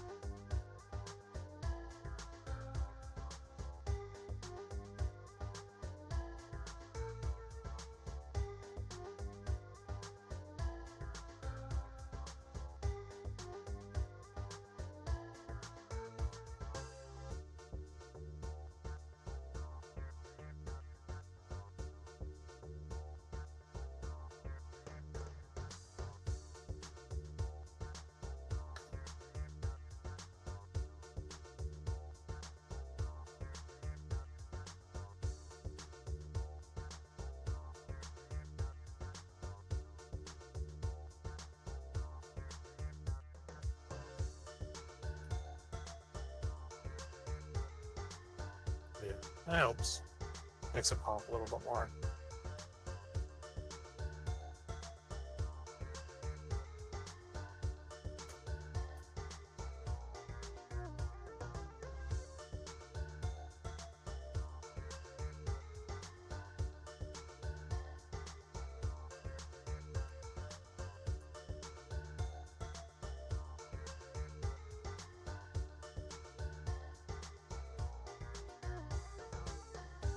Uh-oh.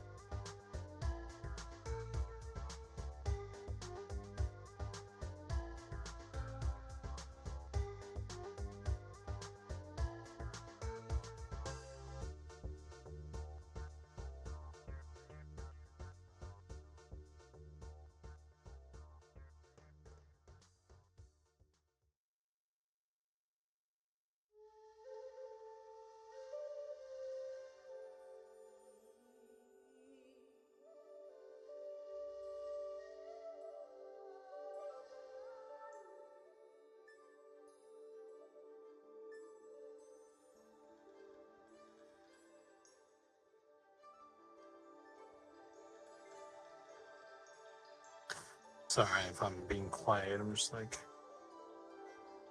painting away.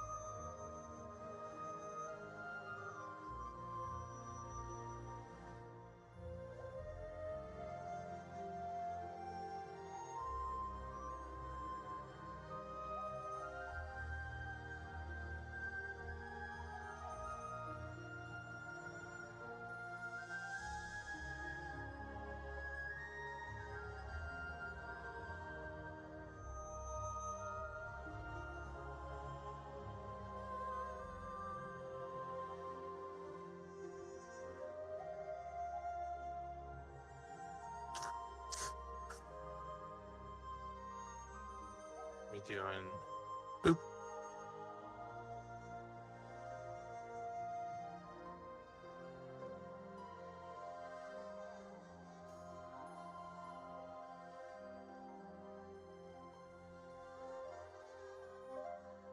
Make sure symmetry's on before I start painting anything here.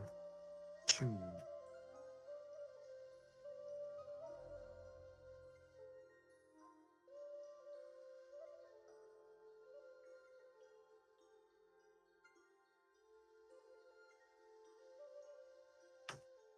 Turn opacity down as well.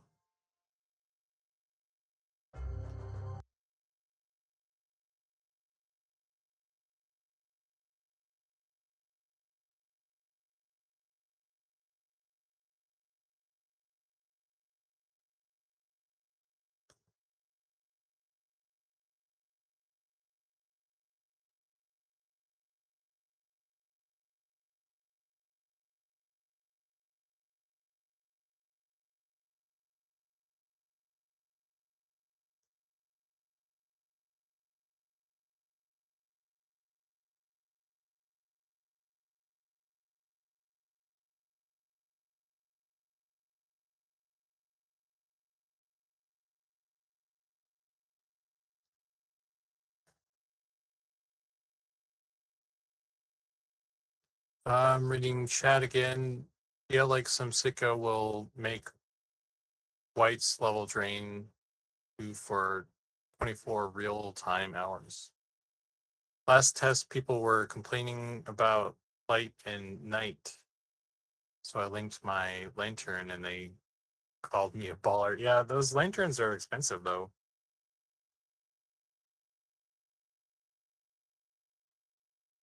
That's why you're a baller for having one. I might have gone too dark on that.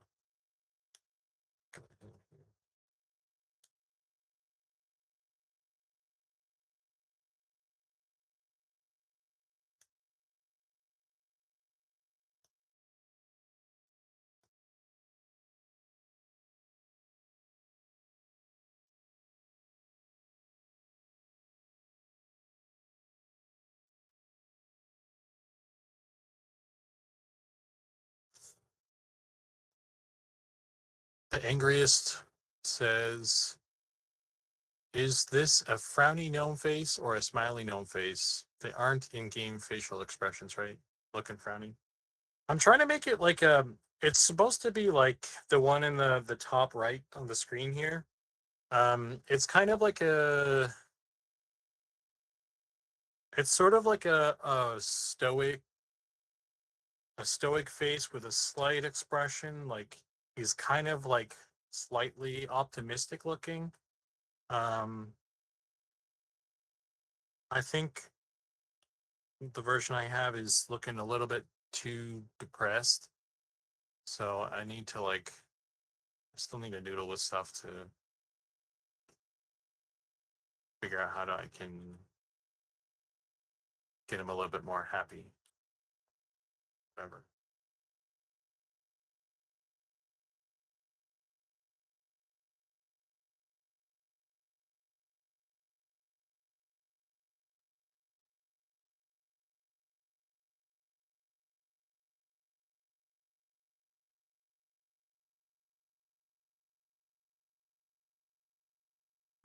Okay, I have returned. Welcome back. I'm back. Took a little bit longer than I wanted to. I'm not gonna lie. Started out of the gate a little bit faulty. Couldn't find my freaking keys. I knew that they were not in their typical spot, so that was the good news. Where I was like, I know I put them somewhere. I just don't know where I put them. That's never good. New. I don't want to say anal, but I'm kind of like, I always put stuff in the same spot so I know where stuff is. And when stuff is not where I put it, I'm like, oh fuck, I have no idea where this could be. That is exactly what happened. I have a very designated spot for my keys, but I knew because I did work out the other day, right? And I got home and I just like threw a bunch of stuff here, and I think what it was is I have like running shorts that have like the little pouch in the back, and like I put my keys in there, and I forgot that they were in there, and then I remembered they were in there, and I was like, I should get these out of here, and I just put them on the counter in the bathroom, right? But it was one of those things where I walked out, and I'm like, I know my keys are not in the bucket. I just don't remember where I put them yesterday, right? Because they're not in the same spot. There we go. He's looking a little more happy now. Yeah, buddy. Just little tweaks to there's some stuff. Yeah. Let me pull up. Yeah, he's actually looking pretty decent. I think there's a couple of spots that I might. You can just darken up some of the lines right here. Remember, I'm gonna let that fade. One of the things we have as humans, right? You have like. You have the fold here, and then normally you have kind of like, it looks like a little teardrop underneath their eye. That's kind of one of the things you have, and then that kind of comes into going underneath around the nose area. So I might kind of like try to work that in a little bit, and then obviously that comes down into your little pouch. You could put in just a little line there, right? And then like, ooh. And then from like the front, you could do like a little bit of the like just a little bit of shading in here, just to kind of break that out, right? Because this should actually be more forward. You have a shadow here, but that would actually be more like this. And then this comes down, and then dependent on how old you want them to look, right, around like the line of the nose, you could either like really make this harsh or not. You could always kind of fade it out slightly, right? And then what I've been doing is I've actually, with this line here, I've actually been kind of like lightly shading up here, but then I don't have any lines. It's just, this is a little bit of shadow, and then I have my highlight that can run up and down here, right? And that's kind of what I've been doing for that stuff, right?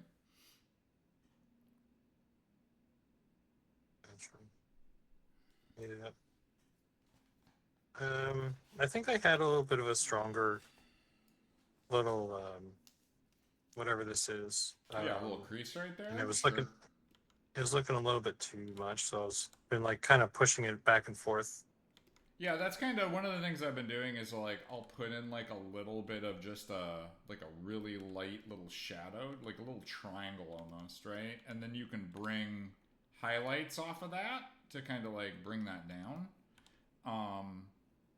But again, basically what I'll do is then I'll kind of like blend that back out a little bit more. So then this line that comes right here on there is kind of just gone. And then like I said, I pull up some shadows from the edge of the mouth to kind of like fill that space in, but then I don't make it super harsh or anything like that, right? So that way I can kind of get some of those elements where I want them. And again, it just needs to be like a hint that it's there. It doesn't really need to be there.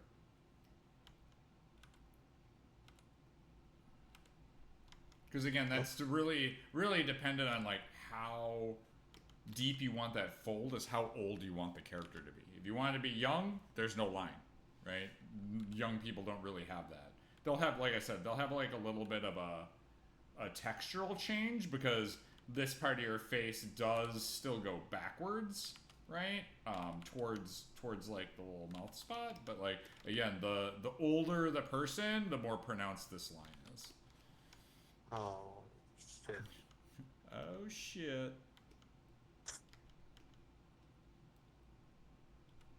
Fucked up my brush palette. Oh, no.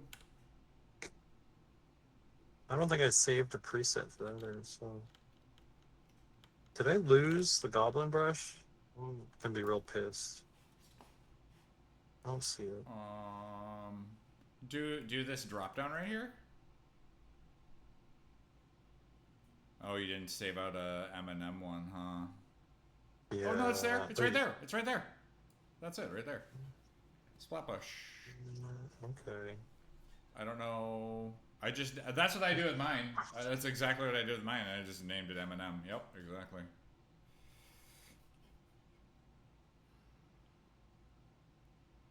Okay. Oh, what the fuck? Just add. Just do the add. That little. No. I think it's right. Yeah. My. No. Jesus Christ. I don't know what you're doing now. Now you're off on the. Just yeah. There you go. And then.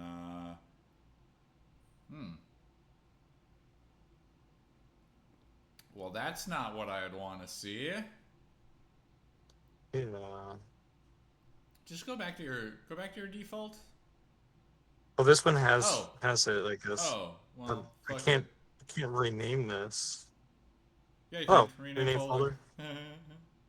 M&M. And then you can delete the other one if you need. I'm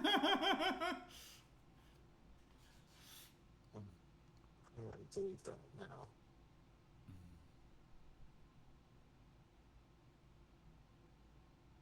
No, it would be when you do the drop down, you do the right click on that, and you should be able to delete folder. There you go. Boom. Fucking Z or not ZBrush. Code. Yeah, you can blame ZBrush though. Screw frickin' Maxon. Yeah. More complicated than it needed to be. Yeah.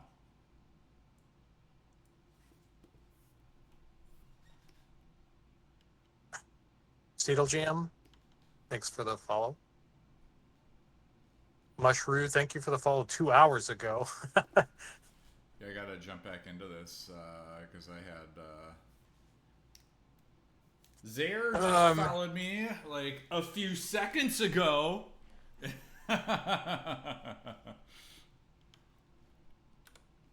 Angry is top right looks very optimistic. This one is stern, which isn't a bad thing. Big part of was the upward lines in the top right image coming from the mouth corners. Oh, he's talking about the lines that are doing this off of the face. It's kind of got like these weird half lines or whatever that are kind of going on there. Yeah, that's making him look optimistic.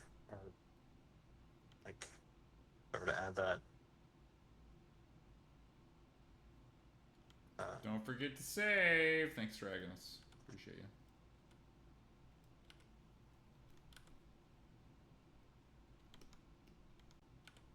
I'm on the eraser.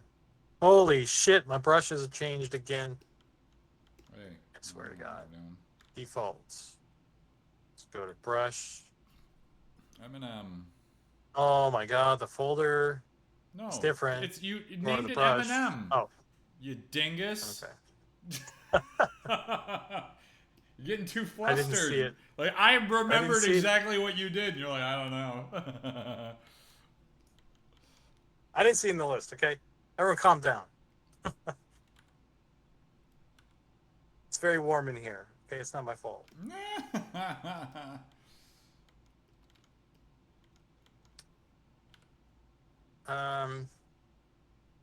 So let me actually try this thing I was trying to do. Jesus Christ. Boop, boop, boop, boop. You're trying to do.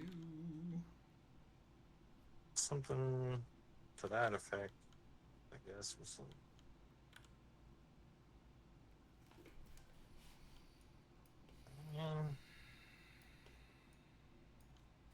Could kind of. It does add something. Again, it just depends on how you want to construct the face.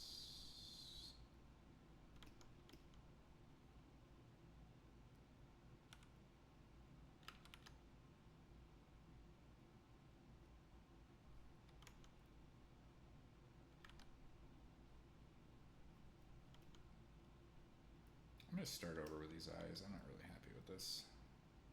I mean, they're close, though. I just don't... Maybe they're too high on angle. I mean, they're angled. Yeah, I guess that's closer to what it should be. Maybe I was a little bit too high on the angle on those. And then she's got like a little bit of a arc going on. I think it's got to be a little lighter. Looks like it's coming right from the corners. Mm-hmm. I was going to say, the other thing you can do with your Nomi guy, too, is you could start, instead of his shadow starting at the lower part of his nose, you could start it at the higher part of his nose, right? And kind of have it come off of this corner, right? Which would raise all that up a little bit more, which might be kind of nice.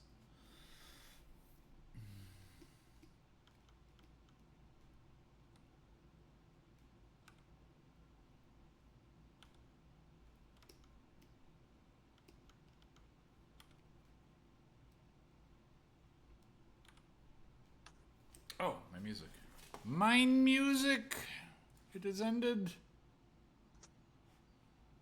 You know what? I just want to listen to... Dude, I was really into the StarCraft freaking soundtrack, man.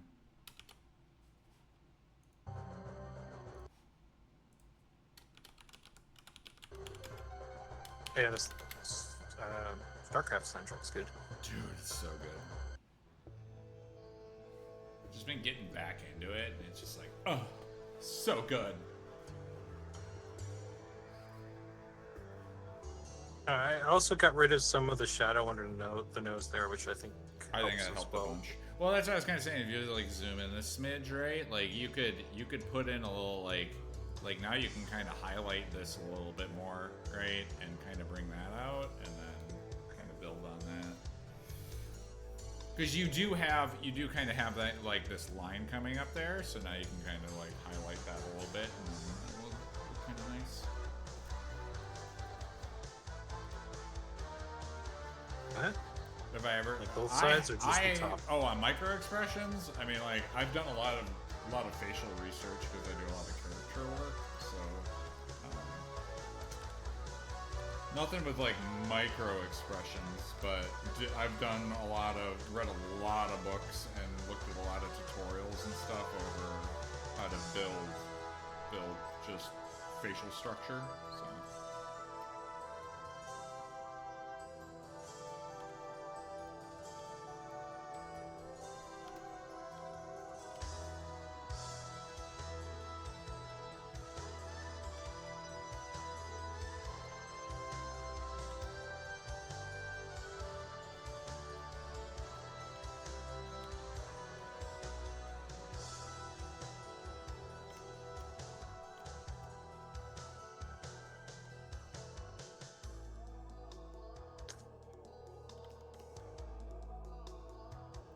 Have you ever read any books on micro? I haven't.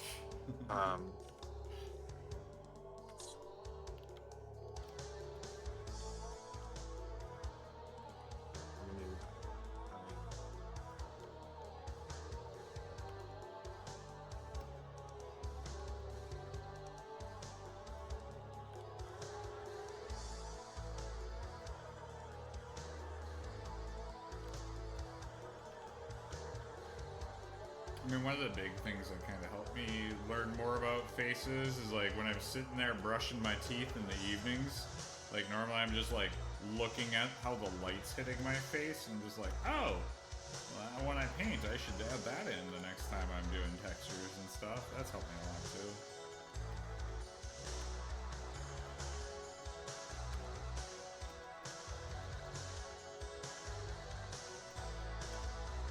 Emotions Relieved is a great book for micro expressions. Mm-hmm. That's cool. Wish I could read.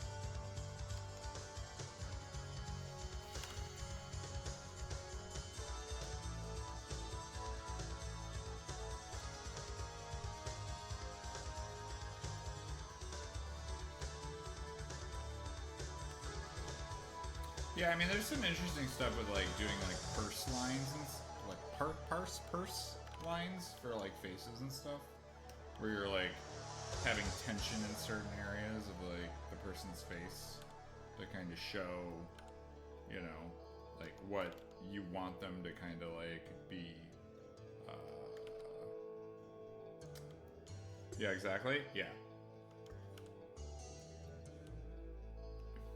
It just depends on the expression that you want, right? And again, it comes down to what is the age of the character based off of that, so that's going to kind of change what those lines look like and that sort of stuff, yeah.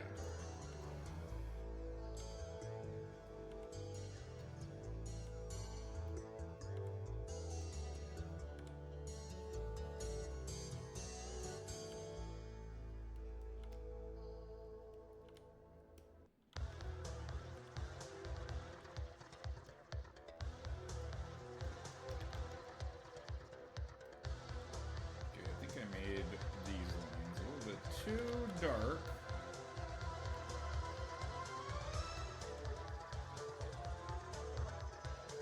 Because I need to give her a more sultry expression, so it needs to be softer.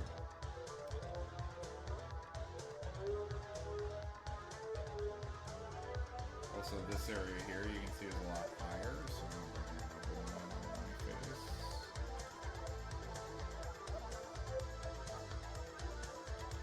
Two on the Angie side. Pull the Angies out there.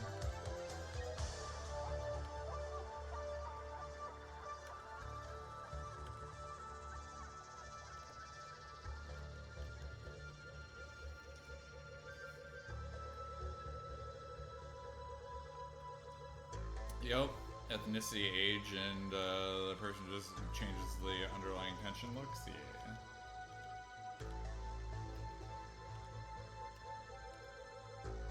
Kind of comes down to, again, like a big part of that is basic constructions too of setting up the texture and stuff. I mean, when you're laying, again, when you're doing the thing where you kind of lay in, oh yeah, it's this part of the human body, and I've got these fat sections, and then I've got this ridge, right? And you know, I've got the cartilage that kind of comes through here, right? And you construct, you know, here's my orbitals, right? And you start building that stuff out, that's kind of where you can start seeing where, oh, there might be some tension lines right here, right? And so that's why I kind of been saying, definitely put together the body construction, right? Of the actual, you know, the nice thing about our heads is they're very skull-like, right? Like, oh my gosh. You can build out these characters basically like one of those lighting dummies and stuff, and it works really, really well. Oh, look out, it's Vic! Vikick? Is it Vikick or Vikick? Vikick. Vikick? Vikick the Great, thank you for the raid there. Vikick. Sorry. Vikick? Vic. Ick. Vic? Ick. Old Vic.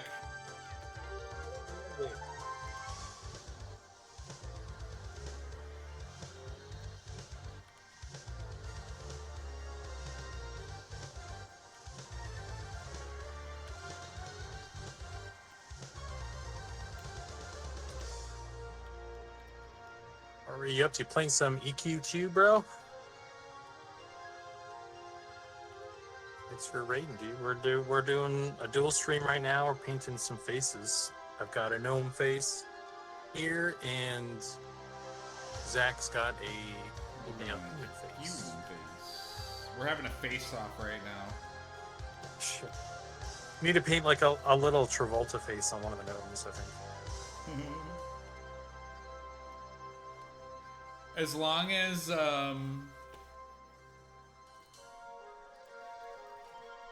as we can do oh shit, fuck, I just knocked something over. 1 second. Damn it, that needs to go over here. Sorry, I got a little bit distracted. They do the faces for all races. Also, please do Travolta gnome would be good so hard. Yeah, well, so we just finished like a huge pass, like a final pass on UVs for all the characters. So as a result, some of the textures got a little warbly. So we're going through and fixing that stuff, but also trying to do like a little upgrade as we go. This is supposed to be kind of like cleaning up and final pass and enhancing what's there and that sort of thing. So as long as if we do some vampires, we can make the vampires Nick Cage. Nick Cage is a vampire.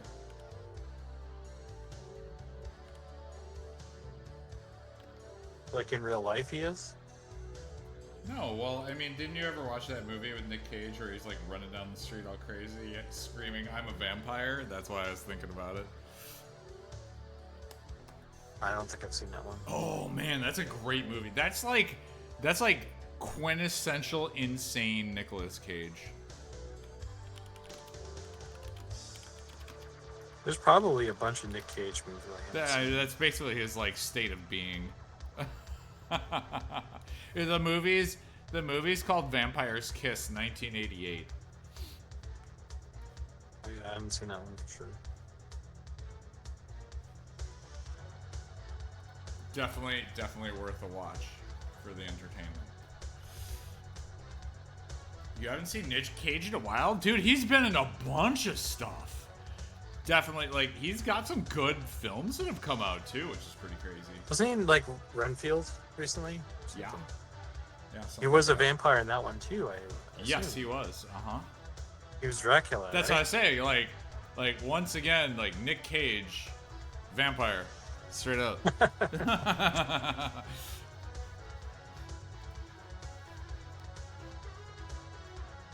Watching Marvel movies and anime mostly.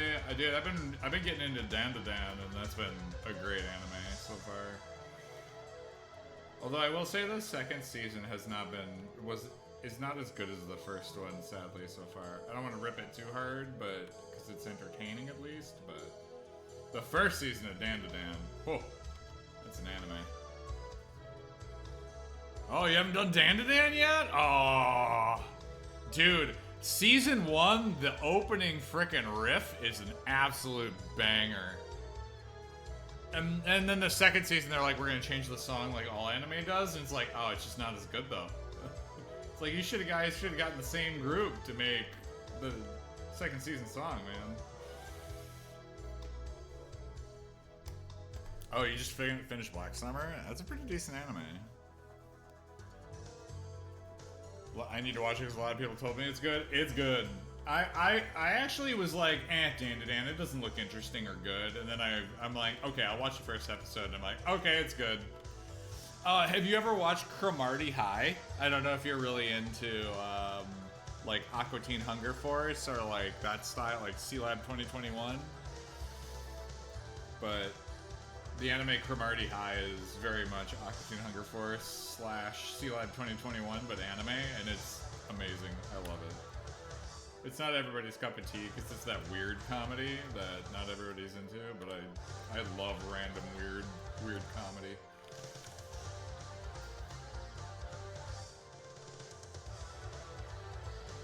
They had a bad swap of animation. Oh yeah.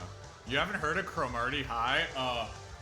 Trust me, do not watch Cromartie High and expect, like, good animation. You watch Cromartie High because their budget was so low that they couldn't afford to do all the animation, so they had to write an amazing script. Cromartie High is pretty old at this point? Yes, it is. But also, the animation is not the point. The fact that the way that they write the episodes around how bad the animation is the funny part. It's like a bit gag that they put in the very first episode. They're like, oh, you want to see more about this anime? Go read the manga. Like, again, they literally just make fun of themselves a lot, too, which is great. I like those self-aware animes, right?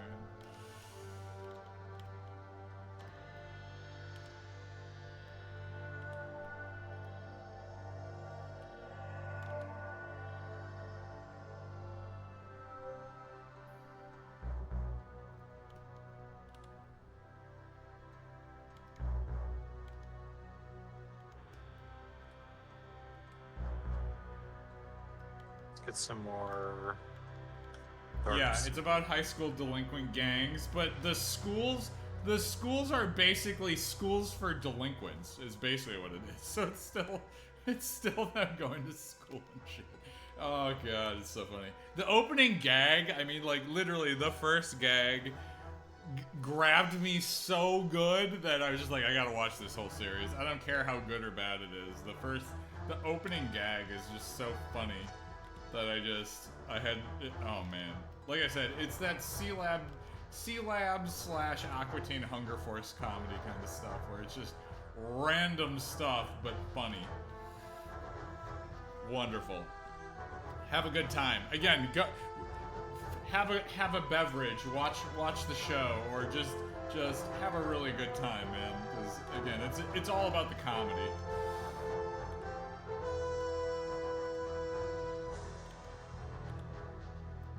And I'm a very big, like, stickler for animation, but I have a soft spot for well voice acted and good anime in that regard. So that's one of them. And you don't have to watch the dub. You can watch the English version, and it's just as good. So, because again, good and funny voice actors.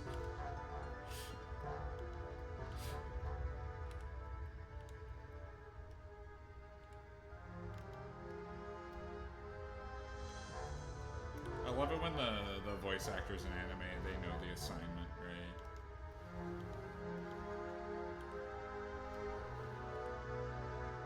For dubs specifically.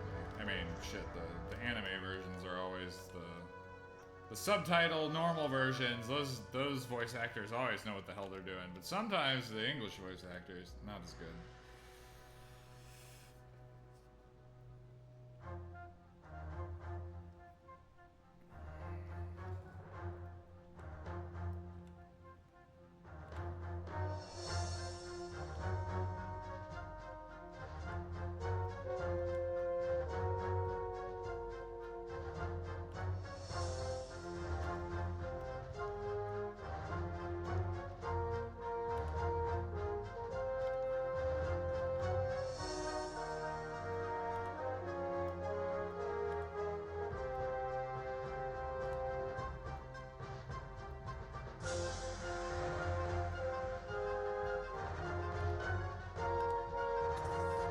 Okay, I think I'm getting to a point with this where it's good enough.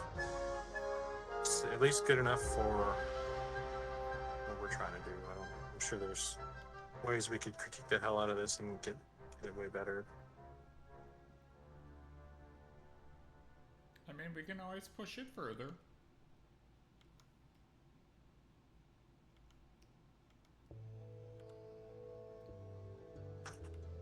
I mean, ultimately, it's up to you, man. Right? Like, I mean, I feel like it's pretty solid. It feels like one thing I'm trying to push myself out of is I tend to end up with stuff that doesn't have enough darks, like stuff is just too mid-tone. yeah. And also getting like a good spread of tones, because sometimes it's like I get like pretty mid-tone and then I do have some dark spots, but it's kind of collected. So like I'm looking at this guy and I'm like, I'm wondering if You some gotta of the you gotta soften a little bit coming off of his nose for sure. Like right in there, definitely. Just because there's like a weird dark line that's going all the way around his nose area, and that really like I just grab like this color like over here and just drag that through here and just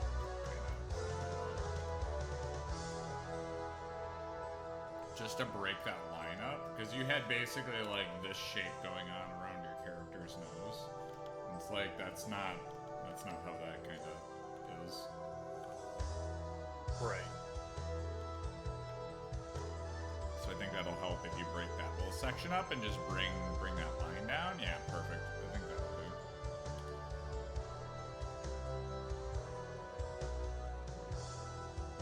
do. The other thing too is maybe I'd shrink this shadow there a little bit.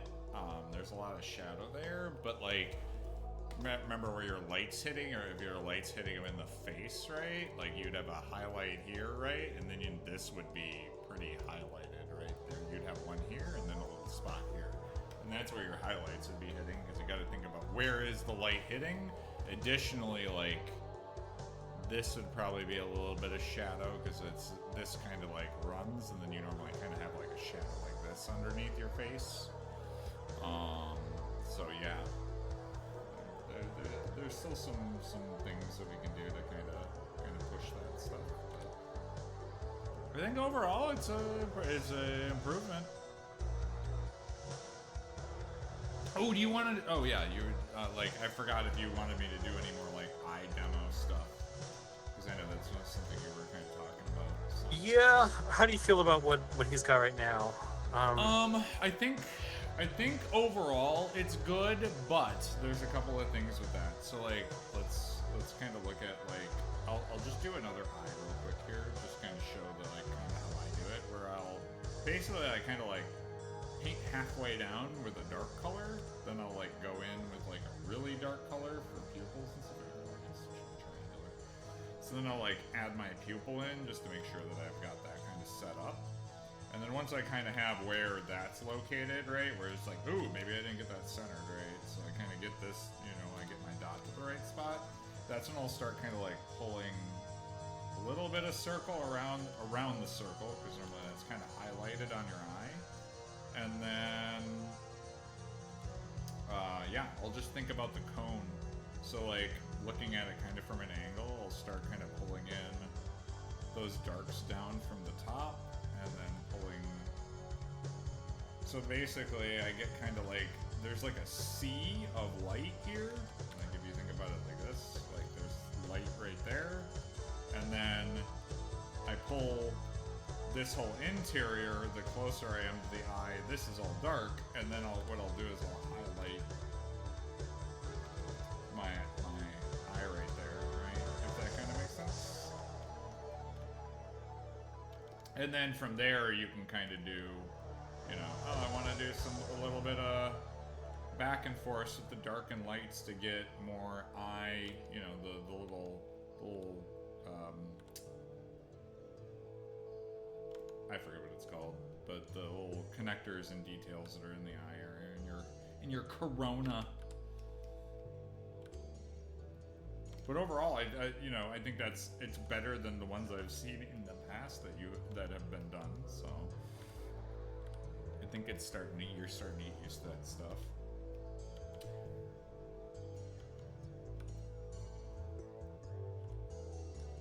Try to do it again. See if that's. Yeah. Again, make sure you're putting the dot down in the center. Make sure you're getting once you kind of get that half, where it's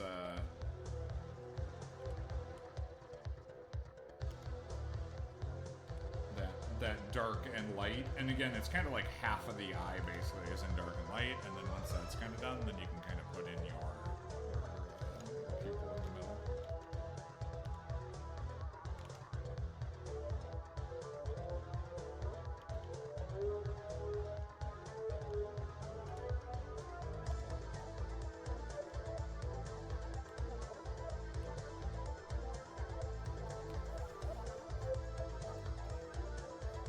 Oh, Vic, sadly I gotta go cook for the wife some food. She's hungry? Well, that makes sense.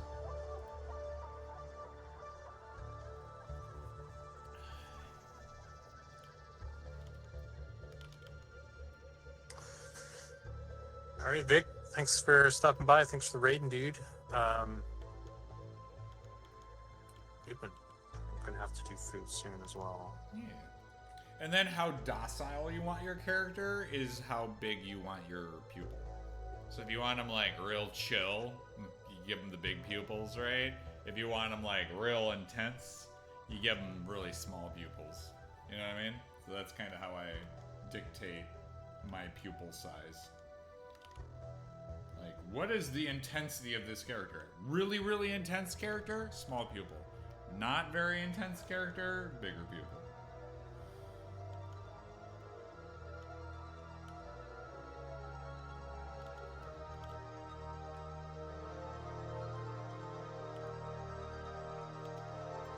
Because tiny pupils normally indicate, like, aggression, right?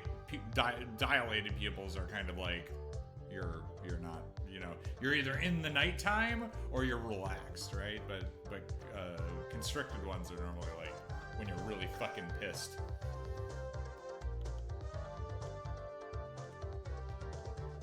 High stress.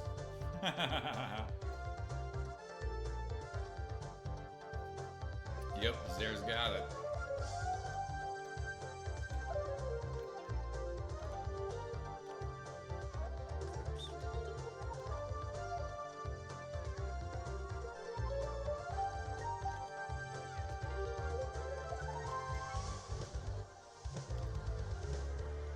And then the fun part is you can always try to make it a little bit three-dimensional, right? Like, think of the cone that I was talking about.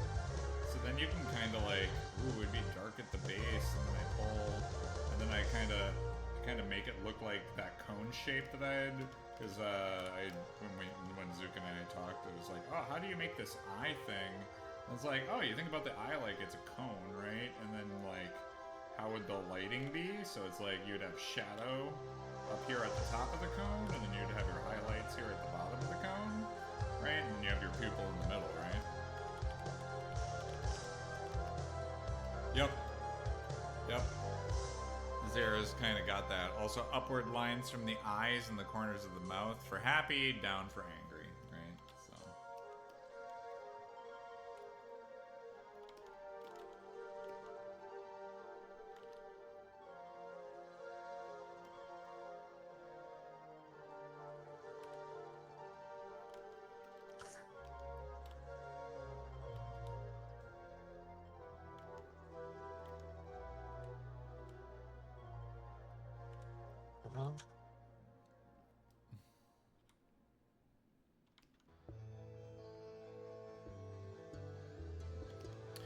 I definitely put a little bit darker shadow. I mean, like, this is looking a lot better, I'm not gonna lie.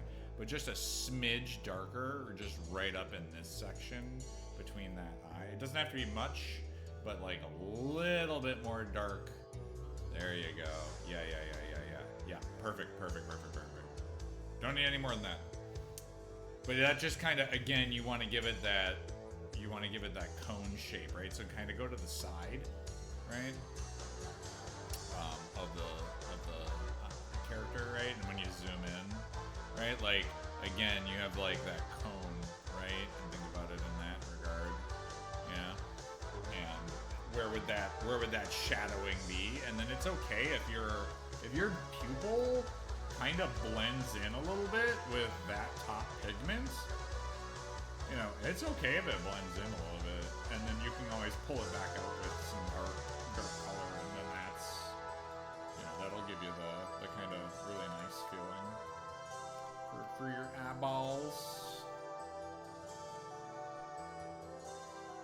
Because again, like you have to remember, a big part of it is again, your eyes going back in that cone shape, but you also have this lid that's casting that shadow over it too, and so that'll give you that dark feel to it.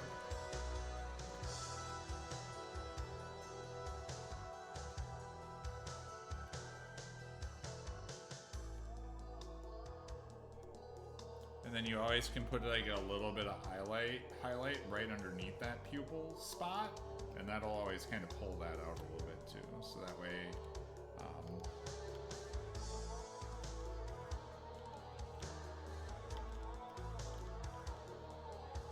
if you're feeling, oh, the top's getting too dark, you can always pull the pupil out a little bit with some highlight, and that always kind of helps that just look a little bit nicer.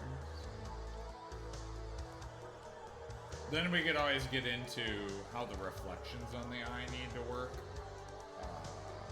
Typically, you'd have, and it depends on like the environment they're in, but you have like your primary, right, highlight, and then you would have this little highlight that always appears secondarily on the opposite side, just a lot smaller. Because what that means is the light's actually hitting through your eye and actually like. I put it too close to the people, I guess. Yeah, I normally don't. You normally don't put the highlight on the pupil. You normally put it. It's normally this weird transition point between your the iris and the white of the eye. It's kind of where that normally chills out. And then again, the other one is normally on the other side of the eye. And the reason why that is because your eye, like, it's because of the shape of the eye, right? The shape of the eye kind of does this. And so, like, the highlight will hit on one side and then appear on the other side because the light is going through it. And it's because of that shape, right?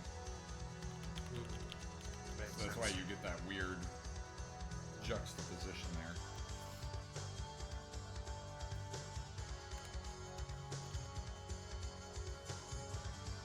And then they normally go with the same direction, right? You don't want it mirrored, right? Because the light be coming from one direction. Because the light's coming from one direction, so it'll go cast through your eyes kind of the same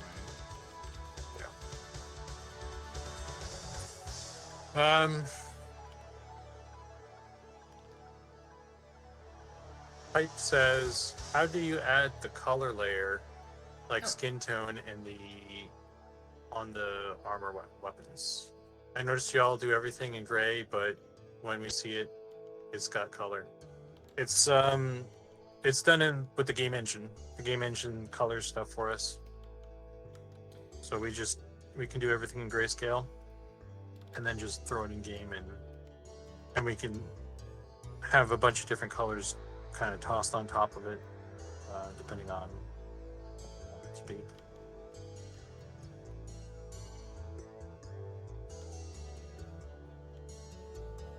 Oh, I'm not running on symmetry anymore. Like, why is that not doing what it's supposed to be doing on both sides of the character?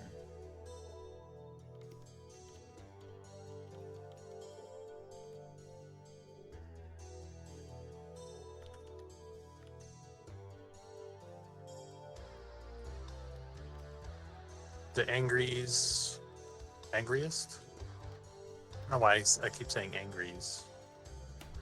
The angriest autist says, will we have a wide range of character facial emotions, different dispositions like grumpy, sad, optimistic, and the like? We're going to try and... We don't have any dynamic means of changing expression or anything like that.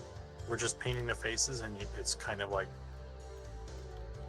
stuck like that. So whatever face you pick is the face that it's gonna, it's always gonna have that expression or that lack of expression. So we're trying to do like kind of a, it depends on the race, first of all, because I think goblins would be have more expression than, say, I don't know, like a human, I guess. I don't know. So there'll be a range, but it depends on a number of factors. And you just kind of pick the face that you like. That's that. So It would be cool if we had the tech to do it, where we could change faces and stuff. We do not.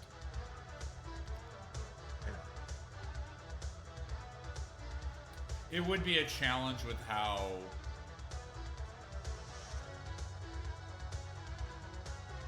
Oh, he's just saying, are we going to make more faces that have emotions to them in them? The plan is to have at least 3. The goal would be to have 3 emotive faces, so 3 different faces for emotion. So, just in generalities, happy, sad, angry, right? And then 3 what we're calling doll faces, where it's a face that is kind of not really has an expression, because normally your expression would be kind of asymmetrical, but yeah, okay, perfect, yeah. So our goal is to hopefully have 3 and 3. That number might vary based on certain characters and stuff, but that's kind of our goal there. So we'll have like 3 characters with frozen expression, kind of emotions, and then 3 that are just no emotion, very straight faced. So that way we. I mean, I wouldn't say that it's as cut and dry like that. I wouldn't commit to saying 3 versus 3 because like I said, it depends on the race and it depends on what we want for each race. Like what kind of vibe. It's. I don't think it's. It kind of puts us in a bit of a box. No doll-faced goblin faces? I do. No, I'm just saying that we shouldn't like say that we have X amount of this and X amount of that. I think that's why we're saying the target goal would be that, but that doesn't. The target goal is 6 options for like everybody. You know what I mean? Like the split of things is kind of up to us on a case by case as far as I'm concerned. You know what I mean?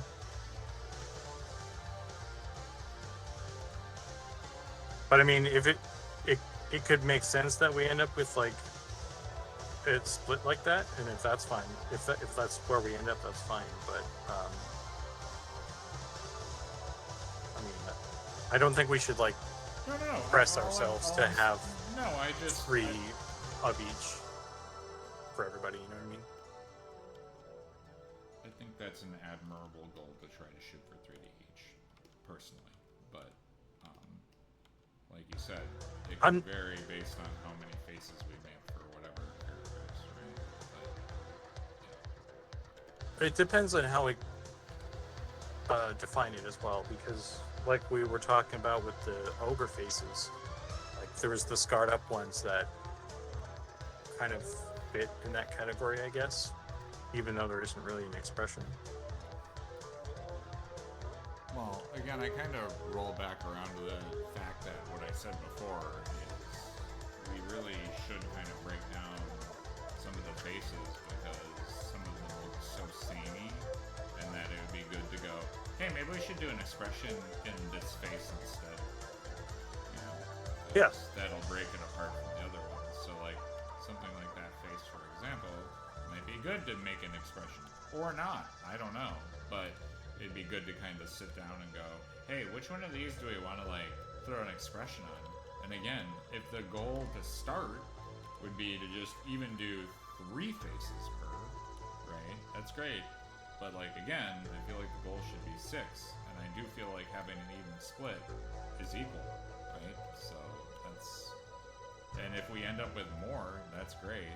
But, again, I kind of circle back to... I think having at least a minimum of 3 and 3 is kind of a nice feel, because it gives a good amount of options without feeling overbearing. And, you know, that's one of those things where I think the cool thing about the emotion faces is that we can make them kind of neat. I don't want this race doesn't get any doll faces, because again, I don't like the emotion faces personally, but I think there's something to making them. So that's why I think it's good to split it.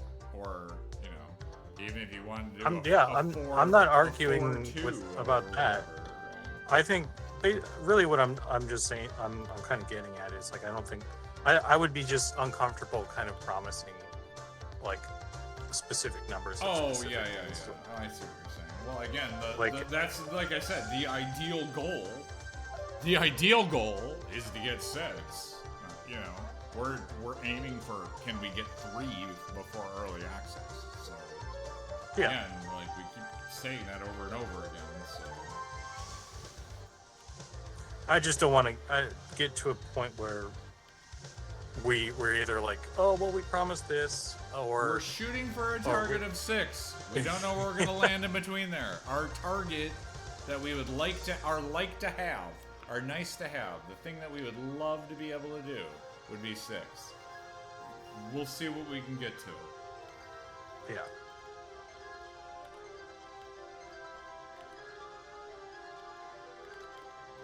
And again, we can still make more faces after we hit early access. That's why I'm like, I don't feel uncomfortable with saying we can probably hit 6 eventually.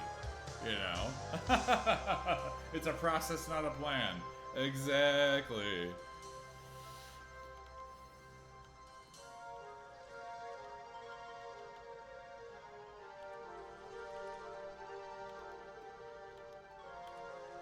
I mean, I feel bad that we're gonna go for 3, right?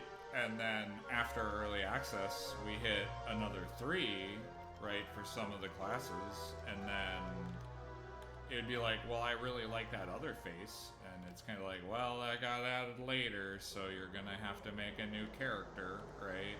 And that'll just be I don't what know. it'll be. People keep getting hung up about that thing, but like I don't know that having some functionality to change your face would be like something that we wouldn't do. It's not a game-breaking thing in my opinion. EverQuest No, has I agree. a thing you can change your face on the fly. At least in P99, really? I think it That's was. cool. I didn't know that. So like, Oh. I don't think it's something that we should like stress about. Because like if we're gonna add more stuff like that, like either we need to like have a conversation and decide which way we're gonna go. Because if it is a situation where we're gonna add new faces and never have the ability to change a face, then maybe we would probably need to prioritize faces. I just over don't that. know how it's handled in data, and that's the one thing where I would have a concern with that. Right? It's just a numerical value. Is it? Okay. So- that's good. Yeah, like all the faces just have a numerical value, and all you need to do is like just change that. Gotcha. So if we just had some way for players to like in EverQuest, like I said, there was you could do like /face. It would bring up a thing. You wouldn't even have. There wouldn't even have to be in character create. You could do this on your level 60 in the middle of a forest. It would pull up the thing. You could change all your stuff. Gotcha. So like, I mean, I don't know what kind of like. Trust me, problem that I would- would not be opposed to adding a barber shop because I think that would be real nice. And in the barber shop, you could go over and just change your character Yeah, or whatever. I think we should do that. I don't like if barbershop would be good for that, for people to be able to do that, as well as adding another time like a coin sink in the game, which isn't a bad thing to have. Right. But like even if bar that, like just having like some user interface that just changes it should be fine too. Like it's not like it's gonna break any game shit, you know. It doesn't change your name, so it's not like you can like go into witness protection and like pretend to be somebody else. Yeah, true. So yeah, I don't think we should stress about that. It would be nice to get like as much options as we can in on Yeah. launch, because that makes it's more fun. It makes us look good, and all that jazz. But yeah, I don't think we should stress about like Well, that's why I what said it's a nice consequences to of adding have, stuff but later it's on. not a guarantee, right? So. Yeah. as I've been saying to a lot of people, it's like we're shooting for 3 per male, female, right? And hopefully we can hit that target. Fingers crossed, right? But we'll see where we can go. Right? I would like, and again, I would like to stress that I'd like to shoot for 6 if we could. And even if we can't make it prior to early access, I'd still like to shoot for 6 eventually. So I would like that, again, like I said, it would be a great target to go for eventually when we go to 1.0. Mm-hmm. Yeah, that's what I've been saying. 6 is a good target. Yep. No arguments from me. Yay.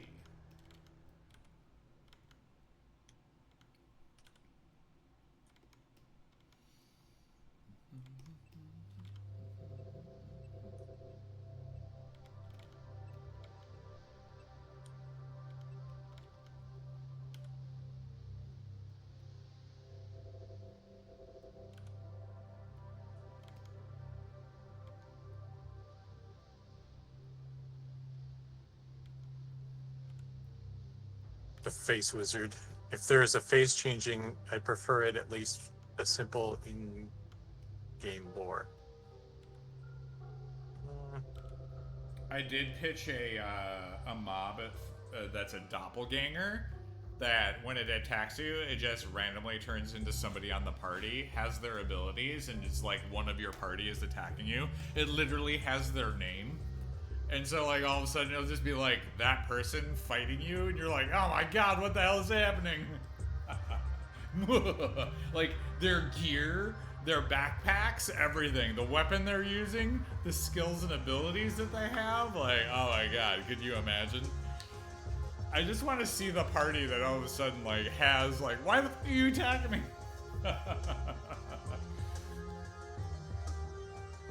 Also, a mimic. I mean, mimics are a little bit different because they're just an object that attacks you. But yeah, totally.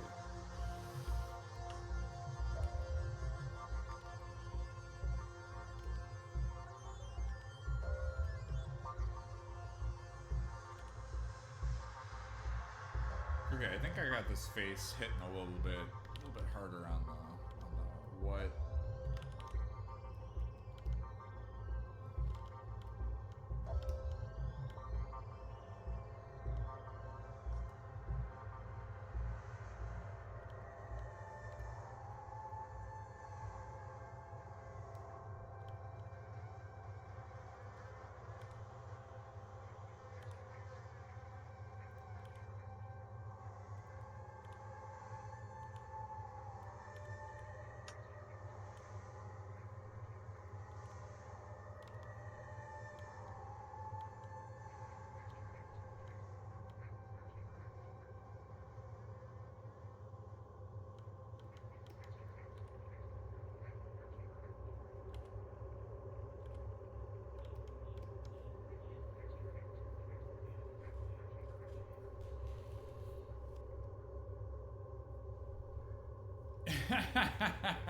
Yeah, no, that's the whole idea. Is like the doppelgangers would take the shape of whatever target they're looking at and just completely duplicate them. So if there was somebody running around in their skimpies, then the doppelganger would be in their skimpies. Hey Tom Song, thanks for the follow.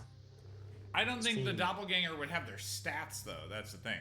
But yeah, you could cheese the transformation when they attack you if you had nothing on and then were able to put on all of your gear again. Sure, but still, that's quite a investment to try to cheese the doppelganger to be able to like, oh, I gotta take all my gear off and then put it back on again.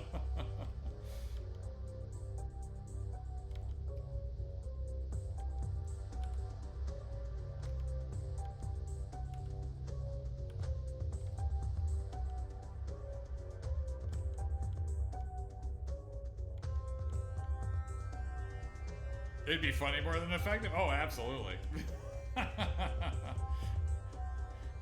The fact that one of your party members is like ripping off their clothes to be able to be like, look, I'm not the doppelganger.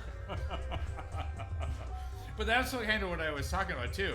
It wouldn't just take that shape once. It would kind of pick and choose who it would want to be at a certain point. So maybe it would be like, what ability do I really want to use now? Ooh, I want to be the fighter. I'm going to switch into him, and then they change into the fighter, and then they can use the fighter abilities for a while, right? So it's not like it's like, oh, they changed into this guy one time, and that's the whole fight. You're just fighting that one guy.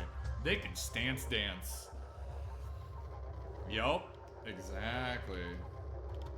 At least that's what I kind of pitched, was that they'd pick the proper target for the thing that they would want to do. So like, you know, oh, I want to backstab this dude. Oh, it's the rogue. Oh, I want to straight up tank this guy. Oh, it's the fighter. Well, I want to throw some like damage spells. It turns into the mage, right? So the best way to fight it would be to just have everybody send their donkey in, punch it to death.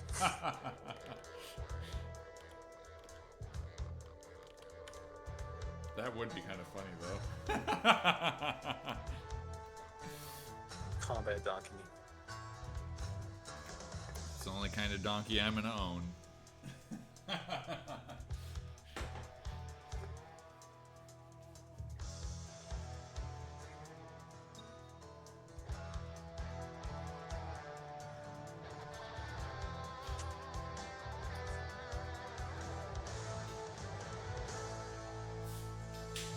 Any other suggestions on this?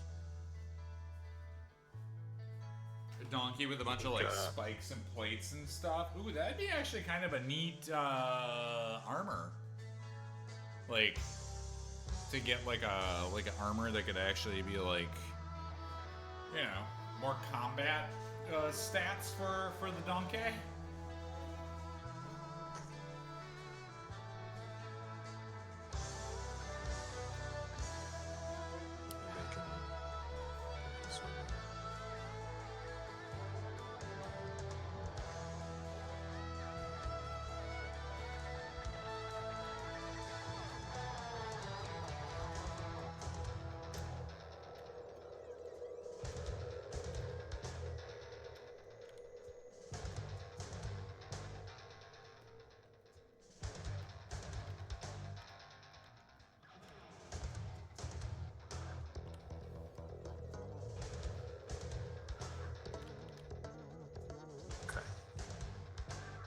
Save this.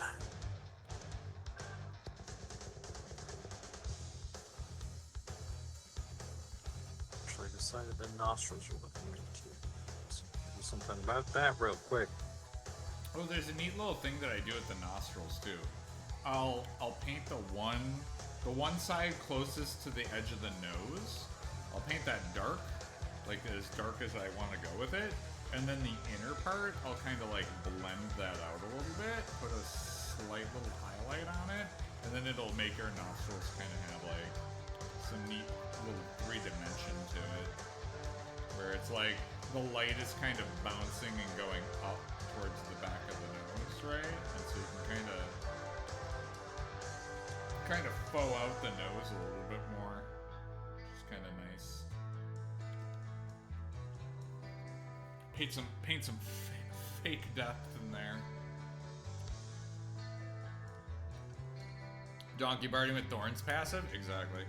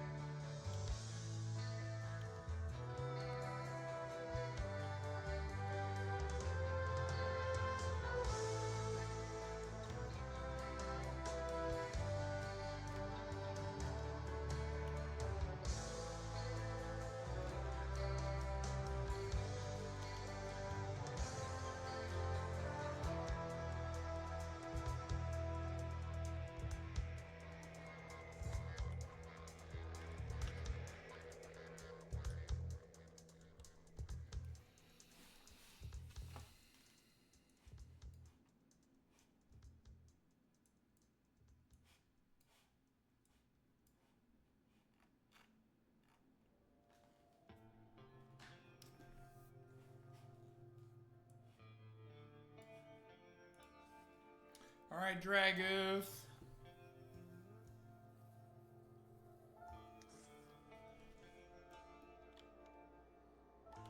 Thanks for swinging by. Thank you so much for Sea the Dragon, subs. thanks for hanging out. Thanks for the subs, dude. Yeah, dude.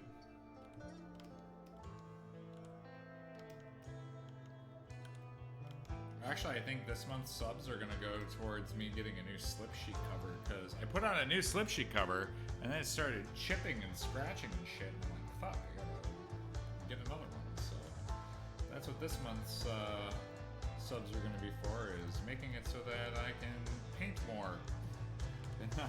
And not all of a sudden, like, while I'm like drawing across the screen, go because there's like a big old gouge zone on my slip sheet, right in the middle where I like really like to draw stuff.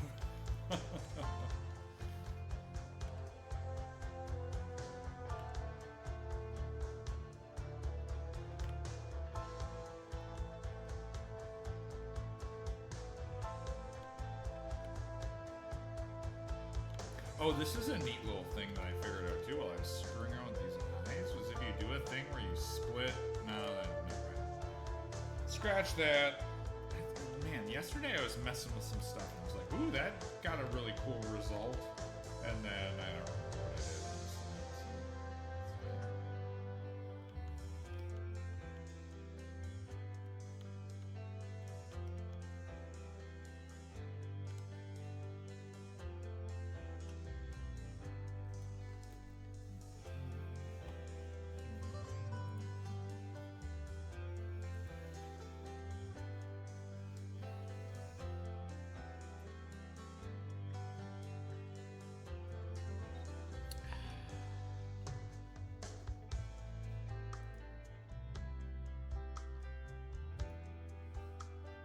Beautiful. Oh, you're so-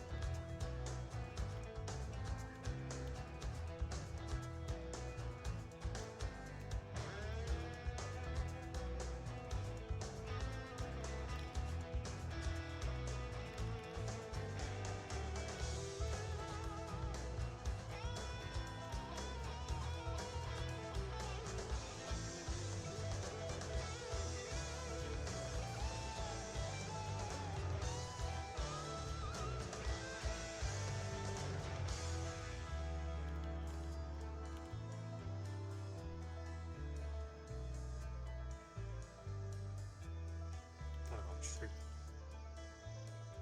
And merged. Oh, I didn't merge the wrong. Just painting on the wrong layer. It's all good.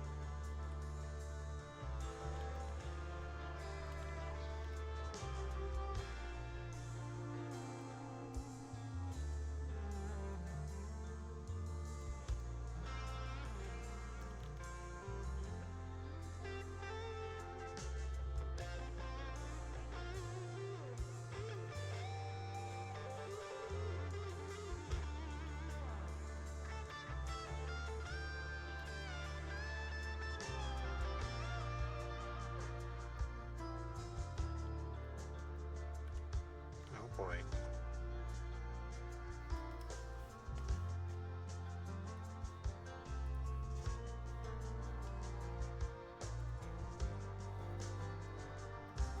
Oh boy. I was trying something and it didn't work. I don't like how his nose is so framed. Because still. Do you want to send it over to me and then just kind of like have me kind of like scribble on him a little bit and kind of follow along and then see kind of like pick up some stuff and then you execute it? Yeah. Yeah, let me send it. Let me see, where did I put it?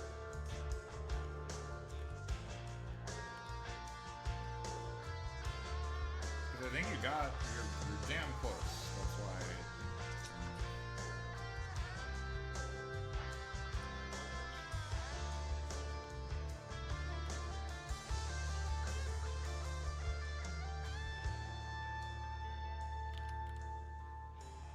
Damn it.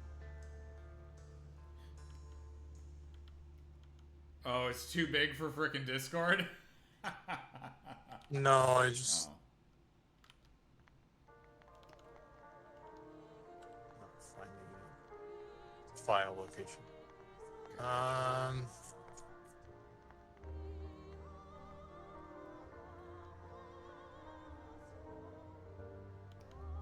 Did you hear the Windows error sound?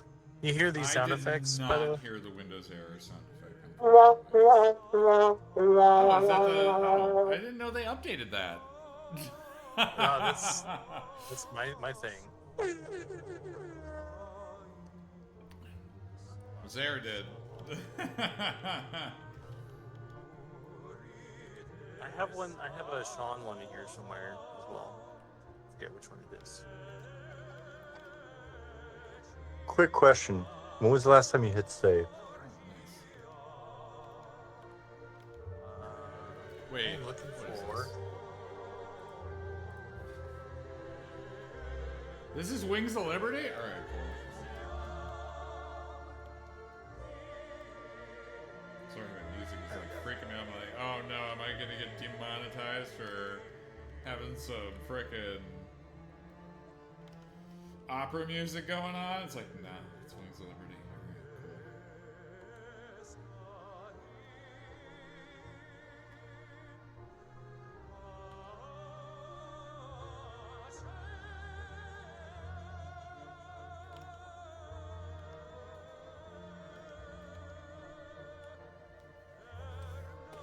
Trust me, I really want to. I found this new band called Night Verses, and they are quite good. I've been enjoying the hell out of them, but I can't play them because obviously then I couldn't run any VODs or nothing on it. So Cupinon, thank you for the follow. You're welcome.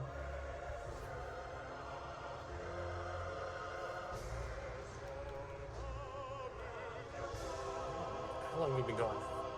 Maybe 4 hours? yeah, Yeah, I'd like to. I'm sending this to you, and we'll do a little bit here, but I'm yeah. also feeling like I'm. Well, if you want to go grab some food and stuff too, I can always hold it until you grab some food, and then you can just chill out and watch while I work. You know, when you get done with your food and stuff, swing on back with your plate, and you can chow down while I mess around in the gnomey gnomes. Well, let's just do it now, and then I'll just bail. Okay. I sent you the 3D coat file in Slack. Alright. You got a mouse. Let's grab him. Whoppa. Download. Alright, let me save my Galleronis here. She's starting to feel much closer. I feel like once again I was making the other one a little bit too angry. I think I gotta do a little bit more angle here, but otherwise she's good. Alright, let's open this man. She looks real pissed. Yeah, I gotta take out a little bit of that. I mean, both of them kind of have that look though. It's just getting it a little bit more dialed into what's there. So. Yeah, that one has a bit of a glare. It's kind of like an angry eyes Yeah. thing. Well, it's kind of weird because I don't feel her eyes are actually actually that angry. They're just kind of angled. Angular, yeah. Oh, okay. Yeah, like this guy's looking pretty good, I think. Okay, so we're gonna kind of jump in here, right? I'm gonna start kind of like laying out a little bit more of like his eye shape, because that's one thing that I really want to do. So we're gonna pull. That kind of goes on there. And then normally with your faces, you kind of have this shape. This is you have this little teardrop that kind of like pops out underneath your eye right here. Something you normally don't really pay attention to, but it's there. And then normally this kind of goes over the top. Probably can thicken up these eyelashes a little bit more.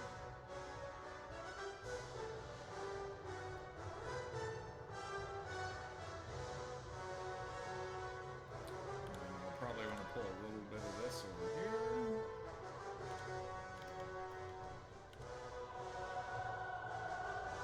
Again, I want to pull that shadow up. Oh, I should have done this on a different fucking layer. God damn it. Well, we'll have the original. Actually, what I can do is I can just import the original one and then export the other one, right?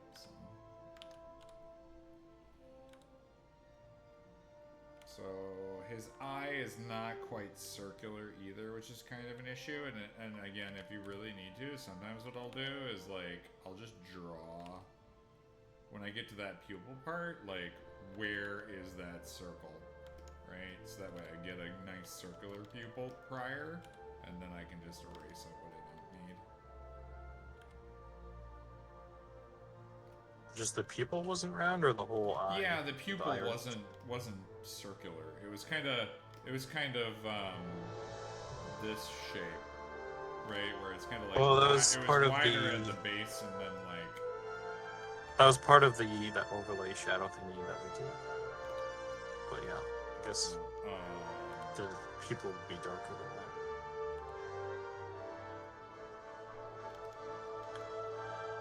Well, I don't think that would make It's fine. It's fine. I fixed it. Okay.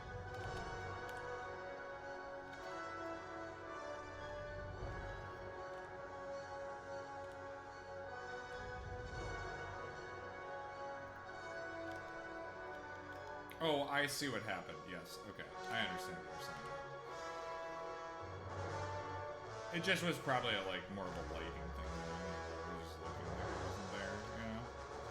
Yeah, because I added that darker layer on the top, and I just painted over the eyes.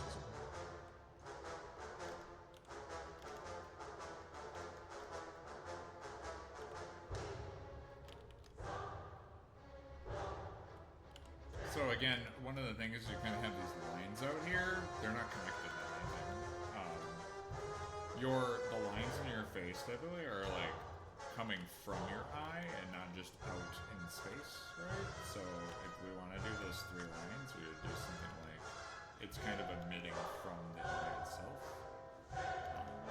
Because again, those are kind of where those lines kind of emerge from.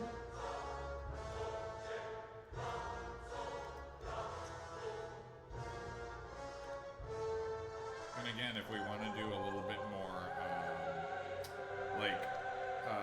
how do I want to say this? Like the lighting, to make this look a little bit round, you're going to add in a little bit of shadowing here and here to kind of just bring out the roundness, because you want the shadow to kind of convey depth, right? And so shadow normally is going back into space, right? And then lightness is coming out of the space, right? So shadows go down, light goes up, and so whoops, I accidentally sketched that. There we go. And so you want your eyelid to kind of have like a little bit of shadow right here. Then it comes up to that highlight, right? Because that's where you want that height to come up, and then you want it to go back to shadow on the other side a little bit, and then you can again have this kind of go back to highlight, because again the light's catching it.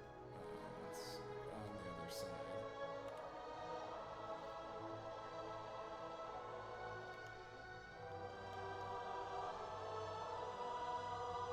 again, you can do something like this, where you kind of bring out this line right here. Now, granted, this is more of an angry than something actually.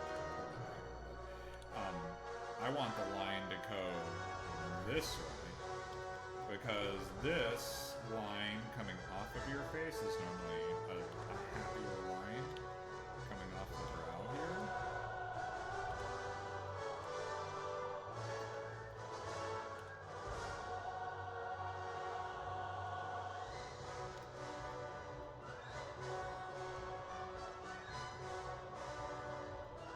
Again, depends on how happy you want it. If you want it very happy, right? You can always bring this down a little bit more too, based off.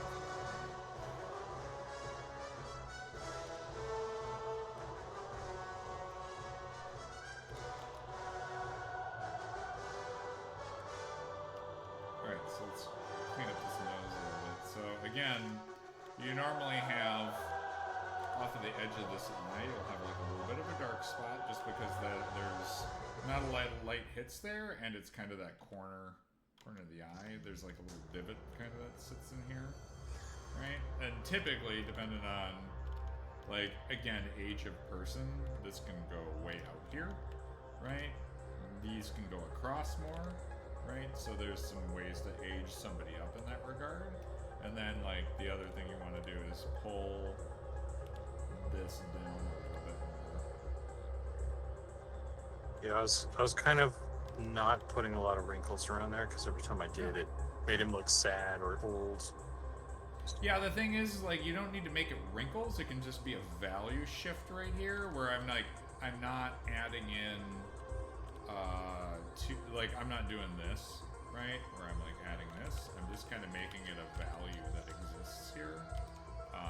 To kind of just give it a little bit of definition without making it hyper detailed. But what I am going to do is I'm going to come in and kind of faux in a little bit of like lines, kind of, just to give a little detail in here. And like, then when you zoom out, like, oh, he's not actually that old, right? But I still have a little bit of detail in there without it just stripping out everything, right? Yeah. I mean, that's why around the nose area it gets darker, because I was trying to add, like, attempting to get the shape of the eye without adding something that made him look like he was older. Yeah, like a grandpa. Yeah, no, I get you. I see what's going on there. I mean, one of the things you have to be a little bit okay with is like pulling in some values up into some areas, right? And then kind of working that area until it fits the shape and desired space that you want. I'm trying to think of the right word I want to use there. The desired values and shapes, I guess, for that sort of stuff. Nice hearing. Thanks for the pizza money, dude. I could really use it. I could go for a pizza right about now, dude. Get that Red Baron! Yeah. I went to the dude. We need to make you a little Red Baron icon for when we like donate you pizza money, man. Like it's a little Red Baron airplane, like a little tri-wing airplane. I should make a little pizza. I keep saying I'm gonna make a little music video for that thing, and I just don't have the time. But I should definitely add like a little Red Baron pizza. I got a little pizza icon I could send you if you want it. Well, I don't. Nah, I'm good, dude. All right. It's a 32. It's like a 32 by 32 pixel image. It's great. That's a good looking slice. Yeah, dude. I made that for a back patch for due process. that's what half my icons are, due process icons. Like my little skull, I made that skull as a back patch. The little dumpster fire, that's a back patch. The donut, that's a back patch. So I already made all that stuff for a different game, but it's still fun because it kind of works, you know. Alright, so then, so nose stuff. Alright, so here's kind of where, like, I'd probably add just a little bit of definition here, just to kind of pull out the crease, and then what I'd do is I'd pull in a little bit of highlight here, just to pull that away. And again, kind of just building this out a little bit for. So you're adding a highlight right next to that shadow. Right Yeah, oh yeah, absolutely. Because what that's gonna do is it's gonna just pull out his nose a little bit more right there. Oop, shit. Let me focus on that a little bit more. Yeah. And I would put like little highlights here. This kind of shadow gets pulled up a little bit. And then from here, right, I've got my interior, right? So I kind of end my face here. And then we've got these little shadows that kind of wrap up. So let's re-add those.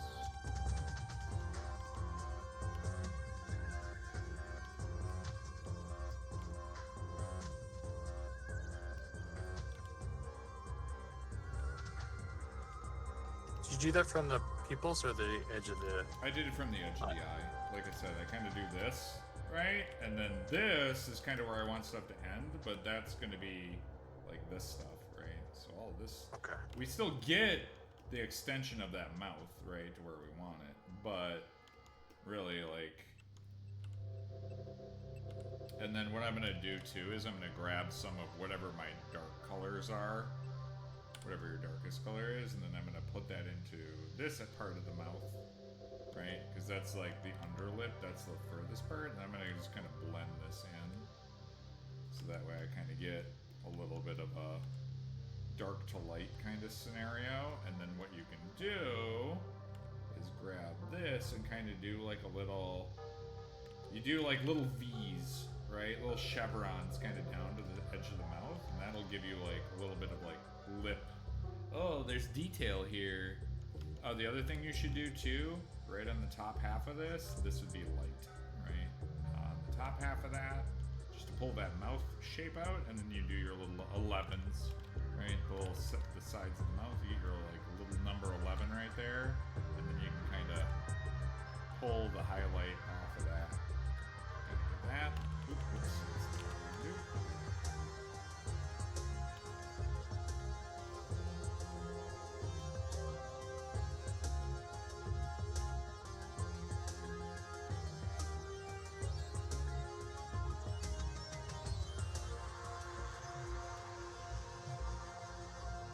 And then I kind of a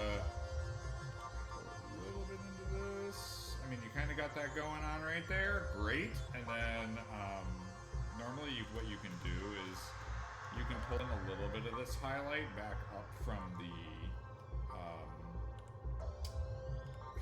jawline, right? Because you'd be having light hit right here on the jawline.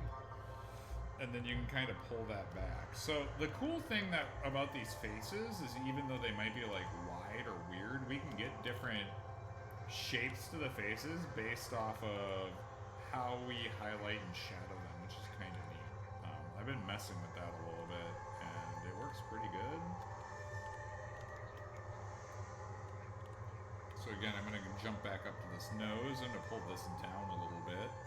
Because now that I've gotten my... So if you think about the eye breaking into parts, you've got this area right here, right? You've got this area right here, and in between there you have this section, which can connect into this little face meets section right here. And that will let you be able to break those two pieces apart. And again, this is kind of where I was talking about like doing some nose stuff, where you can have a little bit of like highlight or shadow into here, kind of showing like, hey, there's a bone that exists right here, right? Like if I break this down into how I was doing it before, you have this, right? You've got this, and then you've got these bones that kind of like run right here, right? If we break that apart, and so you're going to want to add in a little bit of this, right? Because that's... I don't want to deviate from the shape of the nose on this one at least. On that one too much? Let me look. So, let me just wait. Yeah, let me look at the concept or the image. So, yeah. I want gnomies. Yeah, I should be looking at that too. That's probably my bad. So, let's take a look at our Mr. Mans. Come here, Mr. Mans. There we go. Oh, yeah. Okay. So,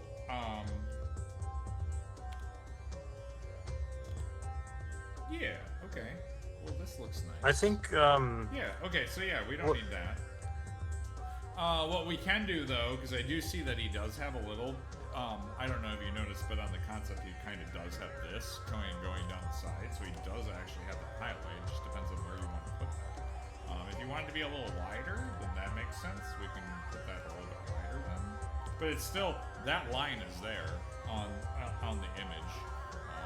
Is this, if I pull this up, is that, here. Oh, ooh, I can just download that image. I want to download you. Yes, there we go. So, downloads. Here we are. Hello, faces. So, if you look on this dude, right, and we zoom in on this Mons. Oop, come on. You can see that line does exist right here, right? There is that line. It's just way out on the sides of the face for the nostril. right. So that does exist. I mean, that's just the break between the main nose and the nostrils, though. It's right. not like right. No, I understand that, but it's kind of for this. It's like way out here, you know, and we can add that in. Yeah. But that is yeah, what that is. Kinda, yeah, but I kind of have that. It's probably too subtle, but yes. I would definitely just, I don't think you have to push it too hard, but I definitely would add in a little bit of that. And definitely add in a little bit of this for highlights on those bits.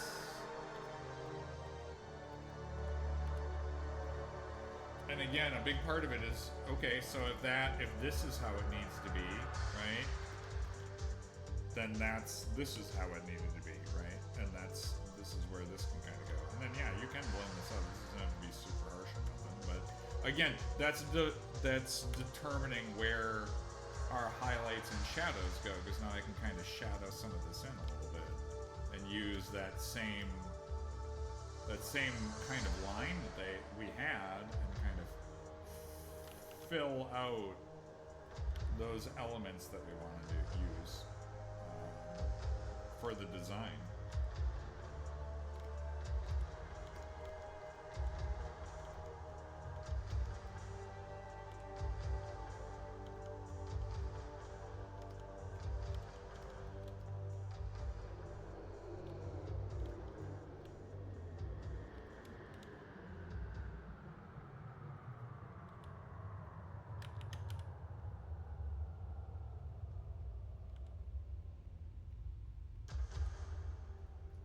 Sorry, I was looking I'm looking at how his forehead is and kind of drawing in the lines where that forehead is. Yeah, no, I was just looking at how you softened the break between the nose and the Oh yeah. So I basically, like, once I laid in my like little corner line here for like around his eye, and then like what I did right after that was I put in this little like shadowy doodle, right? Then all I did was I kind of just grabbed this color, like right here from his cheek, and then just brushed this back and forth until I kind of bridged that area. And then even if you feel like, oh, I don't really like these lines right here, you can push those back until it feels right. But again, you have to remember, this is technically the shape that his nose kind of would be, right? Like if we were looking at like breaking that down, but we can kind of just hint that exists, you know, a little bit of shadow, and then just back away from it. Okay, it's good, right? Because his nose is technically doing this, right? Which is fine, but we don't need to bracket that out. We can let the light and shadow kind of do that for us, and then I know that his nose shape is kind of a bell, but I'm trying to give him a little bit more, you know, shape to this thing. We're not trying to make the old one, we're trying to take the old one and make it look more realistic, right? And so that's kind of where it's like, I want that bell shape, but I also want to like add in that little nostril kind of spot, right? And Yeah, I mean, right now, I think I'm pretty happy with like what I've got here. hell yeah. I'm not. I'm watching basically the your part daily game. like I said, I'm trying to struggle Oh, sorry. is just losing the line that is Oh yeah, yeah, yeah. created So like basically, around it. remember you have like your apple of the cheek, right? That's kind of like this area here. I'm just gonna right. You kind of have this area right here. That's like the apple of your cheek, right? All you need to do is kind of like grab this section and like just pull that upward, right? And that'll get you kind of that shape if that's kind of what you're thinking. So. No. Well, I mean that's good to do. Yes, I will get to that one. But I guess what I was referring to was losing the line that is outlining the nose shape. That's what I had. That's what I was not happy with. Like even still, like the shadowing around the nostrils here is just so strong that it's just creating like a line around his nose. You know. Oh, you mean around the nostril or around the nose itself? I mean, it's now that we've done the bit to the bridge of the nose, it's better there. But it was before we started this. It was the entire nose. Oh right? yeah. Oh, you're talking about like when we first started out. Yeah, yeah, yeah. No. Well, I mean, you can continue to soften this downward too if you need, right? Like, again, a big part of this is like our brain. The cool thing about the human brain, we'll fill in like what the hell is going on in between here. You know, we know that this is a nostril, right? Like this is the edge of your nose. This is your nostril, right? And it's like our brain can fill this in. So it's like you can literally just paint. You could literally paint this completely out and not even have it there, and your brain will still go, "Oh, that's a nose." You know, I'm putting most of that together now. The fact is that to have just a little bit of shadow, and it's very like a little bit of light shadow, having that coming off the nostril will help kind of complete that area.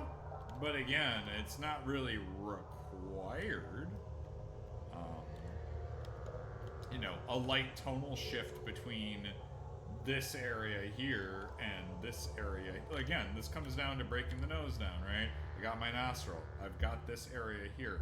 How do I want to shadow this, right? And that's why I keep drawing those lines out because, again, I've got my nose thing that does this.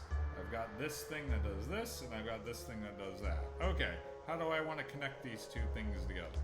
And that's kind of why I keep doing those same shapes over and over again because they're guides to help me think about where I want that shadow to be. How deep do I want that shadow? How dark does that need to be, kind of thing. That's right. Yeah, it's slowly getting there. Slowly. Yeah, dude. I mean, it's so cool getting to watch you like not only absorb but improve like on the fly, and that's awesome, right? And that's why It's stressful as hell, but yeah, again, I appreciate I don't think it should be stressful. I think it should be just an opportunity to like absorb and learn, right? So I definitely don't want you to feel stressed about it. I think this is like again. Well, I guess I kind of see where you're coming from because when James Jones, like my god of game art, and I got to work with him for the 5 months that I was contracted with him, and he was showing me stuff. Like I understand like the stress, but like there's no need to feel stress, right? Like yeah, no, it's just like learning things is difficult and trying to like do it on the fly. No, for when sure. You're like in for production, sure. it's just like that kind of like I just want to be good, you know. Well, I mean, remember this is gonna take some time, so and then again, like the cool part is I get to watch you continually improve, and that's like the really fun part for me. So don't feel stressed like, oh, I'm not as good as Zach, or oh, Zach is having to spend this time to do X. It's like I'm having a lot of fun being able to teach you a little bit, and I'm hoping that the hard part is I feel like when I'm talking, like my hope is that I'm explaining it in a simple enough way that is graspable, right? I'm not a teacher. I would. I've never taught anybody really, so that's I would where. say the results speak for themselves. Like, I think this is much improved. Yeah. From I that would just a little I bit. I was still trying to like think scramble to keep up with you. No, Stuff, for sure. so. For sure. I still think you could still pull a little bit of those highlights in right here, right? Because I think it's okay to have some highlights in there. It kind of brightens up that part of his face, like right in here. So don't be afraid to like take your high highlight and just get that nice little arc going on here. Even if you eat into some of this nose, right? Like you can make this as big as you want. The bigger you make this highlight, the happier he's gonna be, right? So if you want him to have a really bright expression, add in that really break up that nose a lot more, right? And I think you'll be in good shape there. This is working. I'm seeing things. Things are happening over here. Well, and that's kind of the crazy part is this all, like my understanding only really took off for the face stuff until I had done all the way until the Dark Elves. And then I was painting the Dark Elves and like the light came on for me, right? In my understanding. So how long have I've been working on this project for a year and a half almost now? And I've only had the light come on now? Right? Does that make sense? Like my understanding about how to do some of this stuff just finally fired up, right? Yeah. Okay, so here's the cool thing with this nose stuff is kind of what I was talking about. So you draw in your dark nose circle, right? And then you just grab whatever your shadow color is, and then you just paint this in really lightly, right? And then you can kind of blend it a little bit, and then you kind of get like a little bit of that interior of the nose. And then from the front, you can kind of work it, but then all of a sudden you'll get like a nice little, like, ooh, I can see the sides of his little inner nosies, and it feels really good when you can do that. You're like, oh yeah, there's three-dimensionality on these characters, right? Because I'm painting the light as it's going backwards, right? And it's kind of the same thing as that. It's kind of the same thing as the eye. I have a cone, right? And there's a thing, and then I'm painting the shadow in on the cone to kind of, or I guess the shadow would be this way, right? To kind of give that darkness, and then I kind of have this quasi nostril, right? And that's kind of what I'm doing here, is painting that exact same thing for the nose, but just faux-ing in a little bit of that, this lighting here.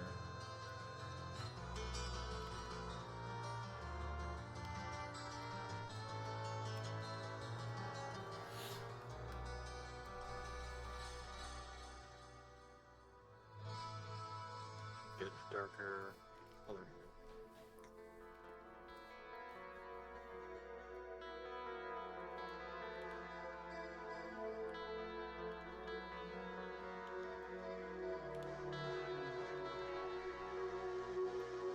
Ooh, what's this? Okay. So there's another thing too, is I've always talked about using the model to kind of get stuff where you want it. One of the things you could do here is bring the arc of his nose, and right at the pinnacle where it touches this line, that's when you kind of bring it down. And so that way I'm using this joint right here to give me a natural break for my nostril to kind of do a more natural curve. And so that way, when you're looking at it at angles and stuff, you'll be like, oh, his nostril just does the nostril thing, right? That it normally does. Kind of a neat little trick you can use is like, you know, use this break for the line, and then that'll give you kind of a neat little feel for it. So.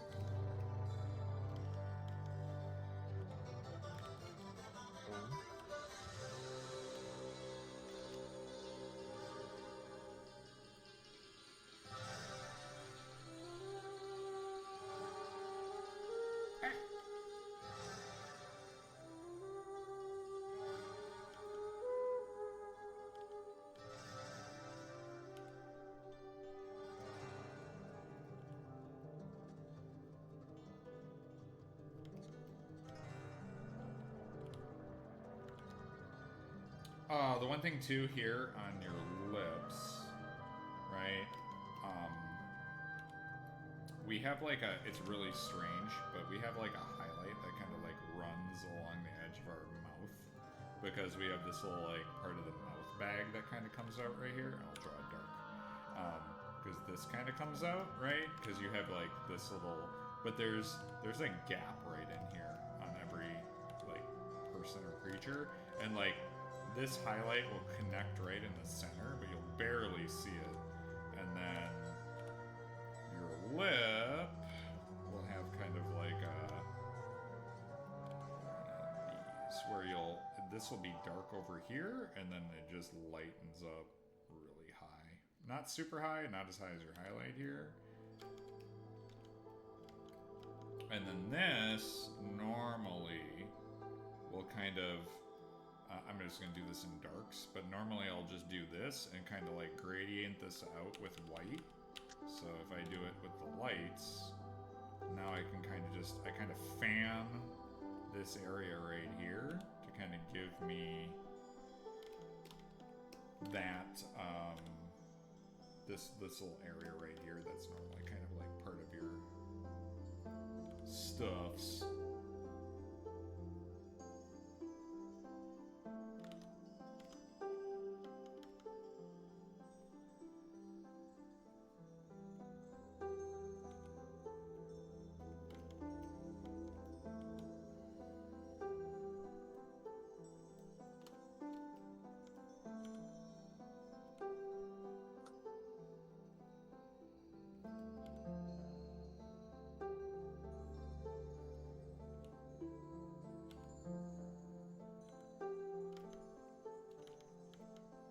Did you use the highest high on the edge of the lip there? On the edge of the, I'll normally grab this and then I'll pull this in right here, right? Because this part of your face is the part that actually gets a lot of light right next to this part, right? So you get a lot of light right here. I'll do it in darks again. You get a lot of light right here, and then you get a lot of light right here. And so I'll normally kind of pull that line, right? And it's okay to have a line here because this is kind of where you kind of have a division, because like typically this part of your lip goes down a little bit, and then you have like just that little bit of highlight that pulls this out, right?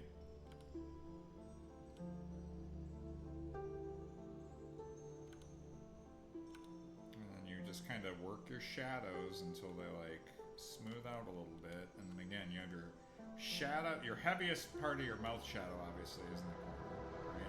Same thing with the top. And actually your top lip is always a little bit darker than your bottom lip because it's in the heaviest amount of shadow, right? Because your lip is kind of going out, right? It blocks the light that hits here. It's going backwards into space, right? And then this part of the lip is actually where it's getting hit the most. So that's kind of how, again, if you think about the shape of a lip, right? You have your lip that comes out, then it goes back, then it pops out, and then you have like that shape, right?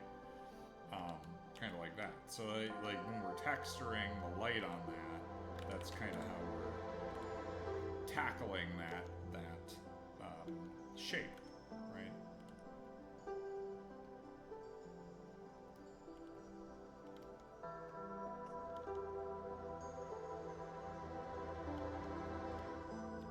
And then you can always get, your little, there's wrinkles and details and blah blah blahs in here. You can always do that sort of stuff, right?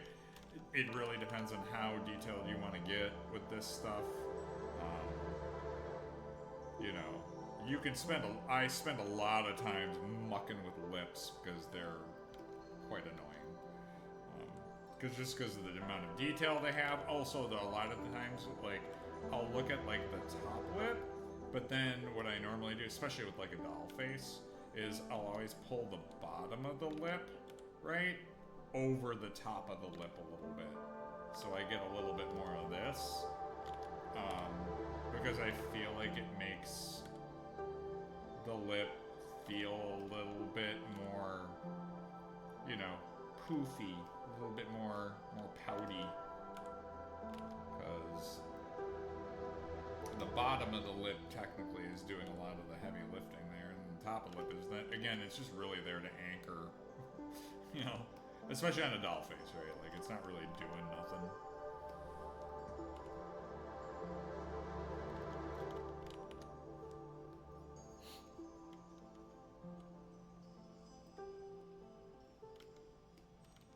And again, like I said, I'd pull this shadow off of the, like you did, off the top of the nose. And again, it's okay to have like a little bit of a sharp wrinkle there too, right? And then blend this out. And then this can all be highlighted.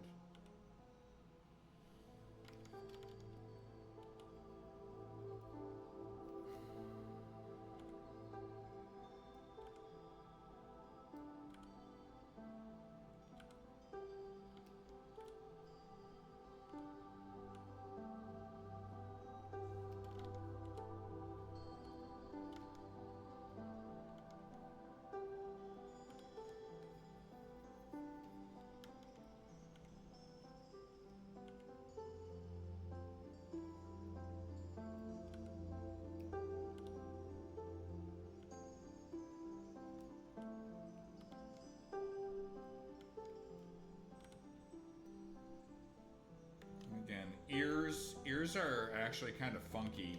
I know that, but one of the things you always have to remember is this always does this, right? On any human ear, you have like this roll that comes off of here, and then there's like a gap, which is weird, but it does, and then you bring your little ear bit down.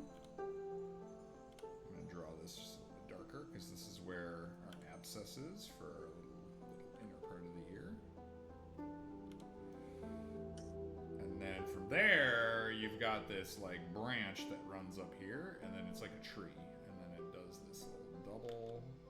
Always like branches out. I always look at it as like it having a Y. Yeah, Y is also yeah. And then the last thing is that this always like curls around, and then it actually there's like it splits because there's another little bit of cartilage right here. So that's kind of how I've always done ears, yeah, where you have like the little Y tree, the little branch, right? You've got this little bit of cartilage that sits right here on the edge. All this kind of goes around, and then it always ends in this weird fucking curly Q. Because this also comes up and does kind of like that same kind of shape. And so like this attaches down here, then you kind of shade it out, right, from the ear. This gets a little bit lighter because it's going, this doesn't really do anything, but this is going out towards the light, so it's getting lighter as it kind of comes out from there.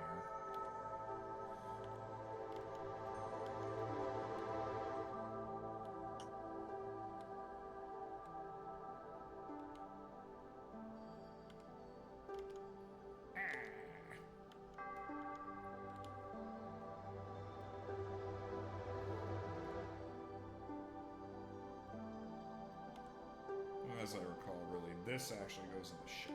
There we go. It's more like that. There we are.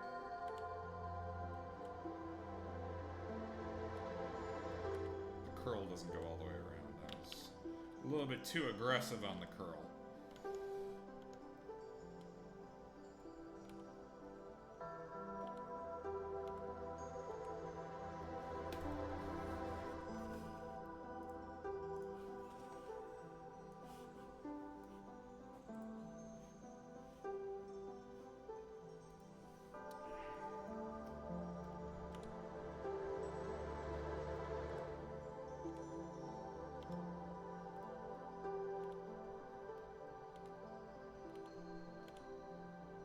And again, I will always say, don't be scared to grab a dark and then just work it out. Because the dark will always go to mid-tone. Same thing with the highlight. The highlight will always go to mid-tone. So don't be scared to like grab your highest highlight, you know, on your character somewhere, and then just like spray that on the whatever, right? The highest highlight or the darkest dark. right? And just grab that and throw that in, because eventually you're going to work it towards a mid-tone regardless.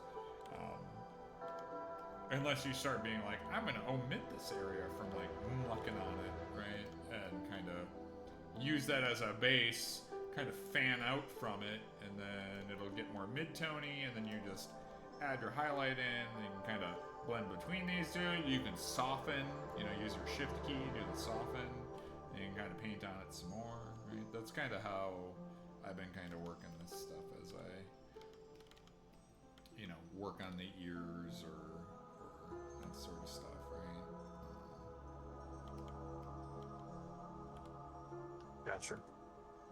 Because again, eventually you're gonna blend it, right? So it's okay to work a little bit hot in some spots, because even if you're like, ooh, that looks a little bit hot, shift key, blend it out, it'll knock back a little bit, and then you don't have to be as concerned about that.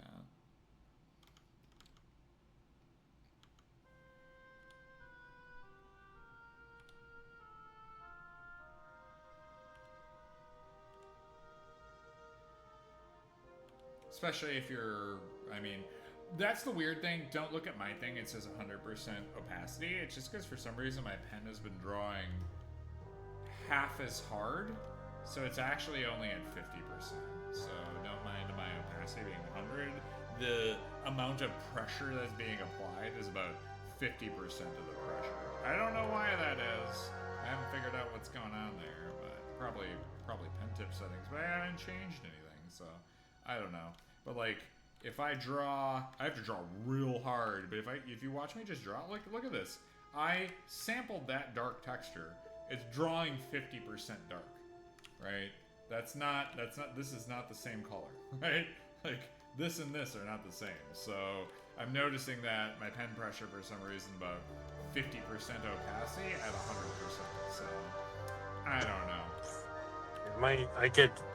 I don't know if it's I'm just heavier handed or something, but well, again, it's dependent on your Wacom/Cintiq pen pressure settings, right? And that's where I think my Cintiq kind of reset its pen pressure settings to be a little bit harder, so that I have to actually press harder to get 100% push, right, out of my pen. And so I'm just running it. I prefer, right, painting at 50%. So the fact that it's 100 and it's painting at 50 is fine with me, because I know what I like with my pen pressures and such. So this would be the other thing I did notice in the character concept. He's kind of got a middle V with like an extra set of lines here. So that's one thing I was noticing about his brow on the thing. So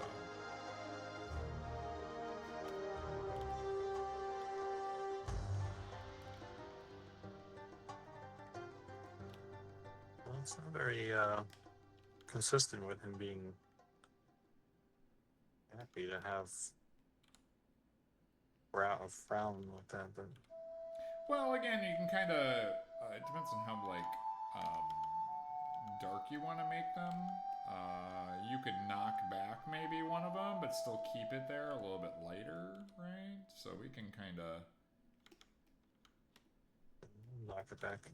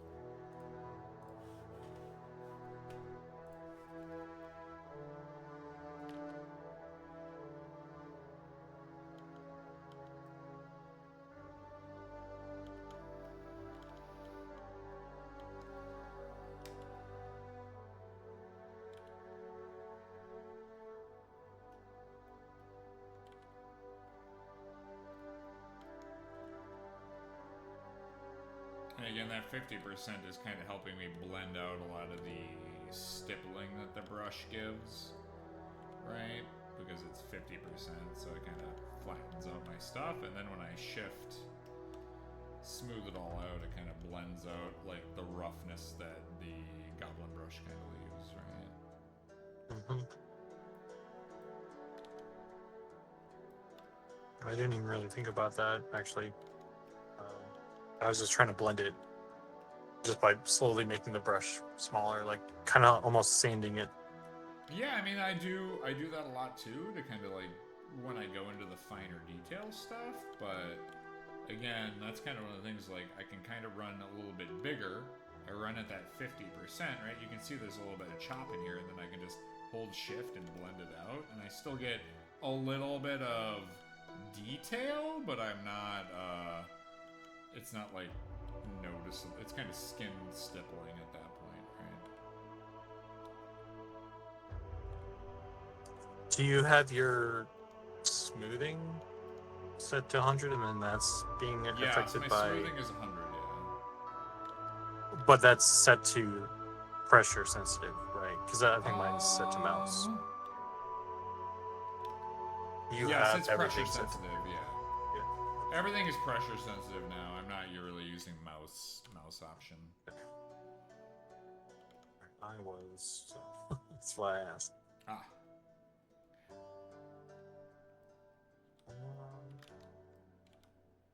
And maybe that's why my brush is a little bit, even though it's at 100, it's only 50 because I'm not pressing as hard. So I'm only getting 50% of the pressure instead of mouse pressure. But I think that's part of it. Is I think before I was painting it with mouse pressure. Does that make sense? But dude, your face is looking great, man. Goodness gracious. It's pretty good. Yeah, dude. Thanks for the tips, dude. I think it definitely helps smooth out those bits. I think it's pretty solid. Yeah, it's starting to come together there. Absolutely.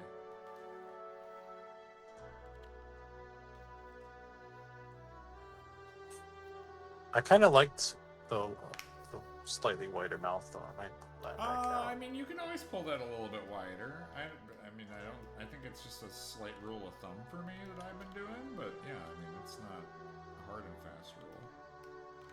You know, if you're more into this middle thing, it's not much further with the way that I had it. If you look at where my mouth is actually sitting, right, with all the shadows and stuff that I did. I mean, like, I originally drew it here. Look at how much closer it is, right? It's damn close. So if you wanted to, like, extend it out just a smidge, go for it. I do, actually. I do. Like I said, it's not a permanent freaking rule. Like, as I've said, my mouth's kind of like, I want to start it there, and then the edge kind of, I'll mess with it until it feels good. So then it just doesn't. Then I don't run into this where I've got like weird super wide mouths, and you're like, what the fuck is going on? So I play it safe on the shorter mouth side. Then it think it just looks like he's got more of like a pursed mouth than anything, right? Yeah, I think it was shrinking the mouth was looking weird. I think kind of exaggerating it a little bit helps making him feel more gnomish too, actually. Oh, sure. That makes sense.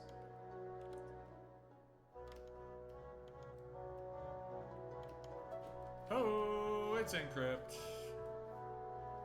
Zuka's face pretty good, not gonna lie. Oh, yeah. Oh, we're talking about the arc? Why so serious? Give him the Joker frickin' cuts, dude, on the side. Yeah, dude. Just all that really is you just add in some shadows on the edge, and then you just drop in some highlights on the bottom. And you just get those little skin puckers going on. Ooh. Or Joker gnome. And then you give him just like a little bit of that like eye makeup.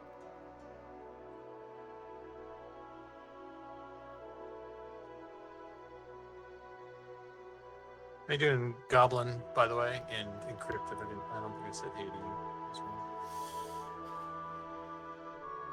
Those people. The last with change looks good. Yeah, dude. Like I said, it's coming along, I think.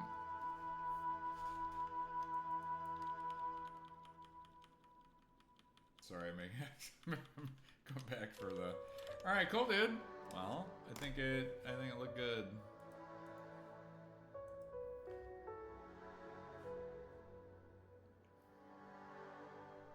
Would you guys? You did some cool UI stuff. Shoo!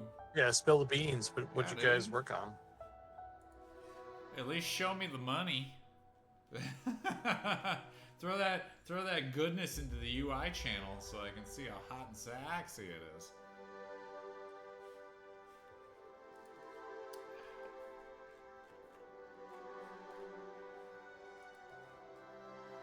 Ooh, ability bar improvements. I like it. Oh, here, I'll zoom in on this for you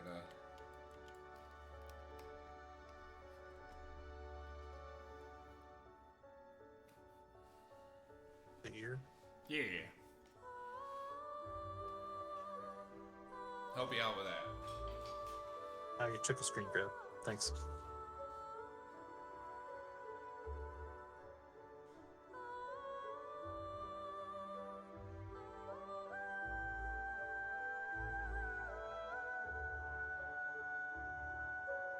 Through it in UI if you want to show it off.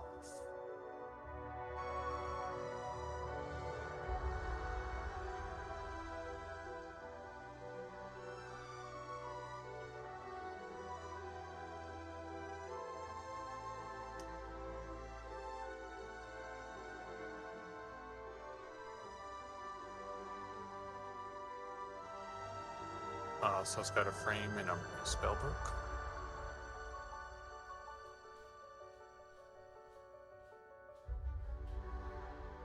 That's fancy looking.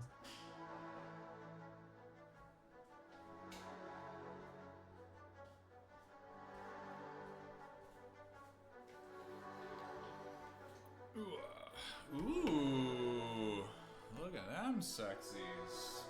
Well, that's Ooh, pretty. The book at the pretty bottom advanced. is adorable. I like that little book at the bottom, guys. Nice work on that. Yeah.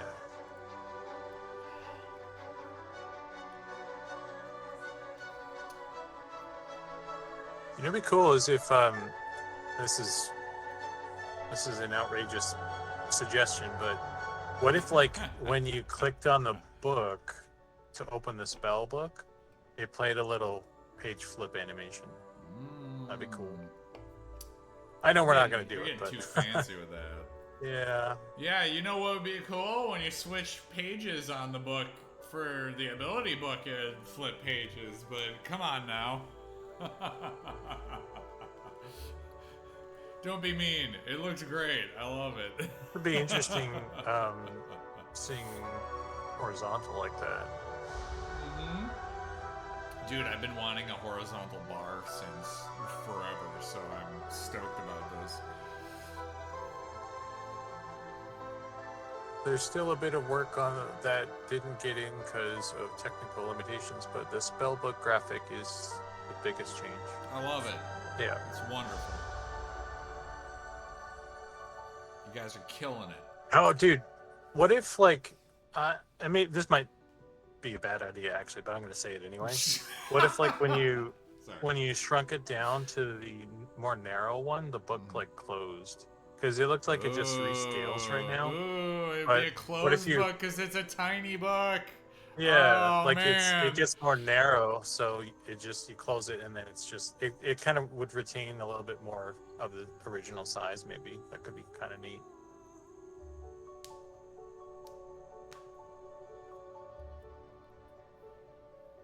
Okay, I see it. Yeah, because like it feels kind of. I get why it shrinks like this, but it does feel kind of bad, right? Yeah, Goblin, we want you to do more work, and you need to make a cover. You need to make the cover for the book now, and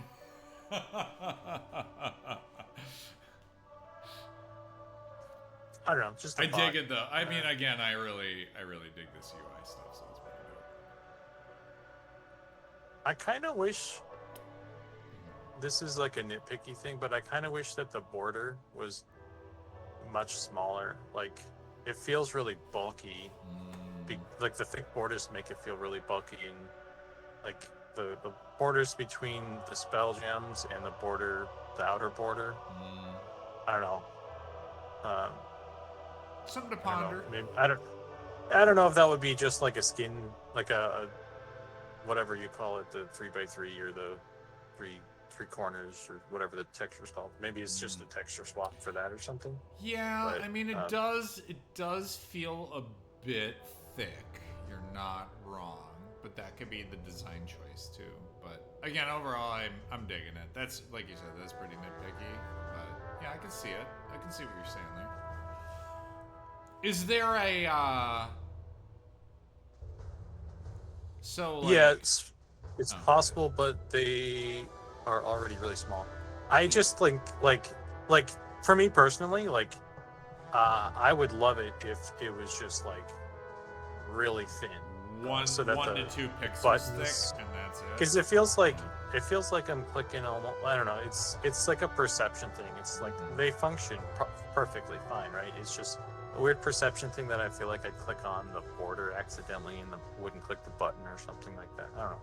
But yeah, like I said, kind of a weird nitpicky thing. It's not the end of the world, but those are fun. That's though. just what you do have it blown up. Well, yeah, but like I still, yeah. I mean, obviously it's an image that's larger, but Okay, I'm going back to my lady. Do you need a photo of this ear or some shit or? I have taken a photo of the ear. I knew you did.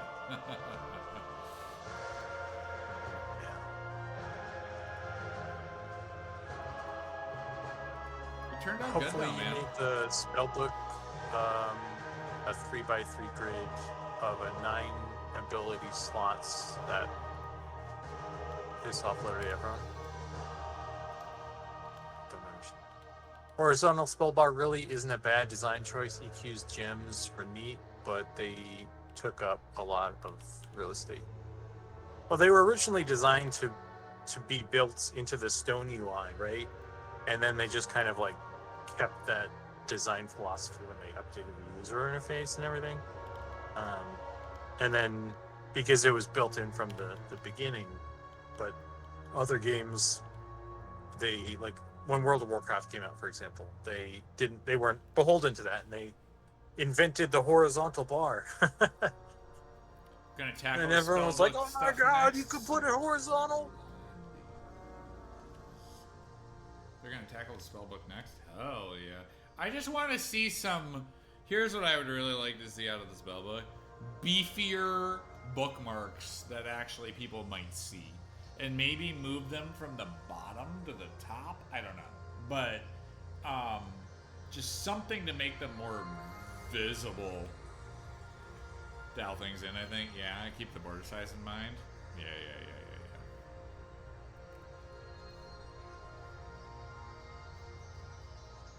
Yeah, I think some of the other windows, like the health bar, have like a pretty slick and slim border edge, whereas some of the other ones, like the spell bar, feel thicker for some reason. So I don't know. It's like I said, dial it in, but that's just my thoughts on it. You know? Spellbook, I'm looking forward to though. Because that's an area that has been kind of a first-time user stumbling block for a while, is figuring out the difference between abilities and spells and where to put stuff. You know, I was thinking actually, I wonder if it would make sense to have abilities and spells have 2 different shapes. So there's some shape language, so you can easily identify I where was just to going go. to suggest, like, iconography for the spellbook, I think is going to be really worthwhile. So, like, what would be cool is if abilities had their shape language was a certain shape, and then spells would have a shape language that was a certain shape, and their scrolls would kind of mirror what that would be. And so you go, triangle goes to triangle, you know. Triangle goes in the square hole, but circle goes in the square hole. But yeah, you would do kind of like shape language for the tabs versus the spells slash scrolls slash abilities, and I think that would help. Take a look at UI. Ooh. Let's go. Goblin's like already ahead of you. I'm 10 steps ahead.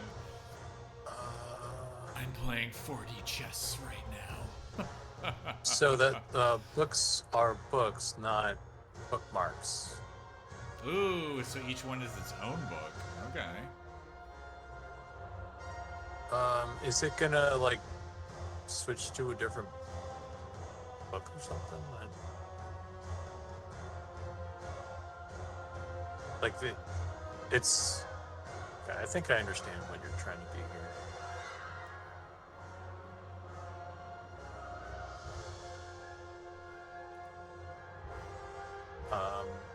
I still think that like depending on how like that is finished, like if it's just like the book and then it's you're showing a different book and then it's like got a different kind of background color or something.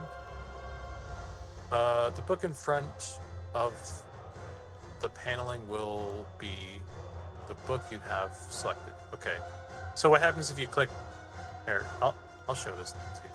Why not?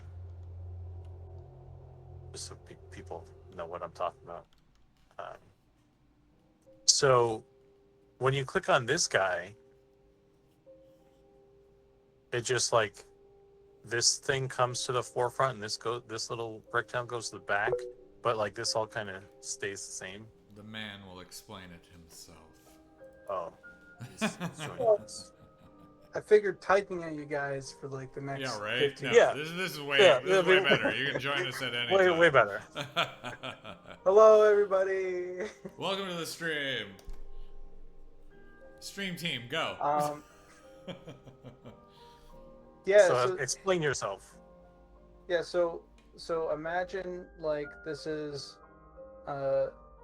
this looks like the top of a book or something, right? And this is also the top of a book, and it has like a little thing here, and maybe this one's blue and this one's red and this one's yellow, for just because you bought like different books or whatever.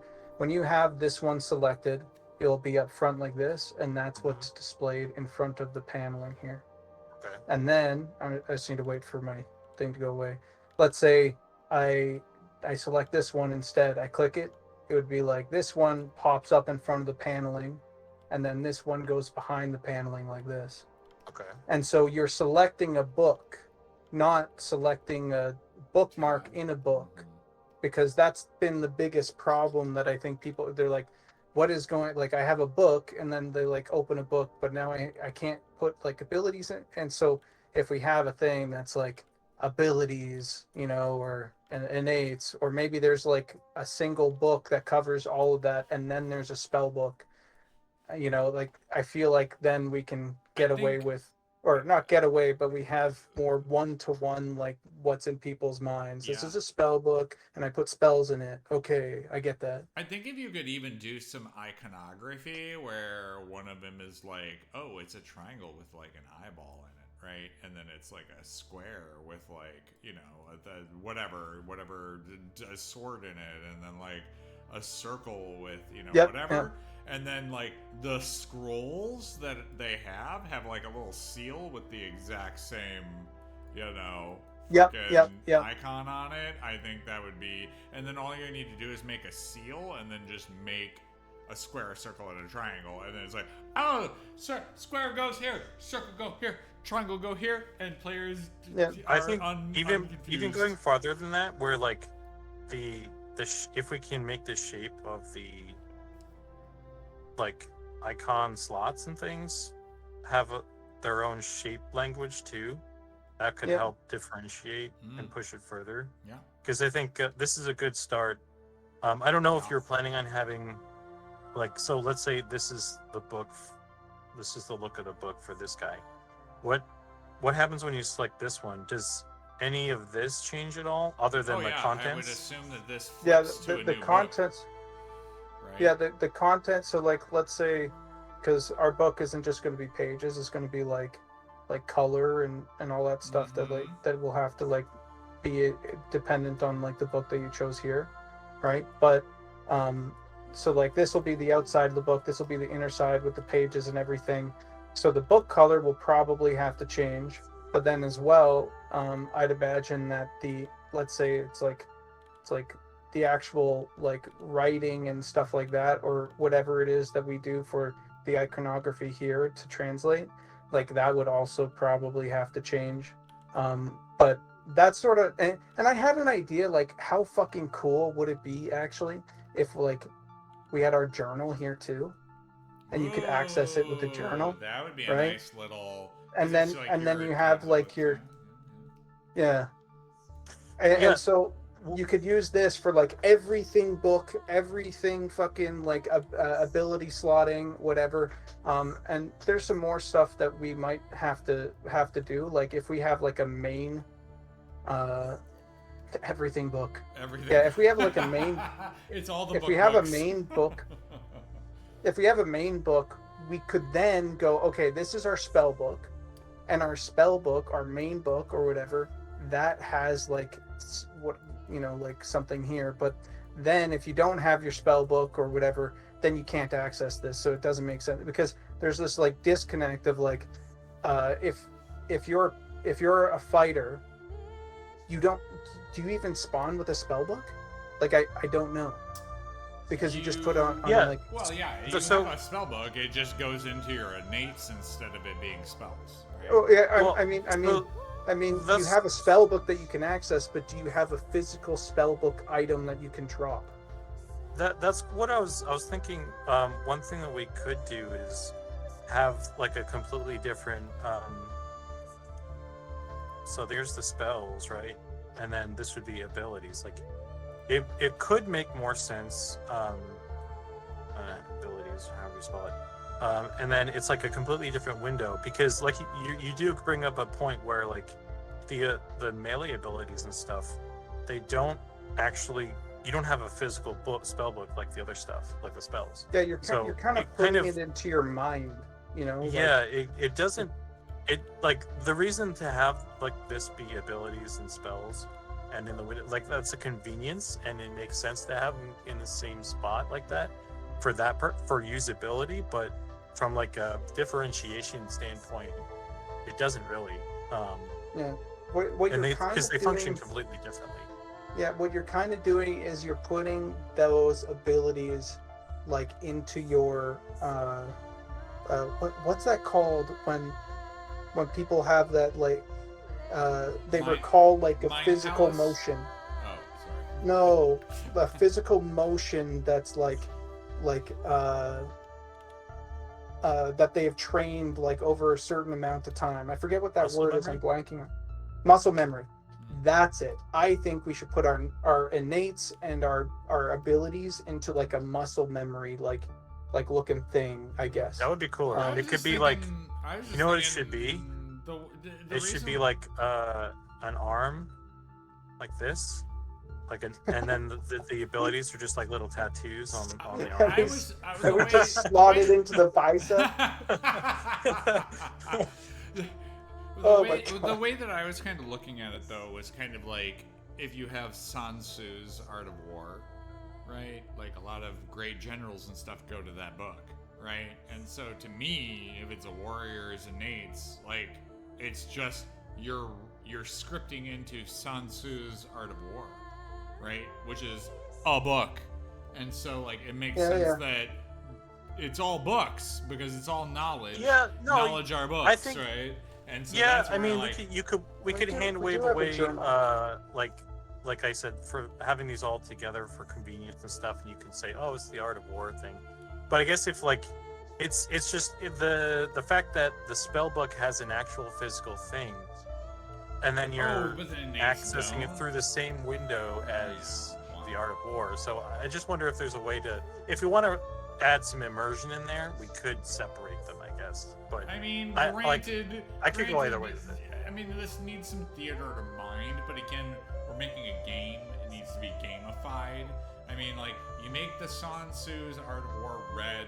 It's known knowledge. It's in a book that you memorize and you refer to. It's scribbled down somewhere, but it's not a physical item for you as a melee person. But Yeah, still, again, we're gamifying this, so I understand like the want to separate, but for skills and abilities, I think keeping a cohesive vision is more important than like splitting. I think where you could look at skills, that's where you could like split things a little bit more and be like, I want more differentiation between them.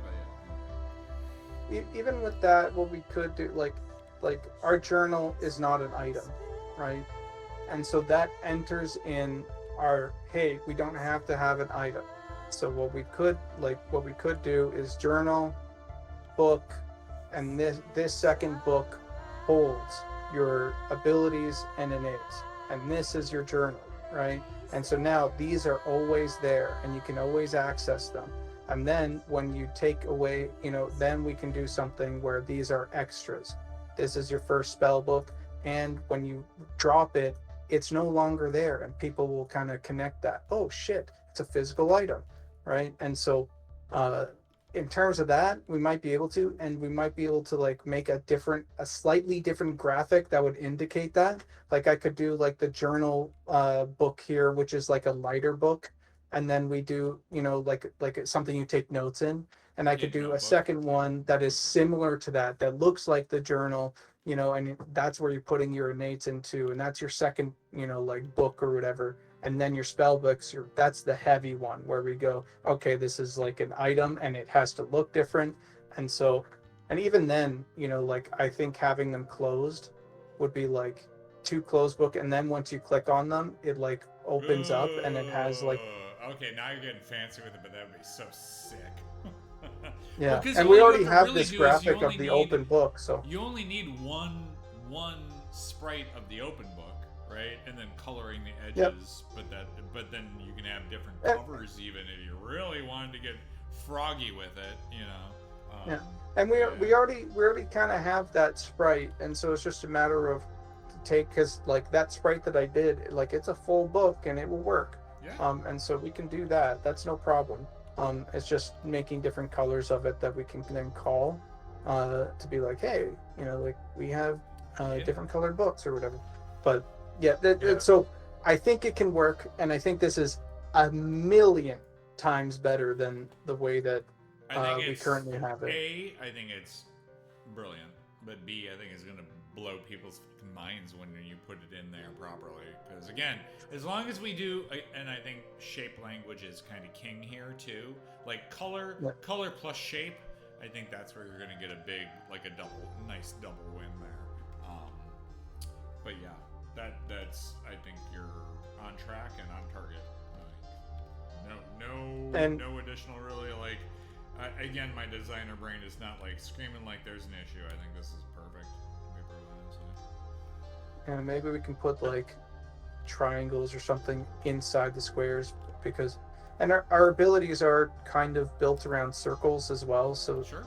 like all of our ability icons right now, how I originally did them is actually for circles. And so what that allows for is for our spells, maybe our spells could be circles, maybe our abilities could be triangles and do this.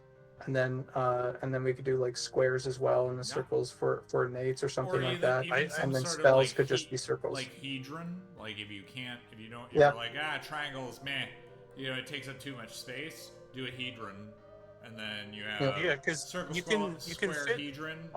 All the icons and stuff you've already done could already fit in. Well, you just need a frame for the shape. So like all the icons could still fit in there. Yeah. I really like that idea. I really think we should try and leverage some shape language there. That would be really good.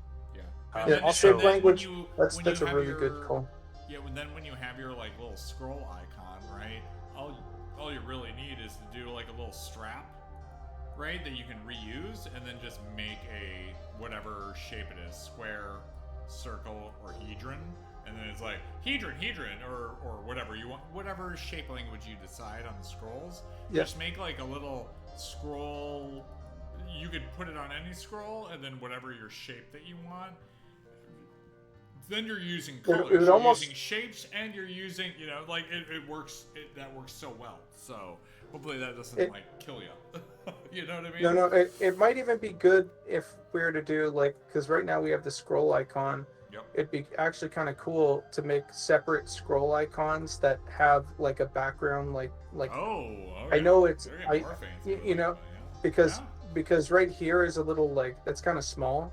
But if there's like a thing to it where it's like, oh, hey, here's like the circle or whatever, that means it's spell, right? And then we could just draw like a little diagram or whatever, and people will go, oh, the triangle goes in the triangle. You could also think of like what other ways, like a spell scroll would be magic, but how would you write down or transfer knowledge of like a melee ability? Maybe there's like some other thing that could be that you could use there. What would it be? I mean, you could do some sort of like token, like it's like a coin, or you could do. Again, I still come back like scrolls and knowledge and all that sort of shit makes you a better warrior, right? So, I mean, to me, like, I don't know. The scroll is the most universal thing, but you could do. Kung Fu Hustle. There you go. A little hand. And fucking guys hand? Just imprinted in it because he got the moans. Let me get this thought out here because I've been saving this drawing here for a second. Oh, sorry. So maybe you already said something like this, but because you were kind of talking about this, but like I was thinking that maybe you could have the ability be under like a heavy frame to indicate that it's sort of permanent. And then when you have the spell books, you could have like a little spell, like a differently shaped button. Maybe it is one of the spell books, like spell book 1, spell book 2, and then those could like disappear or whatever. Like, but having the frame here kind of indicates this will never go away, and these being kind of free form, they would kind of go or come depending on if you have the book or whatever. Yeah, I think pamphlets might work, but we'll look. I think also having like a solid, hey, this is like your UI could also work. Mm-hmm. I'm thinking pamphlets and then spell books, and with the unique iconography to go with them that also relate to the scrolls, plus all the good looking stuff that's going to come from it. Like I just put the atlas into the UI thing, right? And you can take a look at like it's going to in the thread, it's going to look like fucking good. I think doing color, shape, that's enough for the player to put 2 and 2 together, right? Anything over that, you might be overcomplicating things. If you're making different icons and that sort of stuff, like again, a big part of this is also kiss it. So I understand like martial abilities shouldn't be scrolls, but like again, keeping the lowest common denominator in mind, it's like just keep it simple. It's shapes and colors, right? I can put a triangle, like a red triangle, on a red triangle book. That's not that hard, right? Like let's keep that simple. As soon as you start going, oh, I want flavor and flair, like you're breaking away from the simplicity into more complex things. And I think for this sort of stuff, especially for a new player, keep it simple. Let's just do that. Yeah, at first I like it, but also it's some extra work. Exactly. Well, and that's where it's like just throwing the idea out there. It's fine. If all you have to do is make a scroll with the shape on it works. Yeah. I think again, what you have described and kind of put together, this is the best way forward. This is the way. Yeah, I think like we'll run into like some technical stuff as we like do it, but like ultimately this approach feels like it's gonna help a lot of new players. Um, yeah, because I'm kind of bummed out. Like my friend played the game for the first time without anybody, and he had such a difficult time. And it's like, yeah, we need to work on our new player experience. Oh, yeah, I yeah, mean, yeah. we've been saying that for a long time, but so we I put some think- work into that. But UI will help like a ton. Yeah, the simpler you can make it, the more iconic you can make it. Less text, more symbols, more color. The easier it'll be for players to figure out, right? Because symbols and colors players can pick up instantaneously. It needs no explanation, right? It's a one-to-one, right? Yeah, it's that idiocracy scene where he's in the jail. Exactly. He's like, they're like It's putting also, blocks if into you the think about- ships. Yes. If you think about in terms of like localization and international, Well, like, that too, yeah. not everyone speaks English, but everyone knows shapes and colors, right? Yep. Uh-huh. So Shapes, helps with colors, that, and too. numbers. That's that's where you can win, right? And I mean, for my like UI design philosophy, I am a minimalist. So the less, I mean, like you can have your flares and stuff, but like the more concise the design and the ability to make it so that the players can go one-to-one with a screen, the better, right? Like I sat down and designed like how do you pick a ship, right? Like I had to design a UI for like a pod racing game, right? And it was like, well, you make an icon for a ship. Okay, everybody knows what that is, right? And it's like, how do you pick your colors? Well, I make an icon that has 4 colors on it, right? And it's a button, and you click it, and all the colors come up, and then you can select what you want, right?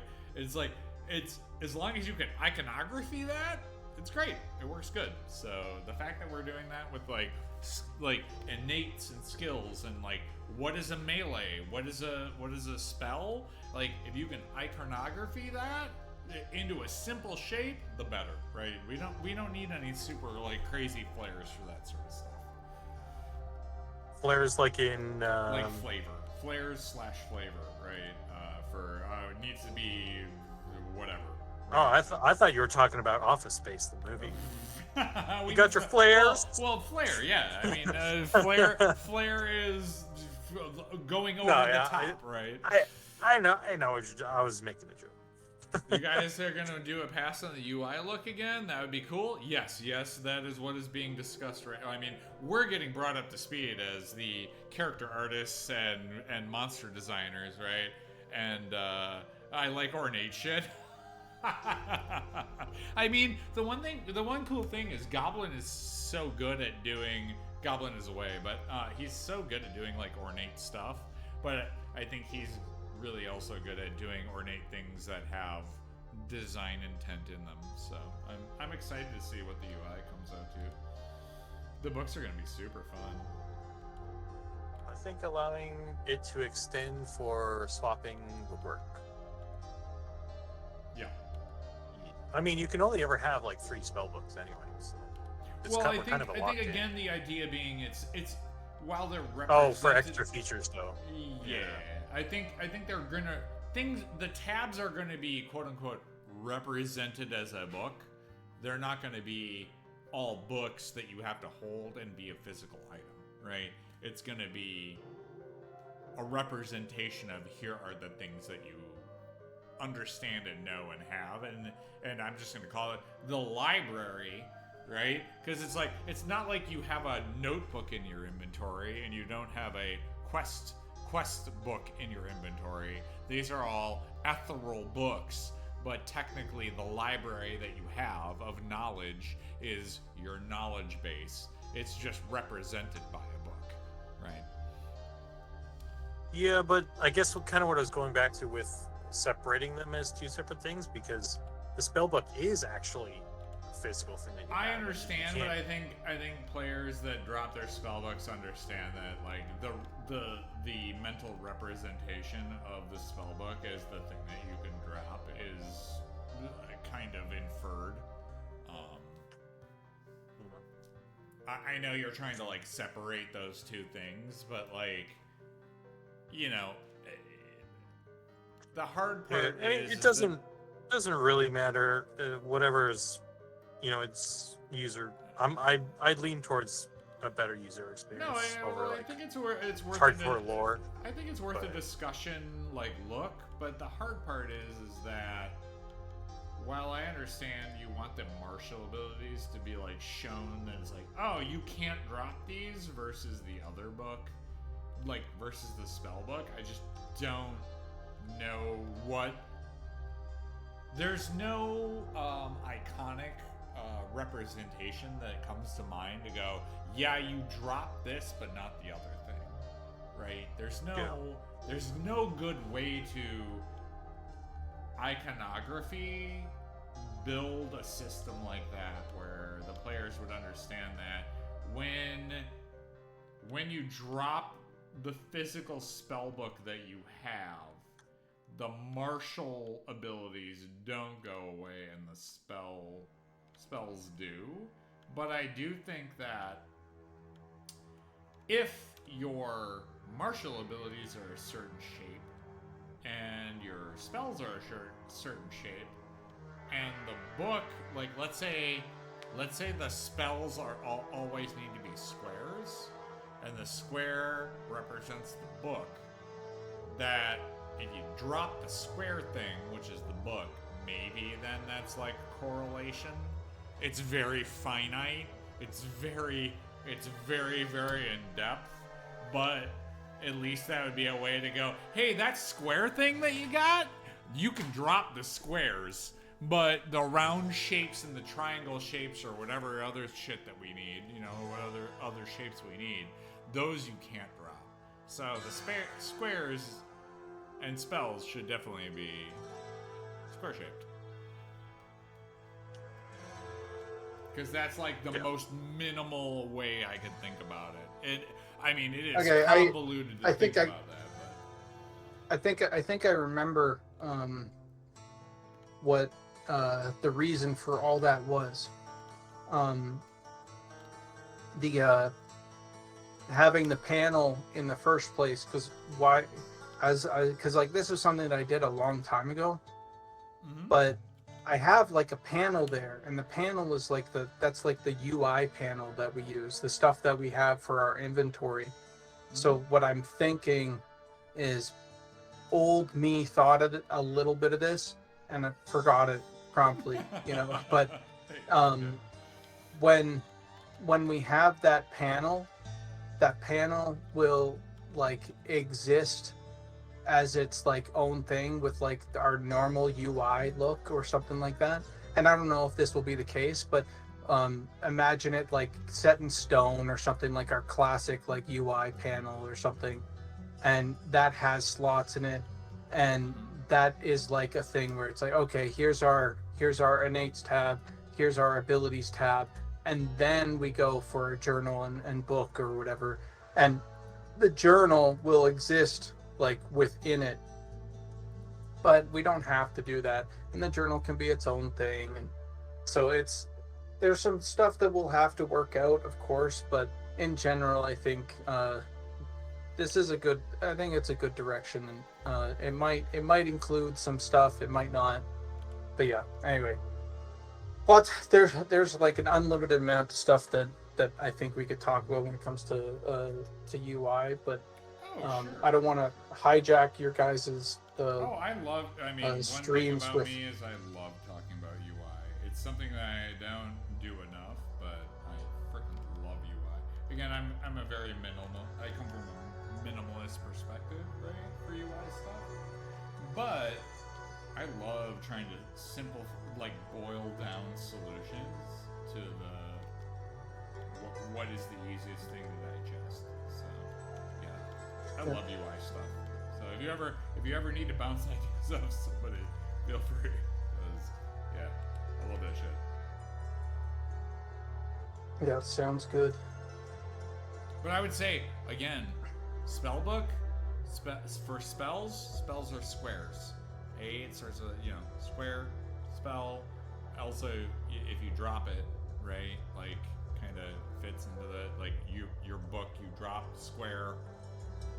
I know it's like really finite in terms of like what that is, but it kind of fits in like the most obscure way possible. But at least without speaking any language, if you see a square, a spell book starts with an S, right? Like kind of fits in that regard. Trying to jump into the subconscious. Yes. Yeah. I know it's very obscure, right? Like it's not being explained in any way, shape, or form. Scrolls are square. Like, If we get enough things overlapping, and then we can go like, hey, look, here's some elements that also sort of like lined up. Then, but yeah, I think ultimately the great. I think the best idea that you guys had, or that you had, Zach, was the shape language that resonates from scroll to a book to within the book itself. Like I think that will be huge in terms, and I mean also we did some work on the new player guide, and I want to be able to test that against people to see if there's any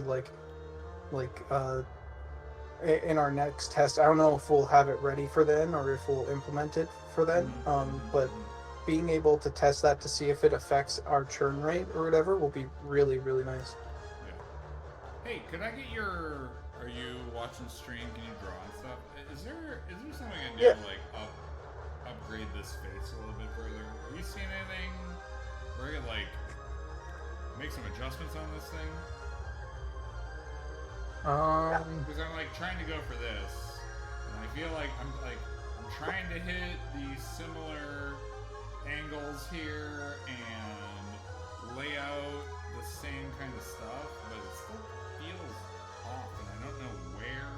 I know her nose nostrils are a little bit closer together. I might be able to be dropped because it feels a little small right now, so that might be able to.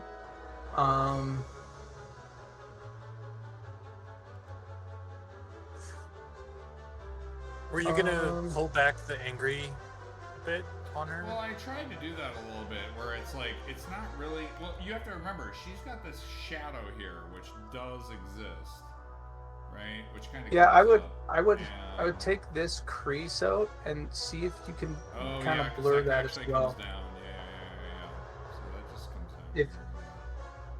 down. If that blurs nice and easy to itself, and then this eye section kind of comes out, I could see this being pretty good. Because and something that is also kind of nice to just for testing itself is, I don't know if you guys have an eyebrow layer or like a hair layer or whatever. Something that helps for me at least was like, it's like painting like bald women, or like painting bald, like eyebrowless men is like, it's there's something about it that's like really hard. And so popping those eyebrows in. And, I understand that, but like, if, I just want the bald character personally. That's just my if you throw it in just as like a quick like layer that you can test, like, okay, here it looks good with hair, it looks better with, because there is a what's it called, a mind leap that has to be taken when you're like, okay, is this going to fit all the other things? If you throw in the eyebrows and you throw in the hair just as like a layer that you turn off and on again, just as like a check. I found that helped me, because it was like, it's like I had no idea if the the Gandalf guy was looking any good or whatever, and then like, hey, I threw those on and it's like, this actually looks like a fucking character. Good, okay, this is good. Of course, there's still work to be done on that guy, but it's just I think 98% is there. I think we were talking, the eyes are a little bit wide and a little bit big, but otherwise, like, solid. Yeah, I agree. I think the eyes on him. Double thumbs up. They're too cartoony right now, and it's definitely something that. And I think I also want to check out the chin on him, but Yeah, no, this character, I think what you could do as well, maybe, is bring in some of this plushness, like around the nose here, Yeah. because I did that here, and it's kind of like maybe people might have like chosen it for that, not to like You're saying like but bring it inward? or no, just bring it sort of like out Oh, here. outward. So Yeah. I was kind of looking at it too, where it's like kind of like that red blushness kind of coming out. yeah, some plushness in Again, here. it's one of those things where I was talking with Zukin about like draw out the nose, right? Your little angle shape, right? And then like draw out your like fat section, right? Which is that kind of fills that in. And then you put in your nostrils, right? And like as you kind of like build out your orbitals and stuff, like all of a sudden you're like, oh yeah, things are fitting where they need to, right?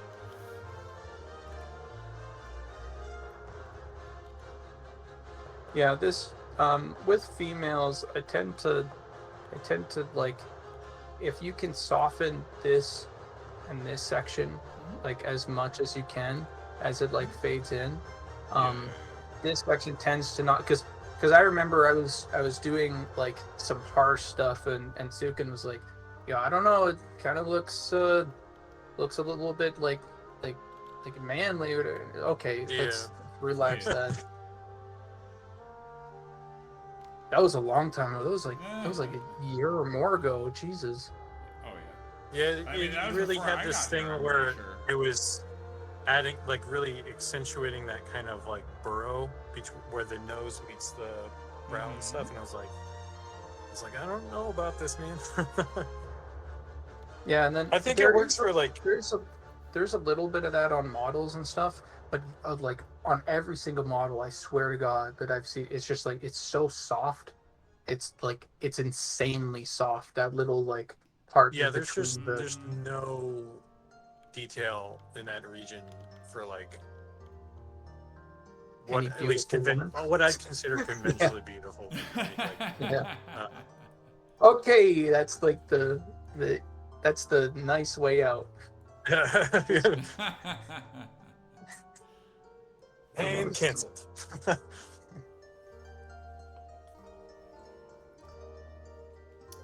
Actually, now that I'm thinking about it, a unibrow option wouldn't be too bad.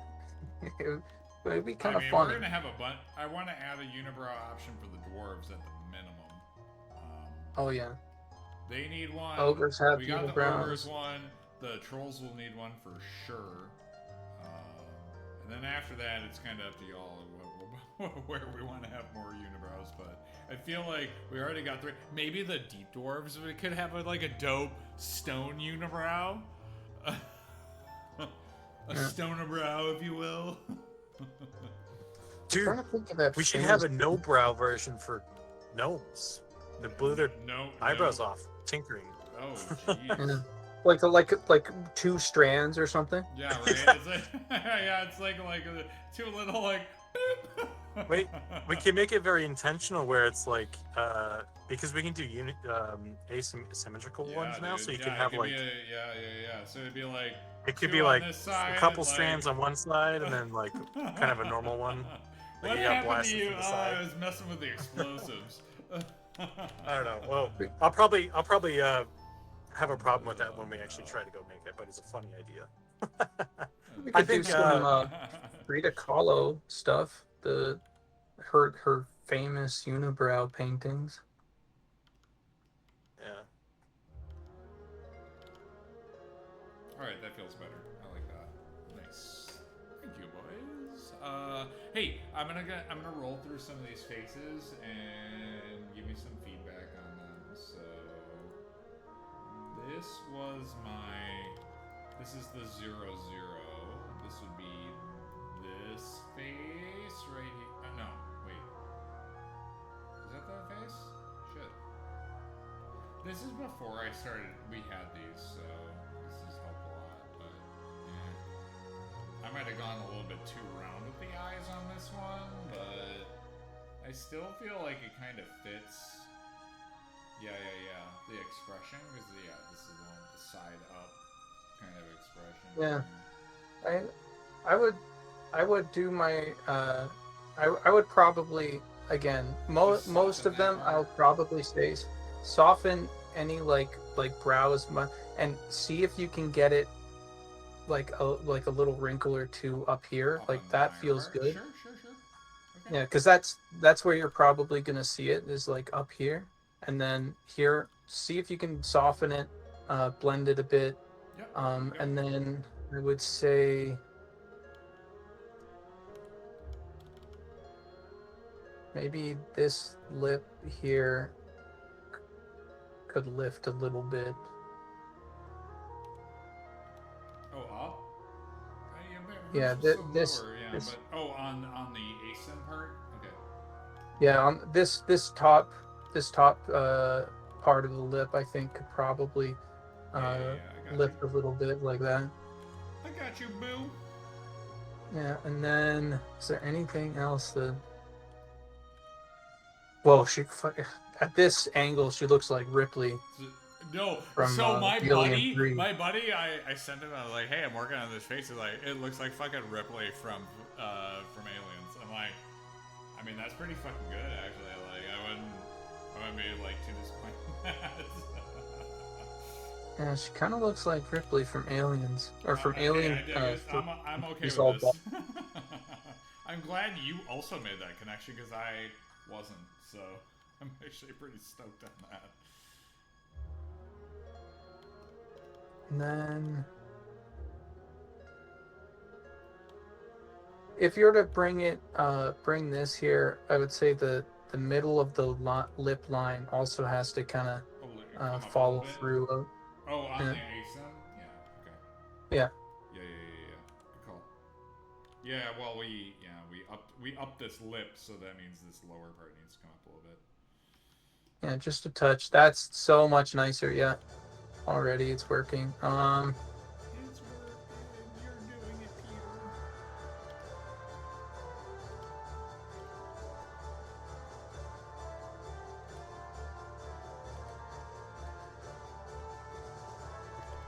Might soften this. Right there. Sure. Yeah, these edges just so they're and like you can hit that darkness down in this corner, but like as it yeah. This is something that I've been doing with some of my newer faces, so don't worry. Like I've been kind of focusing on that a little bit. Where it's like instead of it being like an actual line, I'm kind of doing more like this, where it's like shadows pulling up and then kind of blending those out from the highlight here on the upper lip. Yeah. Trying to like just knock that back as much as I can. Again, it really depends on like age too of the character, because I was talking about this, where it's like that would be like you're old, right? Where Yeah. like really pushing that. We should get like an old witch face for the female human because Oh yeah, I can do that. like use. I'll do one of those. Oh yeah. I actually like. I've been doing some of the like the doll faces. I might actually.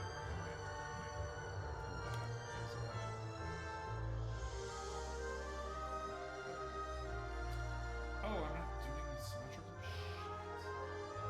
Well, I'll fix it. I want to make this face also symmetrical. I don't know what it is about it, but like if we want to have it, it'll be there. Yeah. That would be a quick way of getting a bunch more faces, probably, huh? If we just took some of the asymmetrical ones and made them symmetrical. Yeah. That. Well, if you wanted to.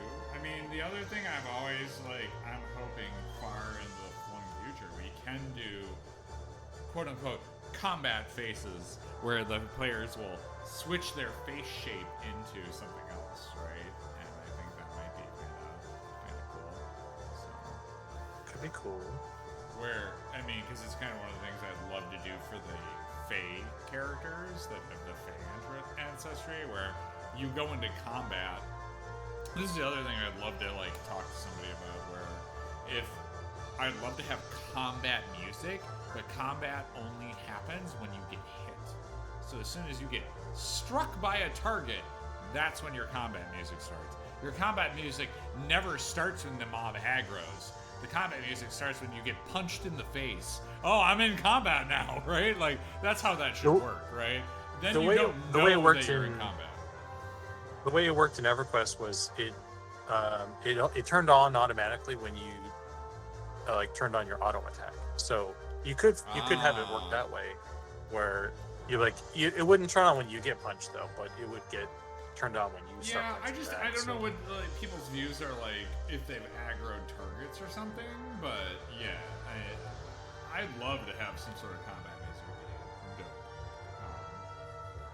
Yeah, that's something. That little I bit didn't. Of, like something. I kind of just that's something I sort of turn off generally, but now that you mentioned it, it's like, oh yeah, we probably should get something like that, huh? Hey Robert. There was well, there was also this thing I was talking about with Robert about combat music, where he has like these tracks that are already made, right? But he says he has to make them from scratch for it to actually like work musically. But let's say you made a piece from scratch, right? And instead of combat music, I mean, it could be combat music, but he has like the instruments that play the melodies and they come in and they swell and whatever. And so it follows like the nature of the song. But instead of like a combat music going, and like overriding it and just turning into a new thing, what if like now drums hit, you know, like war drums in the background once but it follows still. Yeah, it follows the thing, and then like a bard comes in and they're playing like guitar or a little like lute or something, and now all of a sudden in this song that's playing in the background already we get like little lutes, you know, sounds from our bard, and like that would be fucking cool, but also I was told by Robert a lot of work. So adding additional orchestra into a piece for a thing. Yeah, that's really hard. I think being able to set up a combat riff that fades from whatever song you were into the combat riff because you got punched in the face, much easier. Because that's just a fade based on the combat. But yeah, adding in instrumental additions, that's a lot more complicated. The way the whole music system worked in Vanguard was built around that whole kind of dynamically compounding tracks. Right, like the whole game, like all the music. Right, but the tracks were built based off of that mentality in mind. Right. Yeah, it had to be built from the ground up, right? Yeah, obviously.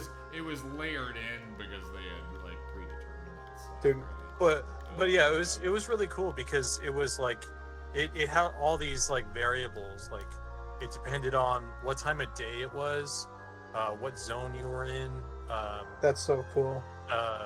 You know, and like what you were doing, because if you were just like how long you were AFK, the music would slowly dissipate, and if you came back from AFK, there's just no music. And if you start running again, it like starts playing a little thing, and then you know, it just adds more stuff. If you enter combat, you know, there's combat music and everything, or you go into a cave or something, it changes, and just like everything. It's just like you don't think about it. It was so well done, but when I was part of the Vanguard emulation thing, I was able to kind of dig into it, and someone actually built a tool where you could listen to all the music and stuff, and you can just listen to all the individual tracks and things, so you can just kind of get an idea of how it was put together. It's like must have been a monumental thing to build. Like there's so much stuff from that game that is just really amazing, like in retrospect, and it's just a bummer that it had the fate it did, because you know, I don't think people really understand how cool it is. Yeah. Hey Goblin, can you take a look at this? I'm gonna go run through a couple other faces, so hit me with your additional adjustments here for these boyos. I would drop the top of the lip here, because he's looking a little bit puckered. Oh sure. Let's see. I would follow along with this roundness. A little bit further out. So we get, yeah. So this part here, like this, can end up kind of becoming like more of a shape. It seemed really bad drawing that I just did. No, I understand what you're saying. Yeah, there's like, and then I would say like this angle right here, like that should be definitely blurred out, and this should be more bulbous, right? Because it's more of like because it's a little bit more flat nosed, and it's a little bit, I would say like you don't get these like these hard, like chisels or whatever like we do. No, I understand. I just need to Yeah.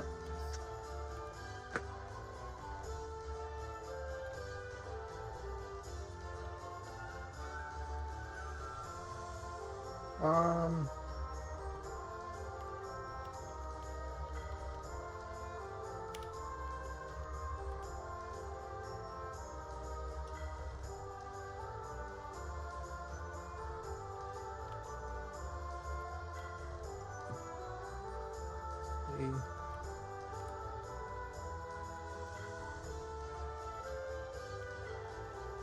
I might.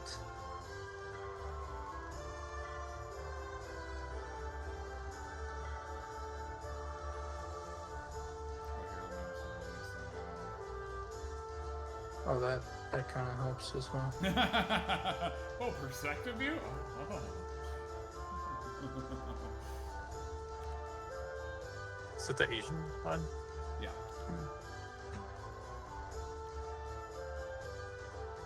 Yeah, I think I would still take this eyebrow area, and I would soften that up. Take this value that you have in here, and I would soften that up almost all the way like up to here, and then treat this as like a very thin like ridge that can then what's it called, like fade out. Yeah. You should probably get rid of or lessen that the shadow that you have on the top eyelid here? there. Yeah. I'll reduce that too. Yeah. If I need to pull this highlight all the way across, then yes. And then the last thing in this one, I'm not sure because there's two ways that you can go about it, but from this eyelid right here, that's great. If you were to do the second one, I would bring it a lot closer. Yeah. Or get rid of it completely because it's a type of eyelid, right? Where It really there depends. is no I was fold. kind of noticing there's one that has a little bit of eyelid showing, and then there's one that doesn't have anything showing. Right? But Yeah. I felt like, in the sake of having detail, having it show was better for having it just be there as a line that kind of exists, because that's giving us just a little bit more detail in there. Where if you just remove if it, you want, get nothing. if you want to get detail, what you might be able to do if we were like, hey, we have to have it. I'm not saying that we do, but if we were to have it, take like a little bit of a highlight and do it that way, where like you bring in the highlights, but you don't put in a shadow. Okay. And that might help with that, like bringing in like the texture of the skin.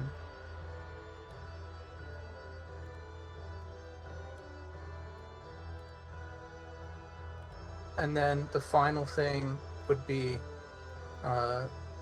after that, I would say bridge this out into here, and so this becomes the shape of the highlight. Yeah.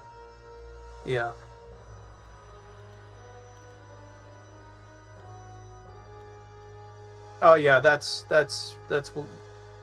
continuing to render that out. That's going to look really nice.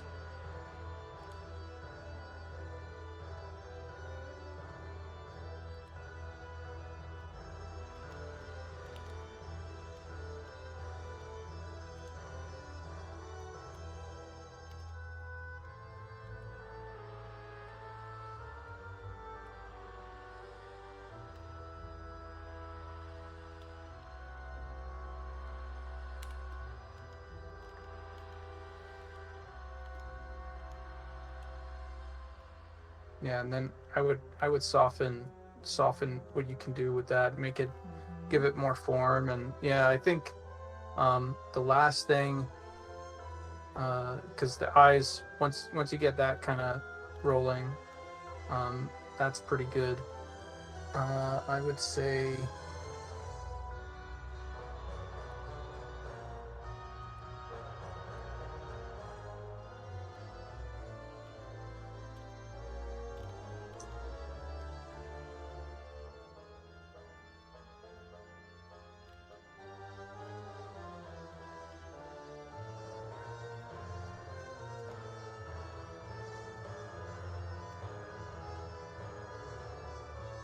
maybe drop the top, or sorry, the middle of the lip a little bit.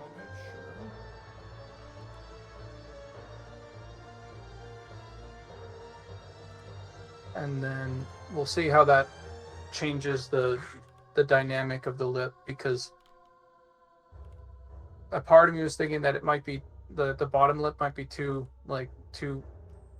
large, but if you take this bottom and you give it that nice line or whatever, I think it might be the right place now.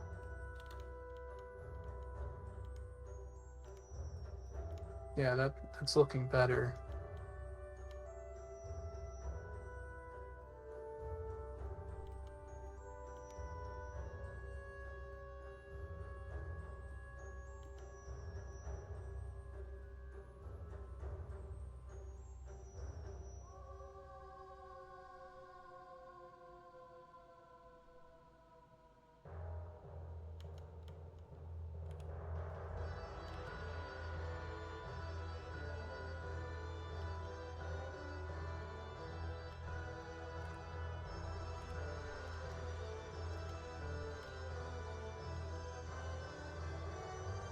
Okay, yeah, I think I figured it out.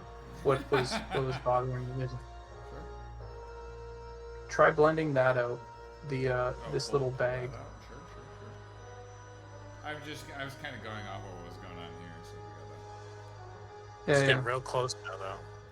It's looking really good. yeah, it's looking really. That's nice, because that part is so subtle. Those like bags on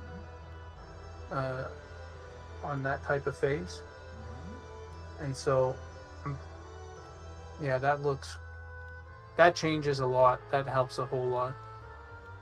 And I know their skin is real fine, so they probably have some like hyper fine. Yeah, they have like what, there, like it's like twice, or like I think it's like twice or like 3 times pore density or something yeah. than like the rest of the world. Shadow, a little shadow there on the inner, little shadow right on here on the bottom, so this overlaps. Oh, you mean on this like... Yeah, right there, perfect. Yeah, that's good. And then this area on the nose, I know I'm like jumping around and forcing you to jump around, so don't worry. But I could see more form just in here. And then I think we're in a pretty good position. Maybe blending that too, but I don't know. It's looking pretty good. The brow? Yeah. Yeah, okay. I see what you're saying.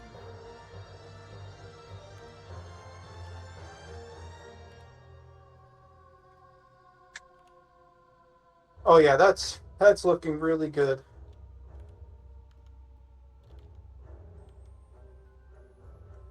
Yeah.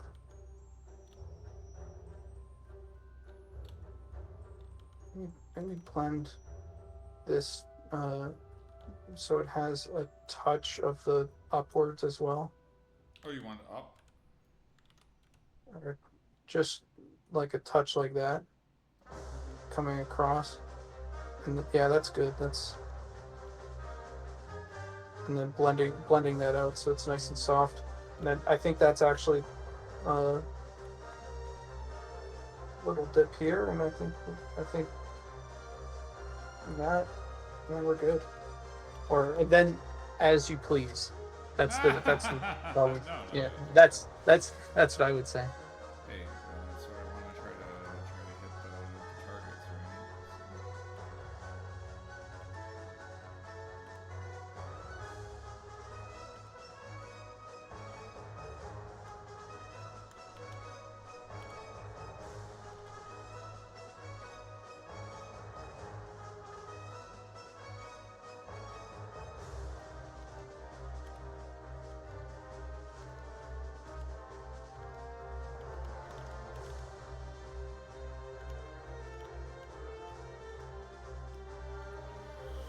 Now the question is, do I have brow capability? I think I do, right?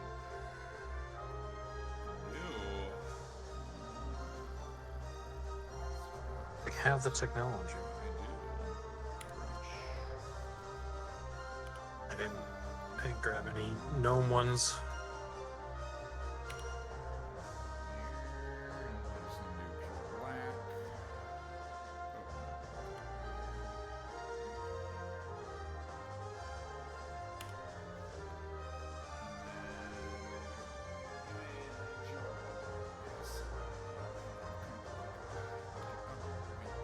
What are you doing? No.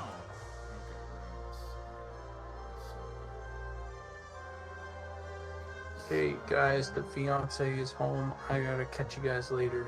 Oh, I was gonna have Very to good. check out some more faces, but we can do that tomorrow. So. Yeah, Touch base. dude, we should Huh? yeah, we should try and do more of this all Space together thing. Jam Part 2 Yeah. tomorrow. Yeah. Well, if how long? My guess is you guys are just about done. Yeah. It is 12 o'clock. Yeah, that'd probably be for the better. It's tomorrow or this weekend or Nice. something. But yeah, I'm pretty done for tonight.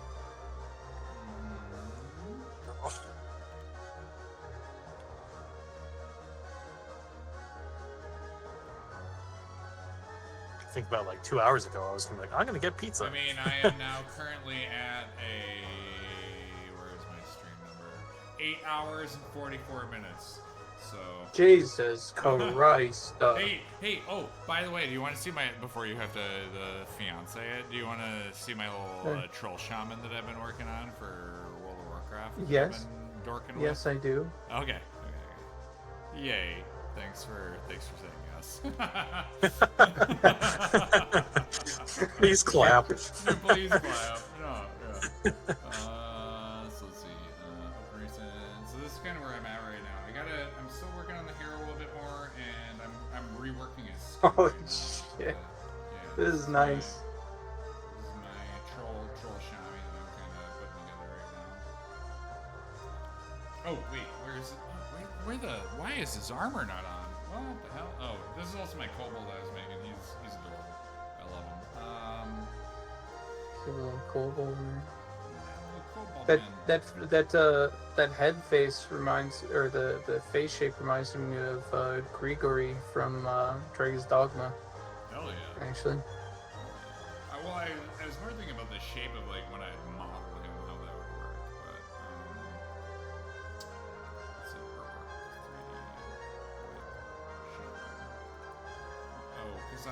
because I was working on his chest piece. That's where. The final. Luckily, that's just a file folder.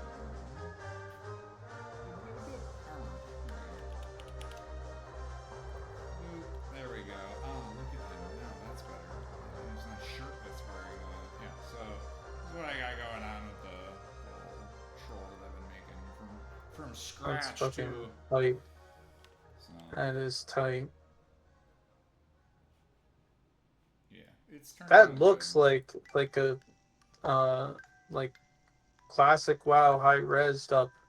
You That's know, right. like I mean, like the, I literally every pebble and stone I tried to copy exactly how that armor is. So yes, that I mean it's about as close as I could approximate the tier 1 armor Yeah. Let's see. Because like, let me grab my 3D whip shaman reference. Yeah, I sat and sculpted this out multiple times to try to get like the armor, but like, come here, buddy. Oh yeah. So like, you can see that like the way that even like most of this is exactly like how it is. Like, granted, this guy's in a stance, so it's like spread out a little bit more, but even mine would do that. Yeah. Right? The only thing I didn't do is this is kind of some diamonds, and I was like, I'm just gonna make some fangs, and I think that would look better. So that's the only difference I really did. But I could always hand paint this to have like the more diamond-esque sort of feel to it. But even like if you look at the cracks and the zigzags, like I try to like They follow like, pretty the fucking forks, close. Yeah. You know, like even the positions of where these pieces are is kind of I try to I think align everything basically 1-to-1 for the most part. Right? the most successful part of this whole thing for me is the way that you've handled the cloth here. It has so much form to it that it's just like, stuff? yeah. Yeah, it worked real good. I also really like, I mean, like, the gauntlets are a little bit different because these are really messy, but just the way that the stone feels right here, I'm like, oh, it's so good. Like, I really, just even from this front view, I'm just like, oh, it's so good. So, yeah, that's kind of where I've been trying to, like, 1-to-1 it as close as I can to, like, build this stuff out. And match it up as close as possible. It's not perfect. There's still some spots where I could do some adjustments and stuff, but I feel like it's getting close. So, you know. But I'm trying, man. Trying to get it close to what they got. Looks pretty fucking good. So, I don't know how like this looks in engine or anything, or if it, because that's kind of like the test, I guess. But in a lot of the classic WoW stuff, they have like these deep fucking like blacks, and it's like even in here, and like depending on the engine, like you know, when you light this guy, you're gonna be getting some of those, right? But for a lot of the what's it called, the modern WoW type stuff, they don't touch black. They don't even come near it, and so like this is a good retail like approximation of what, you know, vanilla WoW would look like now. That's kind of what I'm kind of going for, where it's like I'm trying to take the old, put it into the retail current version, where it's like different, you know, but still matching as close as I can get it. Right, that's the goal.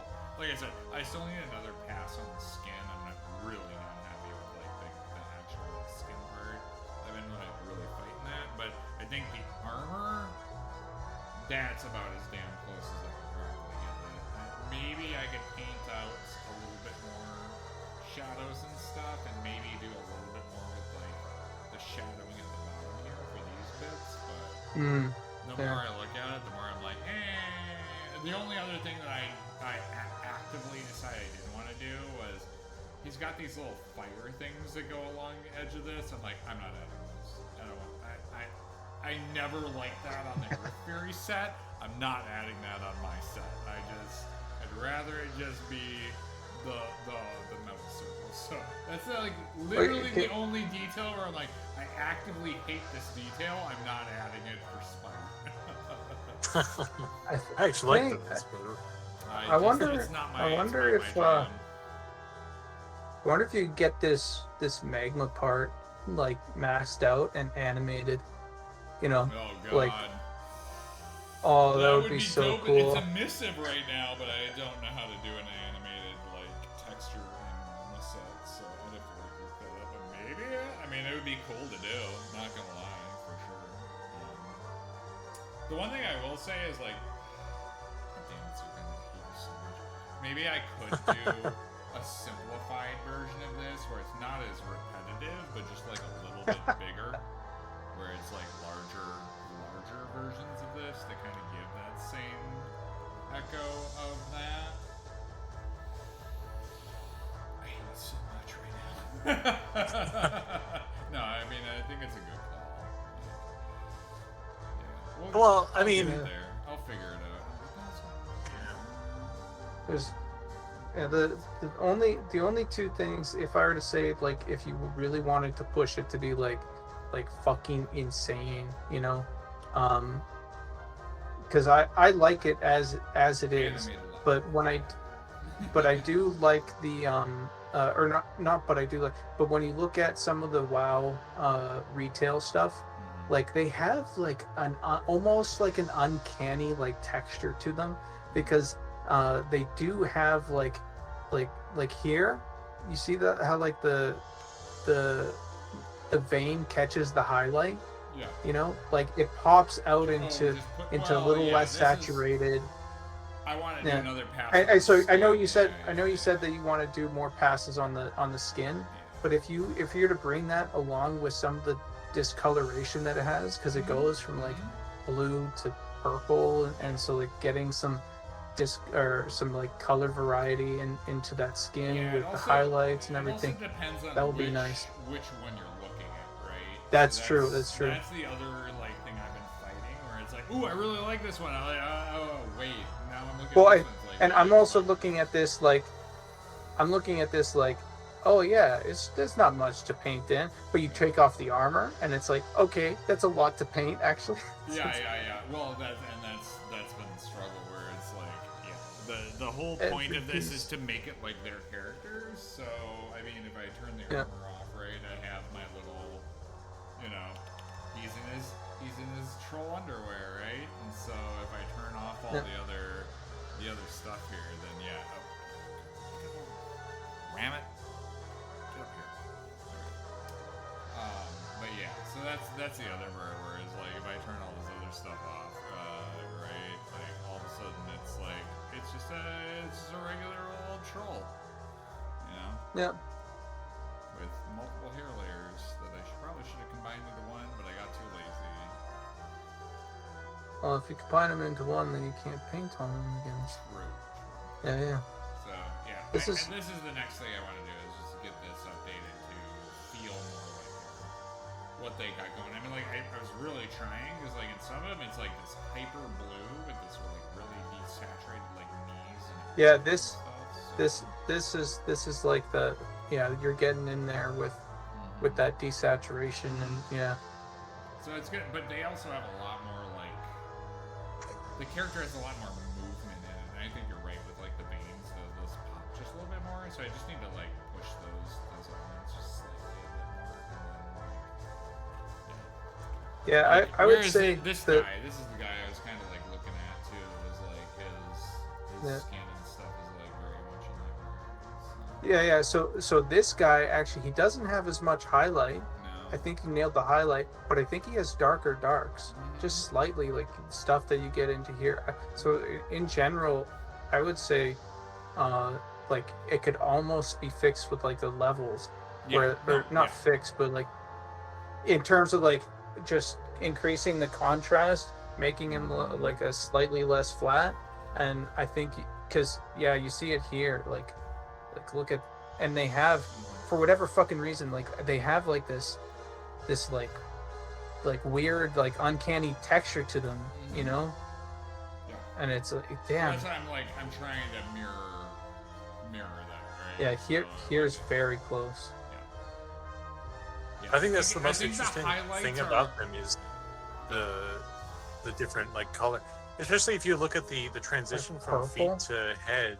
Like the upper portion is like very aqua, then you get below on the legs, it's purple. Deeper blues down to purples. I think and it's actually Is one it of the things. losing circulation? I think it's That's one of the things I've always liked about the trolls. Is vertical. that I think it's the vertical gradient. They have a full body vertical gradient where it's lighter here and darker down here. Also, this I adjusted this and it's not quite right anymore, but I had it much closer to the purple that's there, so don't mind that. But a big part of it has been trying to match these highlights here on this arm, but also trying to get the amount of like depth that's here. So that's been kind of my fighting that back and forth as I go. So like I said, I'm gonna be taking a stab at the body, but I feel like it's Damn, dude, I'm really trying to make it close. You know what I mean? If I feel like they almost use what's it called? It feels like they're using what's it? Dodge.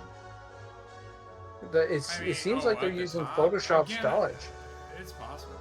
Like here, it feels like they're using it like here, where they'll like get in like a base like here because they have like a lot of texture in there. It almost like you know clouds and difference clouds in Photoshop. Like it almost feels like they put clouds and difference clouds as like a layer that touches everything. Yeah. And like it almost feels like that, and I'm not that gonna lie, that's what they I was did. like, I need to do a rendered clouds on the character to kind of get some of this detail. Yep. Like I was legit like, oh, I'm gonna when I mess with the skin, that's gonna be the thing I do tomorrow. I'm like, oh, I should do a render clouds on this guy, and then just erase out along the edges of the seams to kind of like get that out of there, and then like that should get what I need, you know, for in terms of like skin detail. The thing was like I was seeing like, see how saturated It goes these fucking areas? It's like the blue is like turbo saturated, and that's kind of what like that's why if you're looking at this, you're like, why is he so turbo saturated? It's like I'm trying to match this. Like, look at how high saturation there is in these blues. Right, yep, and right in those spots where it's like, oh my god, that's saturated so high. It's crazy. Like, even his chin. Look at his chin. Like, it's not a highlight. It's a turbo saturated teal, right? Yeah, and so now, like, with that amount of, like, color play, like, the way that I'm looking at it now, it's like a part of me kind of goes, take a difference cloud layer or whatever, go hey, and then like select like sections out or something like that, erase it so it just has some random shit, and then paint that all really saturated and throw it on and see like and so like see where it patches up, you know, and then do that with do 3 layers of that, one where it's like highlighted, one where it's like these, and then one where it's like even desaturated like touch or whatever. Man, these guys, the WoW guys, their art team, fucking insane. Yeah, no, I also need to up his like little nose clip right there. But that's a tomorrow issue. But yeah, thanks, man. Appreciate it for taking a look at that. Like I said, I feel like it's close. It's like 90% there. I want to take it that 10%, right? And definitely the skin needs to get. That's like a 50% maybe, so I need to up that. Word. Alright. Thanks, man. Appreciate it. Okay, now go cook your lady some waffles or something in the evening. Yeah. Breakfast. Alright, I'll catch you guys later. Alright, man. Thanks for stopping by. I might stream tonight if you guys are relaxing, or I don't know, maybe it's been 8 hours. You're probably just gonna go straight to bed. 8 or 9. No, but I might to be up for a while, tonight. but it's gonna be more like figuring stuff out for sure. So, yeah. All right, catch you guys later for real. Yep. Is it time? It's time to wrap up the storybook for everybody. I mean, man, they got an absolute epic stream if you're watching me do stuff. Goodness gracious. Yeah, both sides. Like, we got a little bit of UI, sneak peeky stuff in there. Got a cool fucking gnome face here. Oh yeah. I got like 4 or 5 faces. So. Oh shit! It's good. only 10. Yes, it's only 10. I thought it was like. No. I thought we were it's only 10 midnight. for you. It's midnight. It's the witching hour for me. So. Yeah, I thought it was. I thought it was midnight for me. I've hit a 9-hour stream now, so everybody have better had. I can't believe it's been 9 hours. Yes, classic. It has been an absolute. Oh, sorry, I haven't even been paying attention to chat because we've been chatting. Sorry, everybody. Is this how the game looks? Player models? Yes. No, they were asking when you were showing your guy. Oh, my frickin'. Troll. Oh, my troll character? No, that's for my portfolio. Sorry. That's my bad. I made that all from scratch because I wanted to try to recreate the Blizzard style, so maybe they'll hire me in the future. You know. Sorry, Hala. Should have been looking at that. You should have been like, "Hey, you're not paying attention, you dingus." Yeah, that's cool. I replied to him. Oh, I'm glad. Thank you, man. Appreciate you. Yeah, this is a sweet stream. Yeah, no, for sure. This is super fun. If you're down, I'm gonna be making some faces tomorrow. Probably. I'm not even gonna do it. Well, I was gonna say I was gonna do some skin work tomorrow on my troll, but I'm probably just gonna do faces all day. This is more than likely what I'm gonna do. Yeah, I'll be back doing something else. All right, 9-hour stream tomorrow. Buckle up, everybody. Join me and Zukin when he arrives, because I'm gonna be gun ho gunning on these other faces, because I still have. I don't know. I know you really love this swarmy space, so like I want to do that justice when I do it. But I'm probably gonna knock out this one. I think Goblin already grabbed that one. The swarmy face? Okay, then I'm not gonna worry about that. The Smarky one. Yeah. He's All him. grabbed that one. Okay, cool. Then I'll probably finish up the